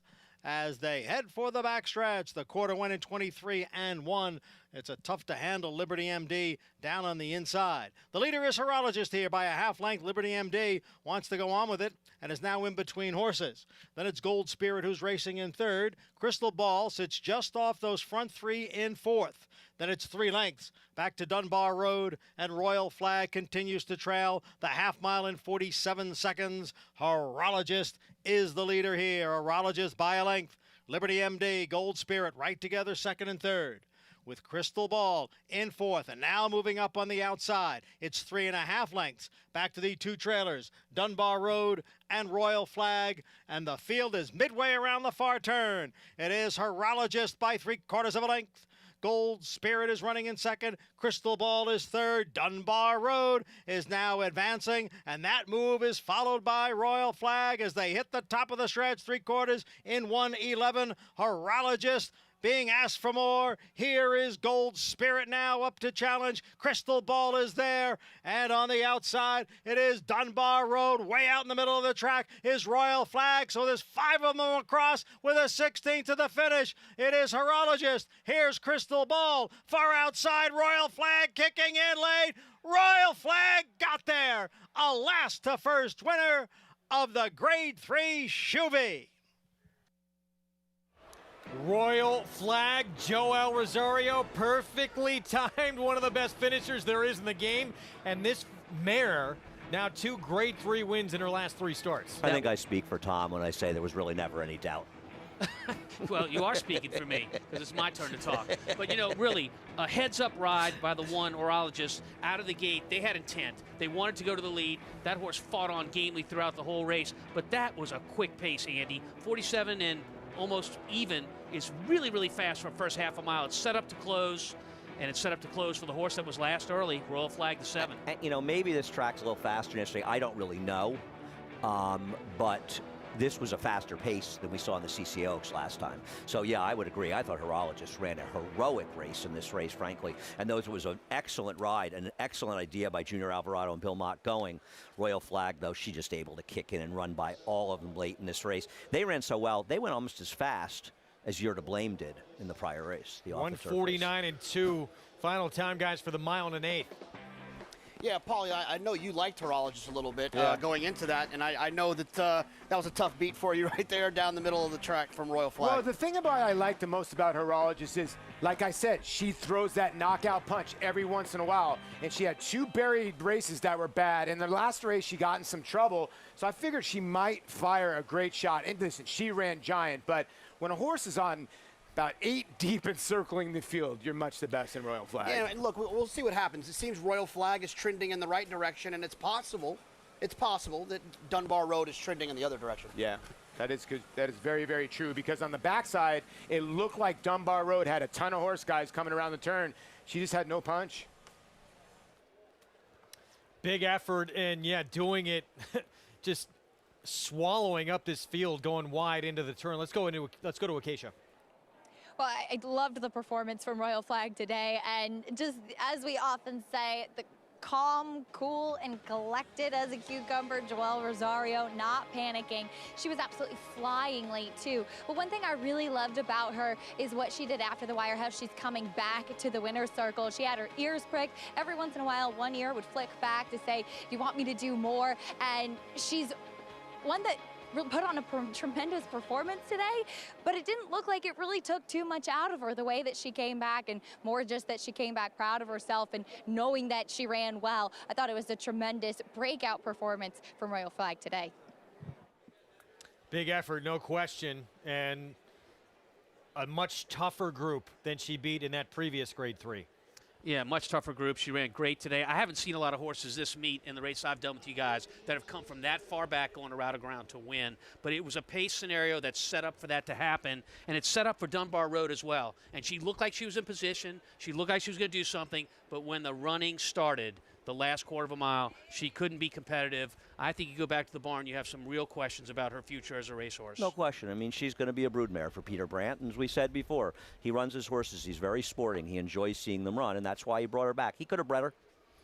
He certainly is, you know, he breeds horses as well, but he wanted to give her another chance to run. It didn't work out. Meet leading 6th win for Chad Brown. Royal Flag, Joel Rosario. And she takes the Shuvee, our Sunday feature. We'll be back.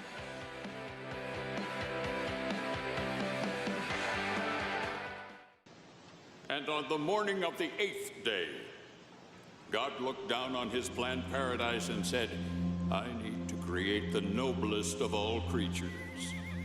So God made a racehorse. He needed a horse that is faster, smarter, sleeker, and sounder, so God made a racehorse. He created an animal sound of wind with oversized nostrils to breathe fire like a dragon and turn oxygen into rocket fuel. He gave it a kind eye so his caretaker could look into his soul.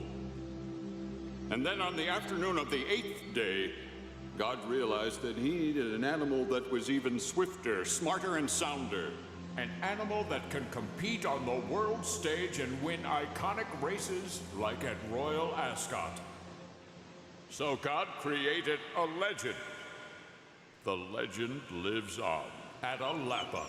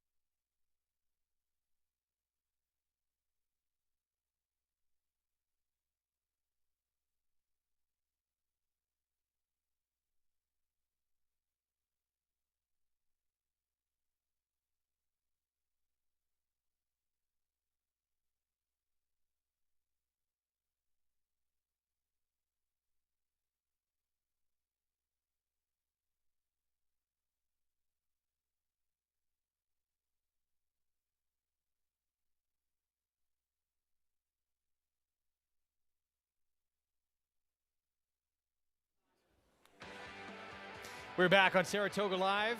Program brought to you by Naira Bets, where you can play all the action all summer long and beyond. Go to nairabets.com.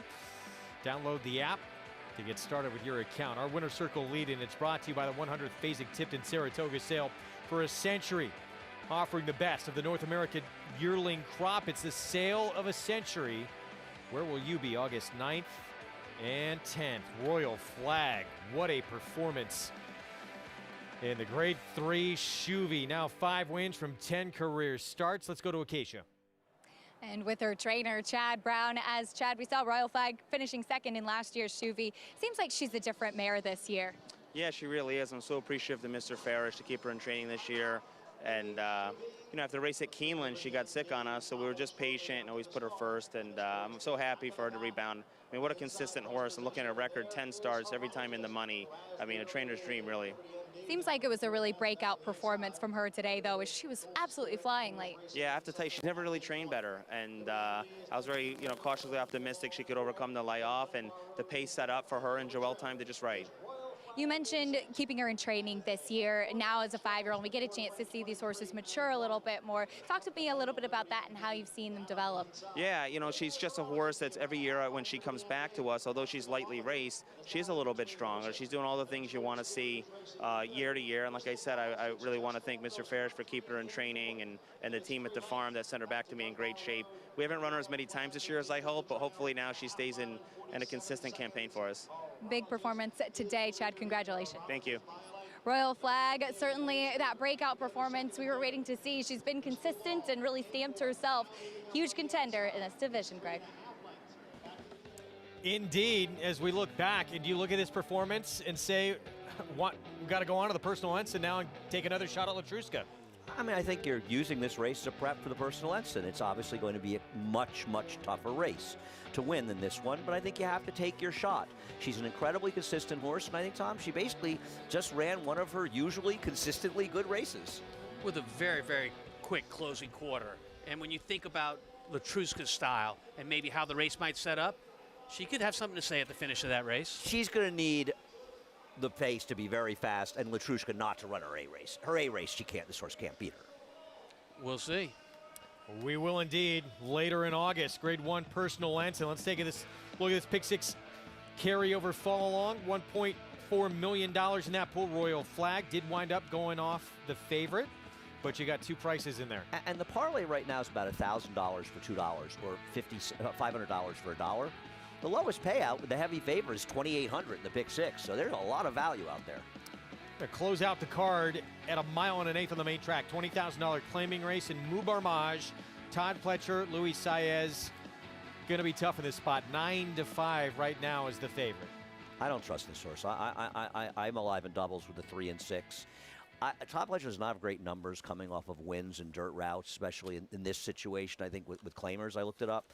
I'm just a little bit skeptical that this horse is going to come back and run quite as well as he did last time. I know you loved him last time. You said to me, I don't think he can lose, and he crushed the field. How do you feel today?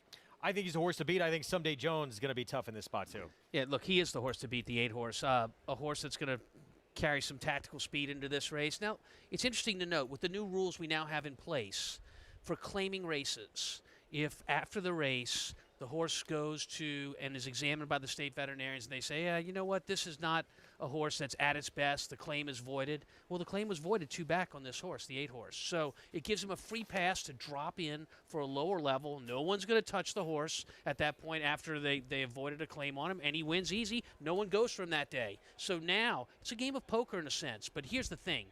They're always being careful about the horse's health. Examinations before the race, examinations after the race. So this horse comes into the race having been examined, and we know he's in good shape. Don't you believe that he'll be claimed today by multiple people? I do. Yeah. I do believe that. Anyone you know?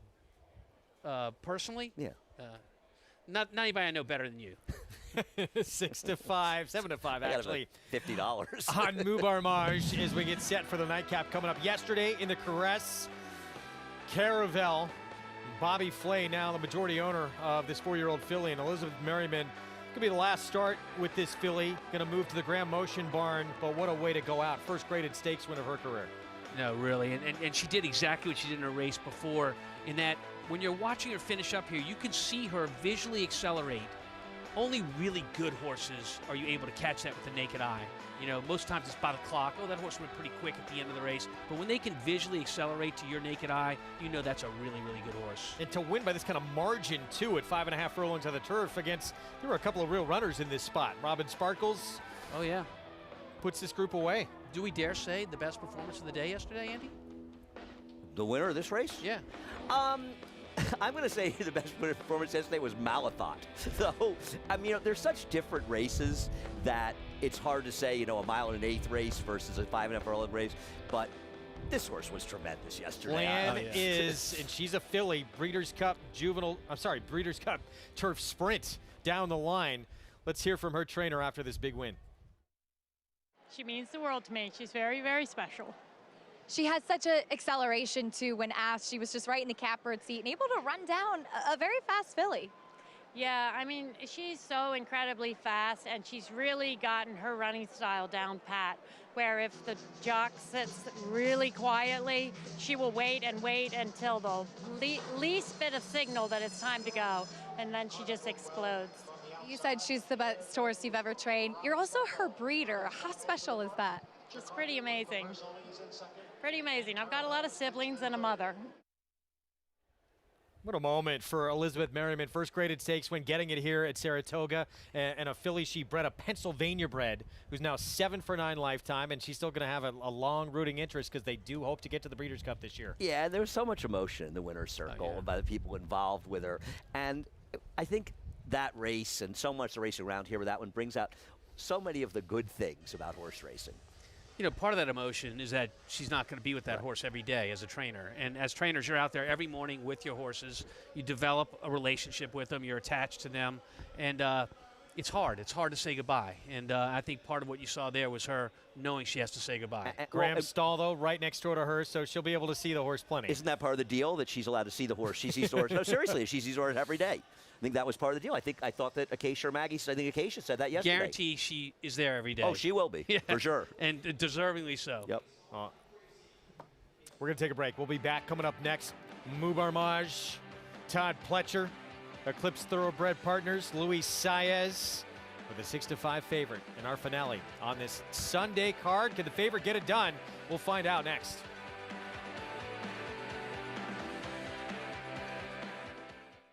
Respect the law. He's earned it. A Grade 1 winning juvenile. 'Tis the law, pops the cork in the champagne. A classic winning 3-year-old. 'Tis the law is gonna win the first leg of the Triple Crown. 5 triple-digit buyers. Respect the law, 'tis the law. The best son of Red Hot Sire Constitution. He's left the others behind. He's gonna win the Run Happy Travers. 'Tis the law, new to Coolmore, America. They're off in the Kentucky Derby as Authentic takes them around the far turn. 'Tis the law's making his move now, and they're into the stretch. These two stride for stride. Authentic, 'tis the law. Here's the buyer. Authentic has won the Kentucky Derby.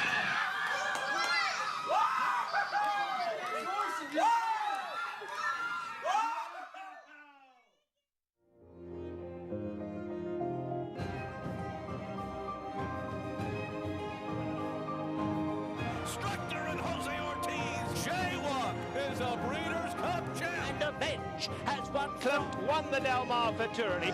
Too close to goal. It is Practical Joke in the end. Preservation. And here she comes. Holiday with a front.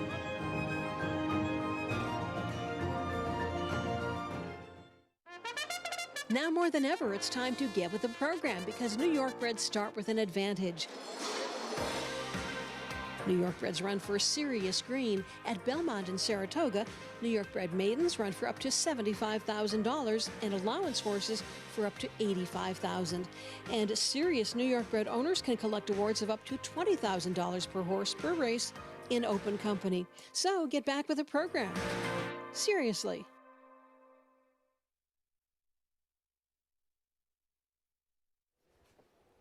Back on Saratoga Live, we still have our nightcap to come as we close out Week 2 action at the premier meet in the country. And we're just getting started in what is going to be an incredibly fun summer here. Of course, spectators back on the grounds and in the seats. That's been the best part of it all, to see this atmosphere back that we didn't have last summer. What an amazing beginning it's been in the meet. I mean, we've been only 9 days of racing. We're not even a quarter of the way done, and it's been fabulous racing, and I've gone through a lot of the next 3 cards. It's a great week of racing, and we're not even at the weekend next weekend. And we've seen a lot of the same here in terms of our stakes action. Stakes race on the grass, Chad Brown again in the Lake George, and another graveyard claiming a victim in the Coaching Club American Oaks.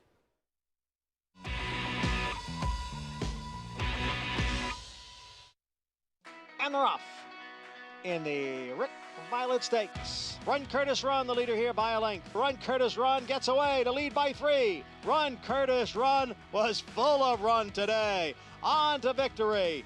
And they're off in the Grade 1 A.P. Smithwick. And they go for that first fence with Baltimore Bucko in front. Baltimore Bucko, the leader here by 5 or 6 lengths. Baltimore Bucko leading here. Baltimore Bucko over that fence. Baltimore Bucko is the winner. Amazing, and my first runner in Saratoga. It's incredible. I can't thank my owners enough. On the outside it is Technical Analysis moving up. Navratilova giving chase in second. To her inside is Technical Analysis. Next in third, Jid's Jouster now challenged on the outside by Technical Analysis. And Technical Analysis is taken over. And it is Technical Analysis to win the Lake George Stakes. Robin Sparkles to the front. Jakarta, running for purse only, is in second. And Caravel is next in third. They come into the stretch now. Robin Sparkles is still there. Caravel on the outside is gaining ground. And Caravel takes over and draws away to win the Grade 3 Caress Stakes. And they're off in the 105th running of the Coaching Club American Oaks. And it is Malathot in front here by a half length. Maracuja on the outside is right there in second. And Maracuja is now making her move on the outside. It is Malathot. Here's a new challenge from Maracuja on the outside. And it looked like Maracuja got it, pulling off the upset. It's great. It hasn't even sunk in yet, to be honest, so it just kind of feels like a dream. She's pretty freaking cool. We're really lucky to have her, but she is a bear out on the track. I am still in shock, I think. That was amazing. Well, that performance yesterday proving there's no such thing as a sure thing here at Saratoga. As competitive a meet as you will ever find. Here's a look at the Week 2 stakes winners from these past few days, including that A.P. Smithwick. And a great story there, too, with Carrie Breon carrying in the tradition of her retired Hall of Fame former boss, Jonathan Shepard, running 1-2 in that Grade 1 to get her first wins at Saratoga. Yeah, and that was really an exciting scene in the winner's circle as well, the emotion from her, and of course, the race named for the late Rick Violet as well. Rick's a person that did so much for the game, and he'll never be forgotten, and I'm so glad we ran that race this week. Everyone's catching horse racing fever right now, including these guys who are first in the NL East. New York Mets, Pete Alonso, belting his 21st of the season in a 3-0 win over the Blue Jays on Friday. And he's going to ride that one all the way through the dugout with the little pony, the plush horse. How about that celebration? Paul LaDuca, how did you used to celebrate when you hit one out? Well, I didn't hit that many home runs, so, you know, back in those days, if you celebrated and you weren't a home run hitter, you'd get one in the back the next time out. It's a different ball game these days. You wouldn't be jumping around in a pony when I played, but that's actually pretty cool what Pole Bear Pete does. It brings camaraderie to the clubhouse. Everybody loves it. You can see the fans even know about it. The plush pony horse. The one thing that always happened to me, my first career home run I ever hit was Al Leiter in Shea Stadium. And I had grown up a Met fan, and I had heard that Jeff Kabenka, who caught the ball in the bullpen, had thrown it in the stands. So they put me on this big merry chase of trying to call some guy in Section 9. I had no clue what was going on, and they held my first home run ball for like 5 days without me knowing. I literally wanted to cry before Eric Karros brought me my ball. That's very similar to what happened to me when I hit my first home run. Well done. Wait, what do you think the pedigree of that horse was? Which one? Is it a New York bred, the pony? Oh, the pony. It's got to be a New York bred. I would think so. I wonder where they got it. I wonder where they got the idea of the plush pony. There it is right there. Yeah, there you go. I'd have to ask Acacia or Maggie, how's the confirmation on the He's horse? got a turf foot. What do you think of this race, by the way? This is a tricky one. Like we talked about it before, the 8 Moob Ramage. This is a horse that just looks like, on paper, very similar to the Brad Cox runner early, the 7, Kaylee's sister. That horse looked on paper like she was going to win by the length of the stretch, but there was something about her you didn't quite trust. I feel the exact same way about the 8 here. Like Tom mentioned a little bit earlier, it was a voided claim. Yeah. Someone tried to claim her. The vet sent them back. That's always a concern as well. Now, you're dealing with a Hall of Fame trainer in Todd Pletcher. I trust that Todd's bring this horse over sound. But at the same time, it's not always about soundness. Maybe maybe he doesn't want to be a racehorse anymore. You just never know what can happen. And that's the biggest issue I have with this one. I thought the 3 Villainous made a little bit of sense just on some back numbers. I thought maybe Linda Rice, second time with Linda, could get this horse to maybe turn around. If it's not going to be the 8, it's definitely a wide open race. Yeah, and to go back to the guys on the apron set, Greg, the 6 to me is the trickiest read in the world because, you know, Michael Maker claims these horses, and usually he wants to go on turf or go longer. You know, that one sloppy racetrack behind the 8 was not bad, but then they tried to get on the turf, did not happen at Penn National. Then all of a sudden, let's go for 20. Is that a sneaky drop or is it suspicious? Yeah, it's interesting, Tom. I mean, you know better than anyone to try and read between the lines and what trainers are trying to do. Put them in a stakes race, doesn't fire. Now this is a massive drop.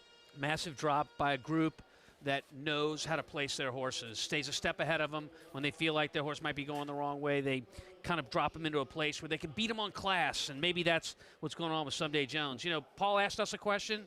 I do have a question to ask Paul. I need to know what one of those Randy Johnson fastballs feels like in your back after you've taken him deep. He'll have to tell us that when he comes back.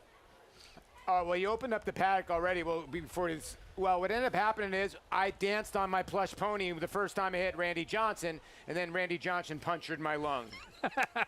Yikes. O'Shea, can you see, went by. Here's Easy Shot, Jose Lezcano. Easy Shot, outrun to the wire by the big favorite in this race with blinkers for the first time. Look for that horse to improve. 7-1 on Villainous for Linda Rice. I like this horse. Drops back to just below the level he was claimed at, 2 back. If he can run back to that race, I think he can win.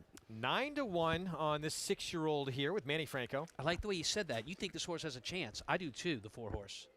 I don't. Outside look, sure. Legit at 8-1. George Weaver just claimed. George Weaver's been doing a lot more claiming over this past year, and so far with mild success, I thought he'd have to improve. Someday Jones, 7-2. He's got some races that just blow this field out, but they're about a year ago. Yeah, they are. But, I mean, look, Mike Maker, he's so clever in the claiming game. This is a horse at 7-2. You've got to consider him a player in this spot. American Lincoln, 31-1. Possible pace factor, though.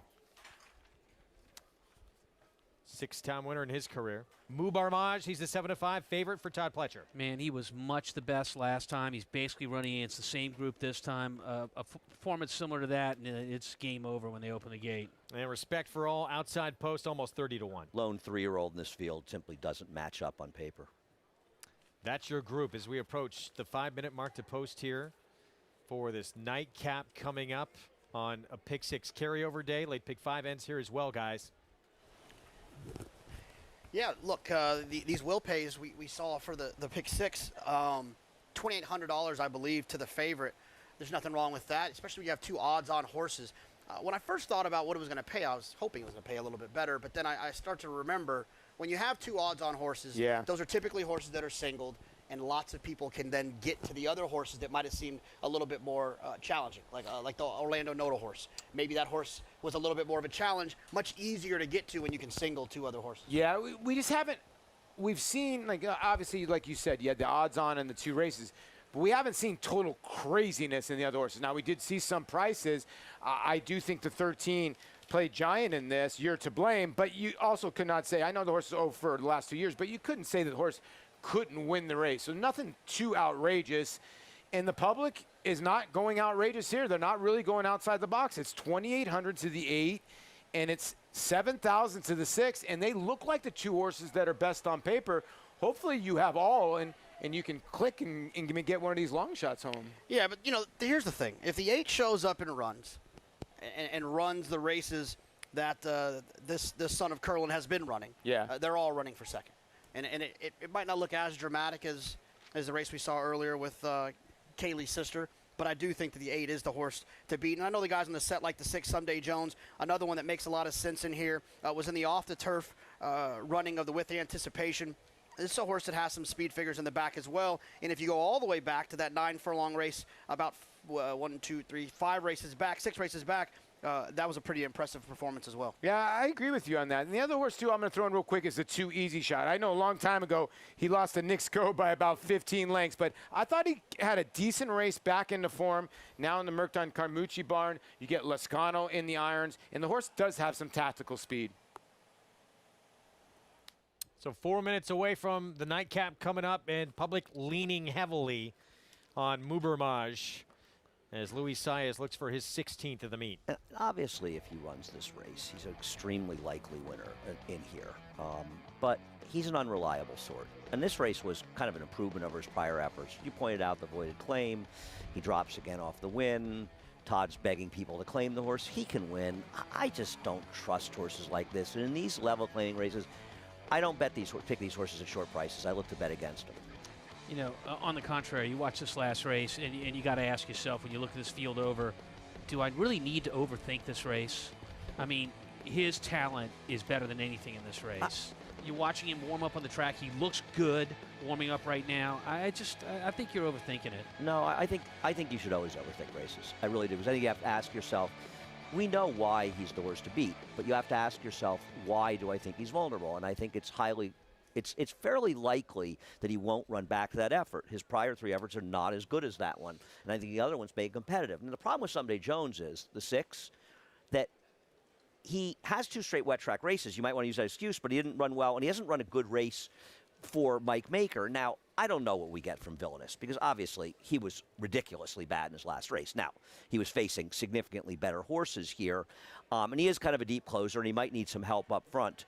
But I thought his second, the runaway speed of Daneberry, who bottomed the field out, was good enough to make him competitive in this spot 2 back. And I'm going to hope his last race a bit of an aberration when Linda Rice moved him above his head off the claim, and now she's being more realistic. And at least in his case, Villainous is 6-1, and I think you're getting paid if you're right with this horse. With Villainous, the 3-horse, the day he was claimed, Jose Ortiz was on him. Linda Rice runs him back, keeps Jose Ortiz on the horse. Okay, he's overmatched. When he drops into this level, where is Jose Ortiz? Well, he's riding for George Weaver, okay, maybe, and he'd fair ride. enough. I mean, it's a reasonable question, yeah. But you know, I don't like to play those games because I'm not saying it's an unfair question, but as you know, there's so many reasons. Maybe Jose was committed to ride the other horse, and Linda wasn't sure she was going in here. Look, so I hear you. So I just don't know. Loud and clear, I hear you, but I want to see Jose Ortiz back on Villainous to feel like he's the one to bet on. I'd rather Jose Ortiz was riding him. I certainly agree with that. Let's go to Acacia. Well, I hope that Andy's right, because I like Villainous too. I think he just actually looks best. But we'll talk about the 2 favorites, starting with Someday Jones, who I've seen once before. That was when he ran in the Pimlico Special last year. And since it's been claimed and has gone to some sharp barns as well. He was very, very sharp today, and he got warm. And as Tom had mentioned earlier, on a warm day, you do like to see them get a little bit of a lather. But for me, it was too much. It was in that kidney sweat. It was from the second that he stepped out into the paddock. It wasn't after he had been tacked. He, as you could see, Irad Ortiz giving him a few taps just to kick up with the pony. While he was sharp back in the paddock, he was then a little bit more lethargic out on track. So I'm not sure what to make of that for him, though I do think that he makes sense coming out of the races that he is. We'll see if he can turn it around today. The 8, Mubermaj, coming off of that effort. He's just such a massive horse. There's a lot of him. He's long, he's tall, he carries a lot of weight. And sometimes for horses like this, it takes a while for them to really get their feet underneath of them. Maybe it's a case that he has just gotten on track now. Maybe he still has some questions to prove. I've never been the most trusting of him. However, Villainous, who, yes, he did get a little lather on his neck, nothing major. I think it's the right spot for him. He has great weight, and I thought he was a standout in the paddock and on track, Greg. Acacia, thank you. Couple left to load, including our favorite, Mubermaj with Luis Saez. It's the nightcap on this Sunday afternoon card from Saratoga. Let's go upstairs to John Imbrial.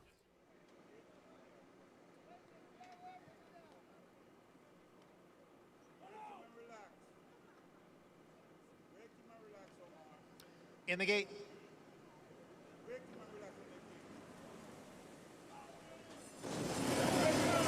And they're off. Mubermaj hustled from an outside post position to try to grab that early lead. To the inside there is American Lincoln, and to the outside is Respect for All as they go into the clubhouse turn, and it is Respect for All on the outside, now grabbing the lead from Mubermage. And down at the rail is Someday Jones, who is racing in third. Alongside is American Lincoln next in fourth. And there goes Easy Shot, making a move on the outside from fifth, followed by O'Shea, Can You See, who's down at the rail. And then comes Kriya's Brooklyn Law. At the back of the pack are Villainous, and Legit is the trailer in ninth. First quarter, 25 seconds. Big long shot. Respect for All is in front here, but there is room on the inside, and there goes Mubermage up to challenge Respect for All for the lead. The two of them are right together. Easy Shot is next in third, followed by Someday Jones in fourth. Half mile in 49 and 4. American Lincoln is next in fifth. O'Shea Can You See down at the rail, and alongside is Kriya's Brooklyn Law. Then a break of 3 back to Villainous, 3 more to Legit. They begin the run into the far turn. It's Respect for All on the outside and Mubermage on the inside. They are heads apart. Easy Shot just in behind and gaining ground from third. Then Someday Jones in fourth, and he's on the move as the field comes for the top of the stretch. Now Respect for All drops out of it. It is Mubermage and Easy Shot, and the two of them are heads apart for the lead. O'Shea Can You See is down towards the rail. Someday Jones is on the outside, now with an eighth of a mile to the finish, and it is Mubermage who has the lead. Then Easy Shot, who's racing in second. And on the outside is a Someday Jones as they come on for the finish. It is the favorite, Mubermage, and the favorite has won the finale. Someday Jones was second. Villainous came from out of it to get third. Easy Shot finished fourth. Mubermage, back-to-back wins. Todd Pletcher and Luis Saez gets his second of the day. Well, he probably didn't run as well as he did last time, but he still ran well enough to win this race, Tom. Oh, he did. He was a class of the field. And he had a tricky trip. You know, Andy, the 9-horse here with the apprentice rider on his back took it to him early and got him kind of crowded and put him in a spot that I don't think he was really wanting to be in. Actually, I think he had to go a little quicker early. He probably wanted to go, maybe cost his finish. But this is class down the lane right here coming to the wire. Well, if they really went 25.16 and 49.82, he didn't go quick. It was a slow pace. But the way it was run, I'm going to want to check Trackus and see those fractions because I agree. It didn't feel like they were going that slowly up front, but we'll take a look. 4-5 in the end. Bet down to odds on. Mubermage favorite closing out this pick six carryover. And Luis Saez doing just enough to stay even with Jose Ortiz. Those two tied after this second week of action. We got to say goodbye to Tom Amos, who's going to leave us a little early here, but we'll see you back next weekend. I've had a great time, not only today, for the last 2 weekends with you guys. Looking forward to next weekend. Well, we're looking forward to having you back. Safe travels. We'll see you back next Friday, Saturday, Sunday. We still have more coming up, so don't go away. Andy and I, Paddock crew, they'll be back with us right after this. Todd Pletcher getting his fourth winner of the meet. All smiles after closing out this Sunday card with a win with Mubermage here in the nightcap. We'll be back 8-6, 3-2 finish in the Sunday finale from Saratoga.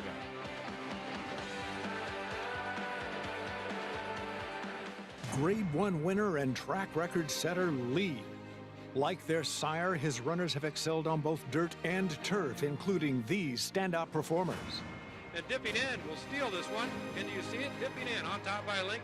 Fastest in Queen Nakia. Here's the finish. Gibberish wins the treasure chest. Out of a Galileo mare, this dual surface star has sired juvenile stakes winners on both dirt and turf. Lee, standing at Claiborne Farm. Live money Saratoga contests are available online through Naira Bets every Saturday during the Saratoga meet. A $300 buy-in adds $200 to your contest account, while the $100 goes to the prize pool. Follow along with the races on Saratoga Live while keeping track of your leaderboard standings on Naira Bets. After the contest, your bankroll and prize winnings are shifted back into your Naira Bets account to start betting or withdraw. Register to play today at nairabet.com/contests.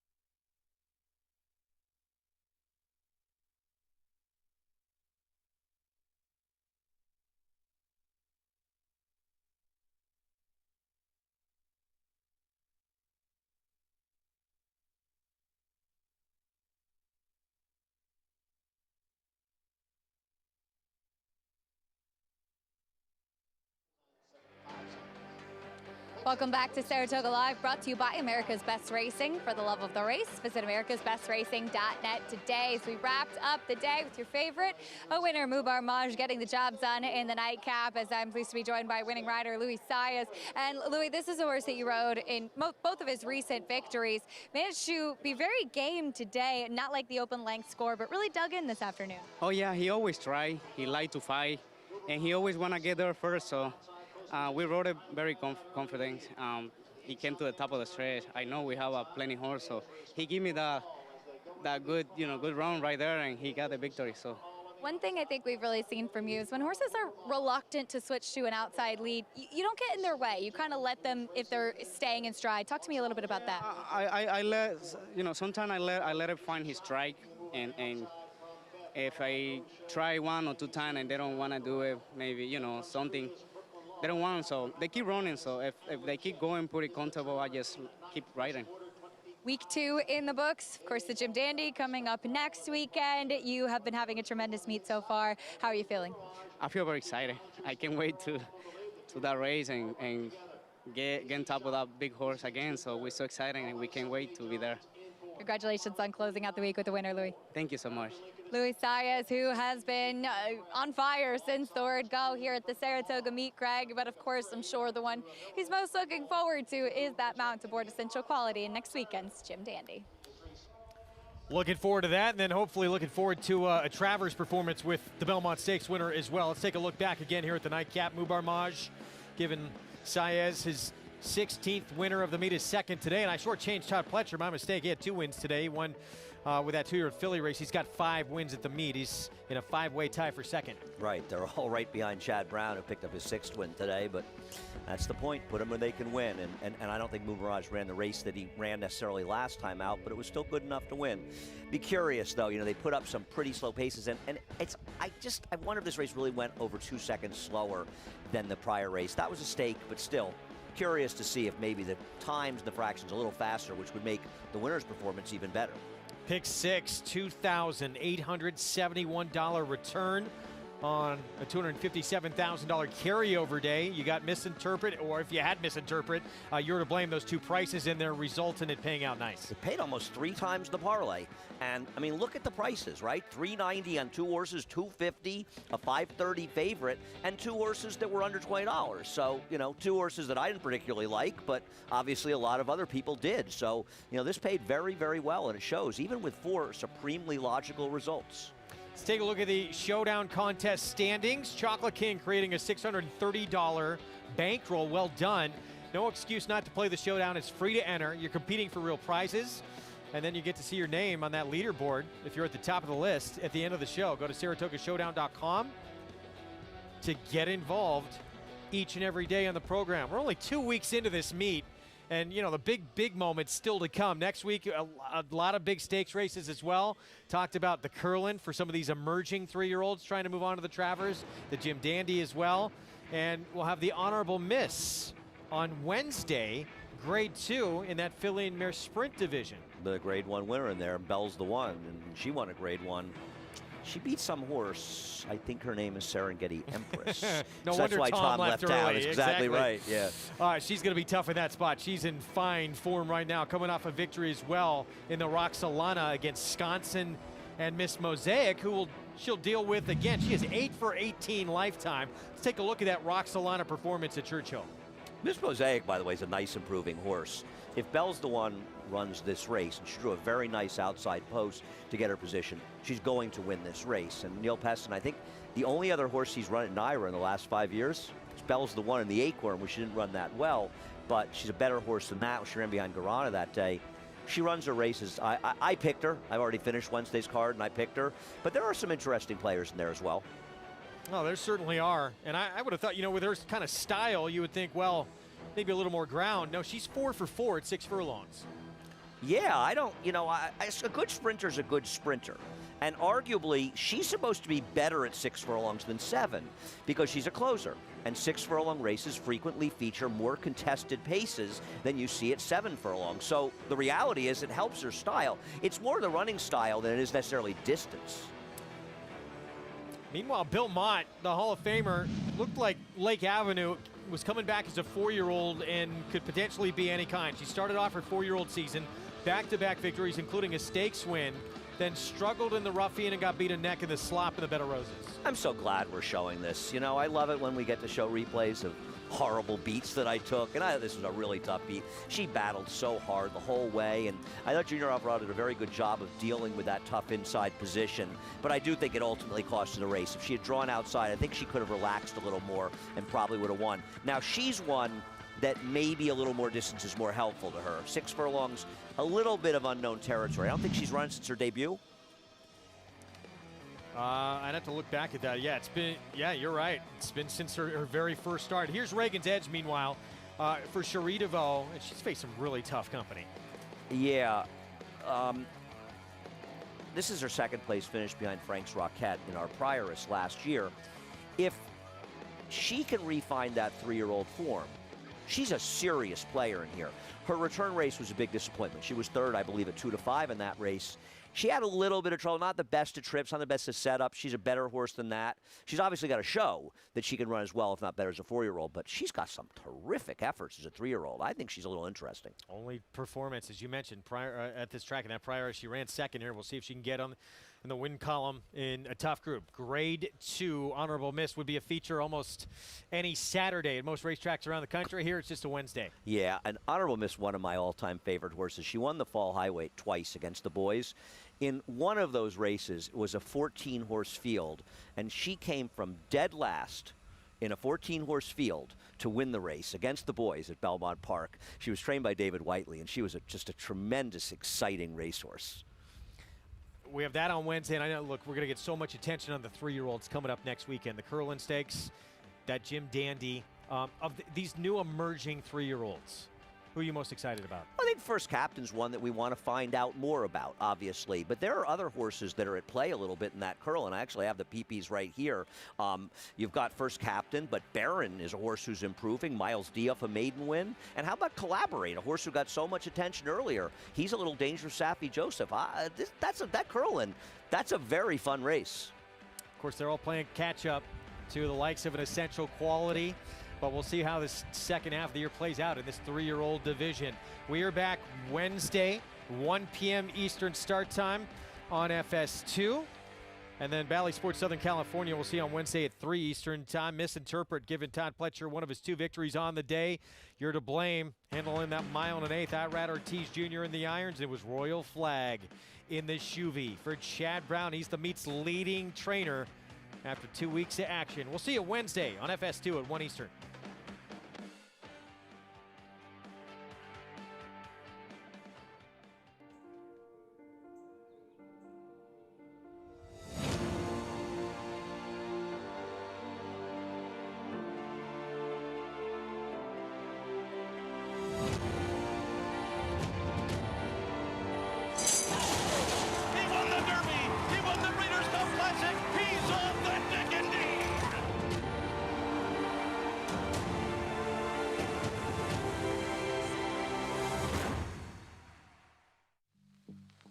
If sweat is your body's natural way of cooling itself down, then condensation is a beer's natural way of saying, drink me. Michelob Ultra, superior light beer. Resorts World Catskills, your closest casino resort experience, is so close. Stay the night and get your game on. Play live table games or thousands of slots. Resorts